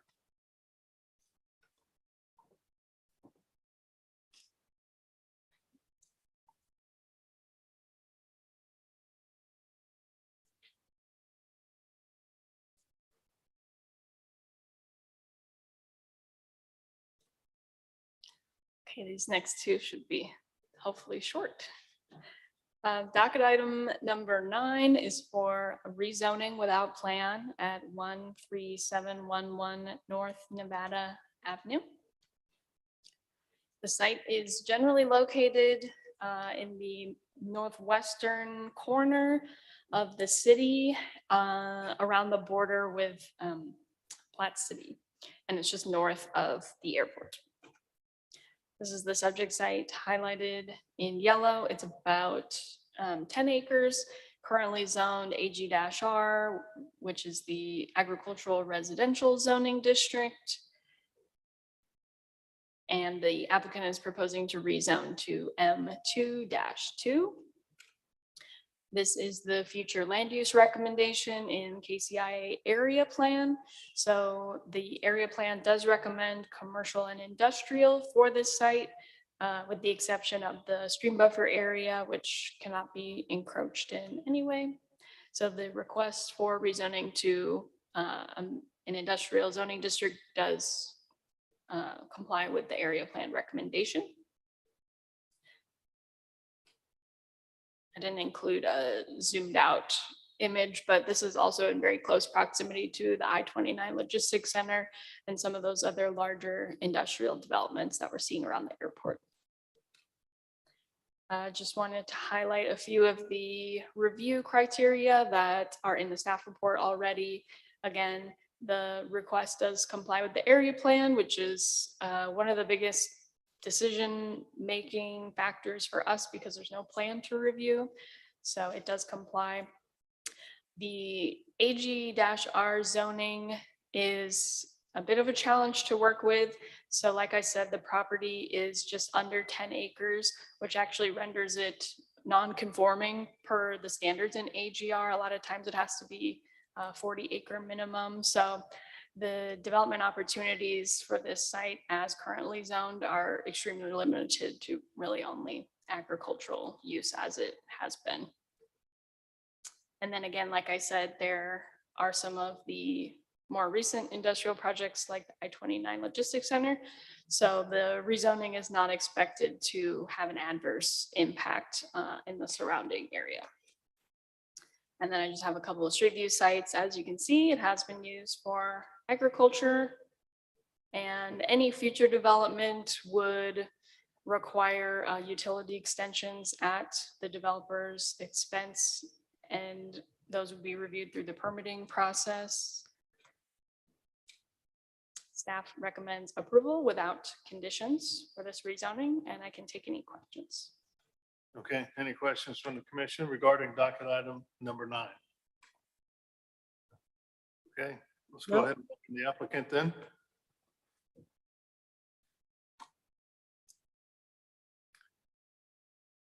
Should be Bill Mann again.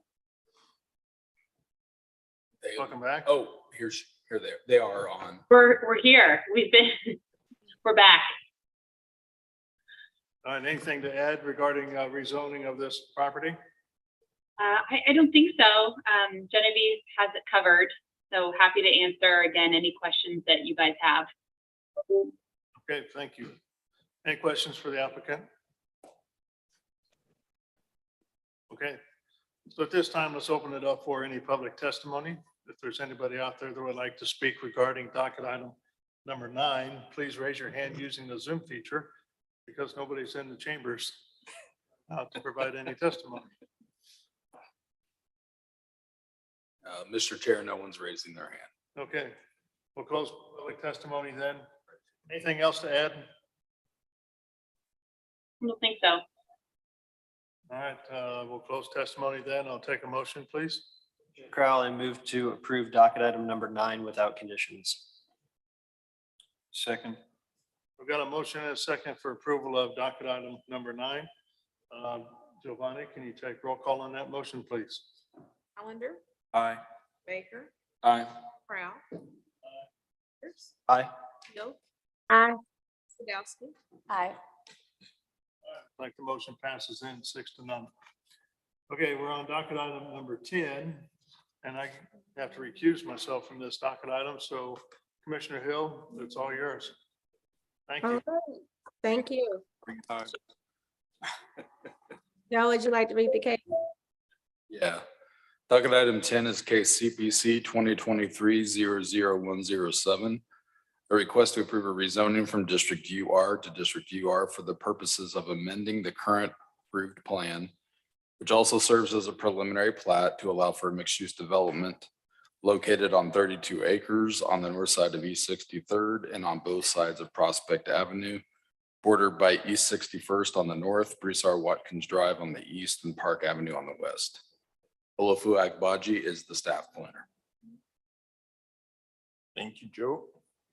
Good afternoon, commissioners. Madam Vice Chair, Olafu Agbaji, City Planning and Development. Give me a minute to just pull this up. I think trying to get this uploaded will be longer than my presentation.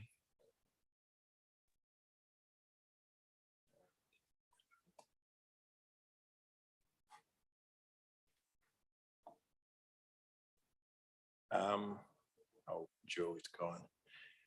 If I think the applicant is Matt Eblum and Robert Farmer, they can be promoted by raising their hands.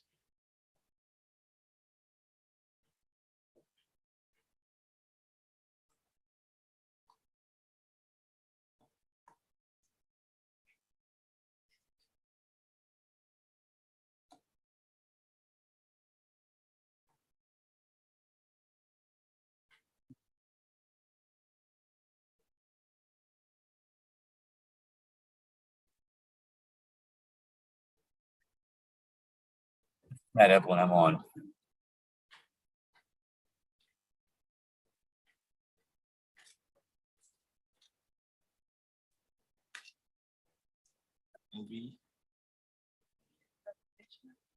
Yep.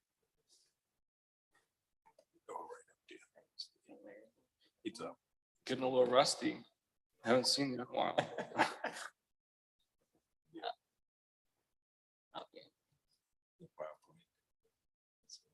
Told you, it would take me longer to do this than to do the presentation. Oh, I gotta share it too.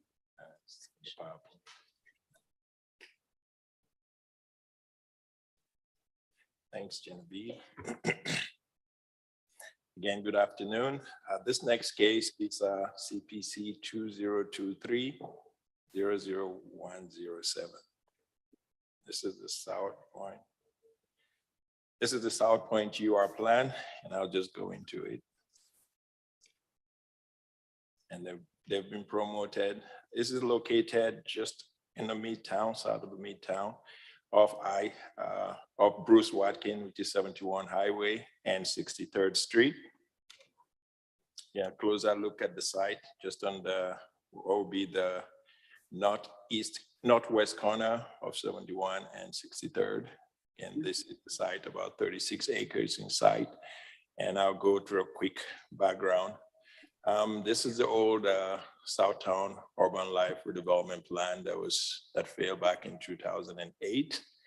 It's also currently within the South Point TIF district that was approved last year and amended early this year.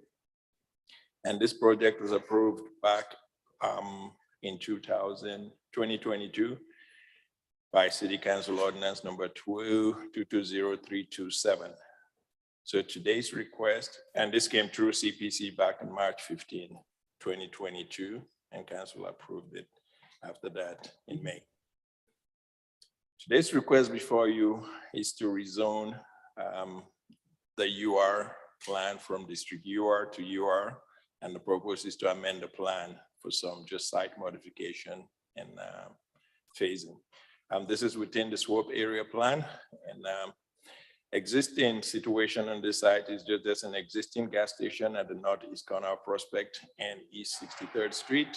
There's also the CVS on the south side, southwest corner of East 63rd and Prospect. The HCA, which is the Research Medical Center, is also located south of the site. This site has been cleared and the streets are partially barricaded. There's stream buffer and open space within the area. And again, when it came through last time, I expressed that there was extensive grade challenges, and there will be required vacation and for both streets and utility for this to occur. This is what was approved back in 2022, and it approved, really this is the proposal. So this proposal is for a mixed-use development that includes residential, office, retail, commercial space, including a market, restaurant, and hotel and storage facility. Part of the addition or part of the update we did to this plan, we then allow B3 uses within the site and then prohibited. I think we also allowed storage facility, one storage facility as part of this development. And then we have prohibited uses. So the overall square footage is 810,000 square foot. And then there's a residential of 242 units with 1,300 parking. And this also serves as a preliminary plat that gives you 13 lots in 4 phases. So this is the difference between the current approved plan and then the proposed plan. The height of the building remained the same. The number of units for residential reduced from 250 to 240. And also that went down multi-family building to a mix of, they introduced 18 townhome units, which I will show you in a minute. So on the left side is the current approved plan, and the area highlighted in red is the major change in terms of the layout. So they went from this kind of courtyard shaped building to a larger footprint building on the right with a townhouse development of 18 units that fronts on Prospect Avenue. The other change, as you can see on the screen, is that the phasing has been changed, whereby we go from phase 1 in blue to phase 2 in yellow. And they've extended phase 2 now to tie in the northwest corner of the intersection. And that will be done in phase 2, with phase 1 being the hotel development in blue on the east side of Prospect, and then the residential component as part of phase 1. And then they then stretched phase 2 to go across, with phase 3 in green and phase 4. This is a render or perspective of what the building, the actual residential building will look like, because that's the changes to the plan. And this is the elevation provided. And this is the east and west elevation. And this is the elevation for the townhomes. So you're looking at the east elevation, which would be along Prospect, and then the west elevation, which would be internal to the site. Here are the uses that are expressly approved. We allow everything within the B3 zoning district, including a storage facility as approved by the prior plan. And then we prohibited the list. We have a list of prohibited uses, which is our normal list. And it also states on the plan that businesses that sell alcohol for off-premise consumption and off-track betting and gaming will also be prohibited as part of this plan. If you want additional information, the applicant does have a packet, but since this is just an amendment to the plan, if you want to, we can share that with you. The applicant will then discuss the public engagement process for this project. They had a meeting on August 15, 2023. With that, staff's recommendation is for approval subject to the conditions. And that ends my report, and I'll take any questions. Are there any questions to staff from the commission? I don't think so. All right, would the applicant like to add additional context or information?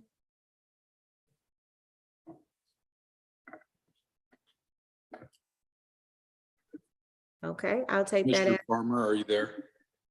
Rob Farmer is there. I can speak to. It looks like he's muted. So I apologize all. Can you hear and see me? Yes. Technology is not always my best friend, so I apologize.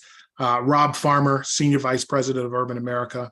I just wanted to take the time to thank Olafu and the staff for working with us on this project. We have been working at this for several years, and have been pretty intense in looking at reworking this based on some of the geotech issues that we ran into. But we feel that we have an implementable plan right now. So we just want to thank you all, and we are available for any questions or comments. Are there any questions from the commissioners to the applicants?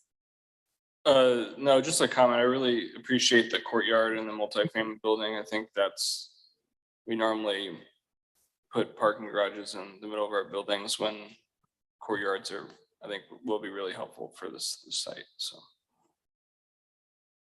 Awesome. Anyone else?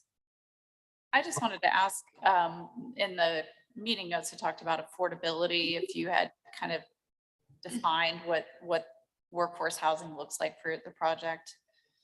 Sure. This is a project that obviously we want to gear towards the working community of Kansas City, teachers, firemen, police officers. With a lot of the building that's going on, as you're probably aware, construction materials and things have just been going through the roof. So a lot of developers are taking that to pass on those expenses, obviously, to the tenants. In our case, we're looking to maintain this with affordability. So there are some benefits to this project. One, it is in an opportunity zone. So that gives us the ability to deal with an investor pool that is more socially conscious as opposed to simply concentrating on the bottom line. Two, we do have an application that we'll be presenting for 4% tax credits on this project as well. And then the balance of the capital stack will be there. All of that is intended so that we can provide an affordable rental base to the potential tenants that are coming in.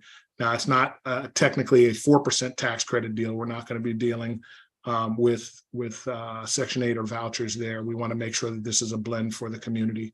But that's what our target market is in terms of the tenant base, and we are looking to make this project that can be afforded by the working class community of Kansas City. And is there any sustainability features? You have quite a big site. I don't know if there's anything in terms of native plants or water retention. Sure. I'll ask Matt Eblin from McClure Engineering, our civil engineer, to speak on that, and I can certainly fill in there as well. Absolutely. We do have quite a bit of native plants and that will be incorporated into all the phases.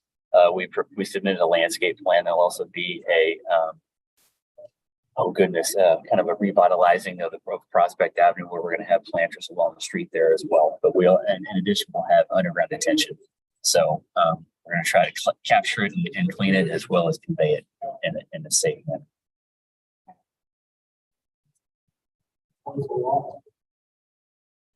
Thank you. Is there another question? All right. Well, hearing none, we will now open it up for a public testimony. Joe, is there anyone who has their hand raised online? Madam Chair, there's no one in the chamber at all, and there's no one on Zoom with a raised hand. All right, we will close public testimony at this time.